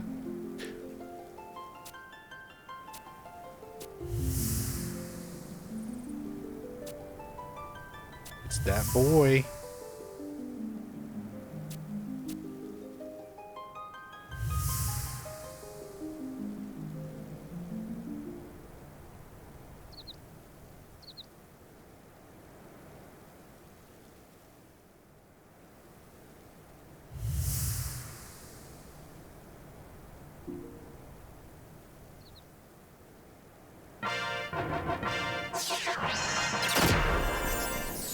Hooray! I can now become a summoner. I can now summon Carbuncle.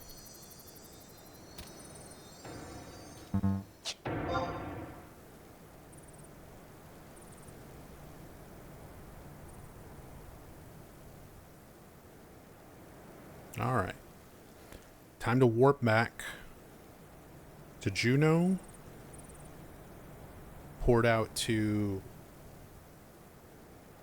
Pashao Outpost and run into Beado from there.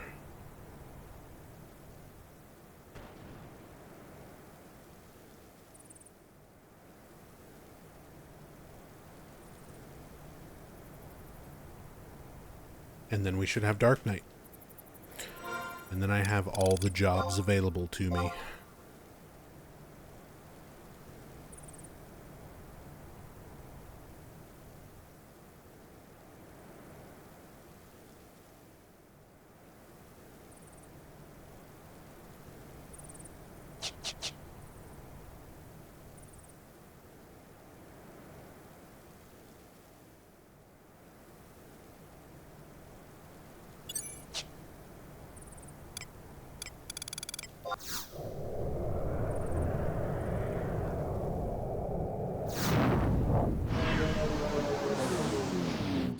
And after that, I might actually just go to bed. A little bit shorter stream compared to how I've been playing Final Fantasy XI lately. But my sleep has not been great. So I might try to go to bed a little bit earlier tonight and kind of fix that.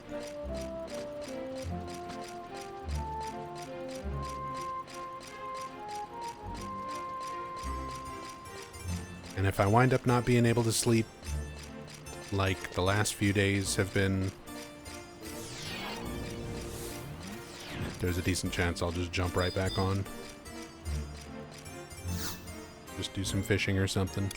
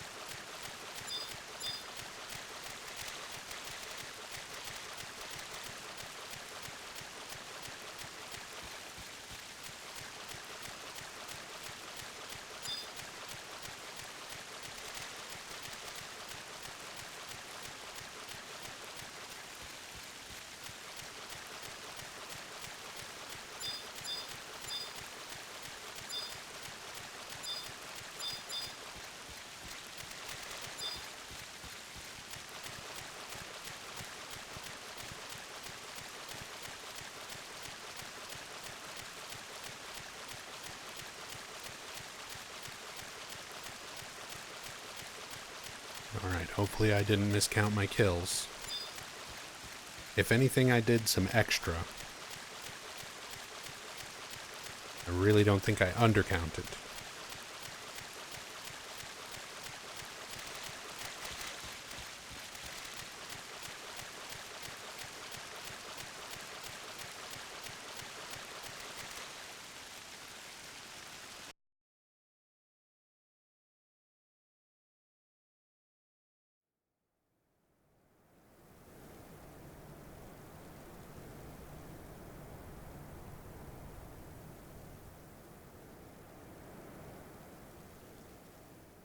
We're good.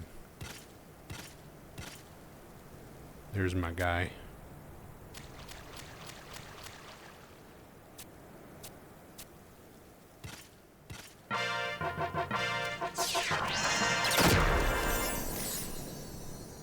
We did it, Melodia. Blade of Darkness complete. Dark Knight unlocked.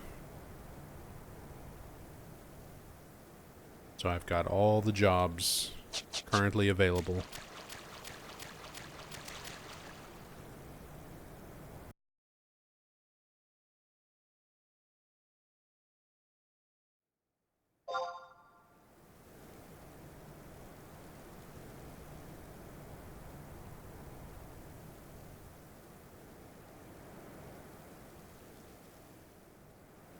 All the jobs until Ottergon, anyway.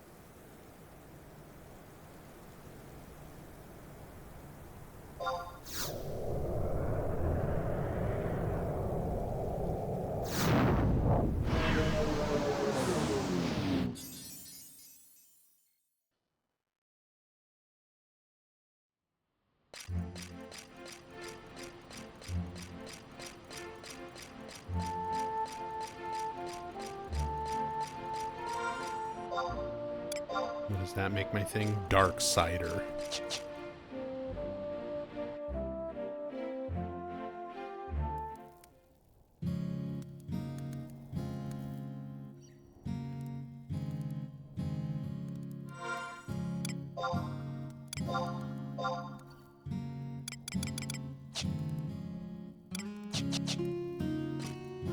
Alright.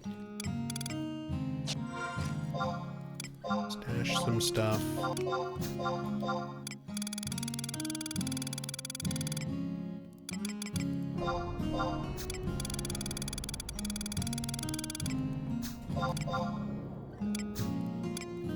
My silk thread collection.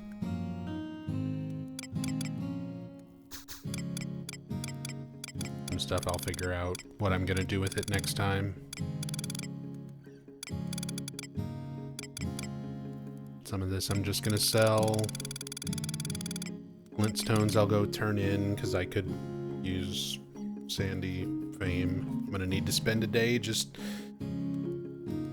doing the million corn boss, trading all the million corns, and leveling Fame. Also farm Yugudo necklaces for 10 Shoto Fame. Do that eventually. But for now, I think I'm gonna call it. I did what I set out to do today. I got the jobs unlocked. So now, I've got some level 1 jobs to group up and start leveling up with all of our friends who are starting out,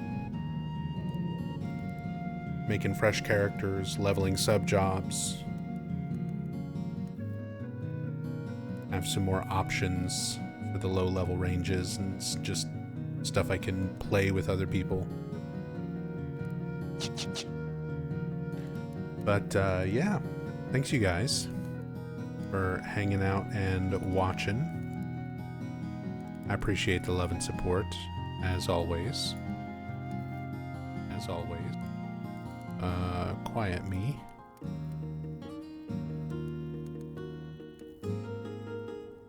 Let's go raid.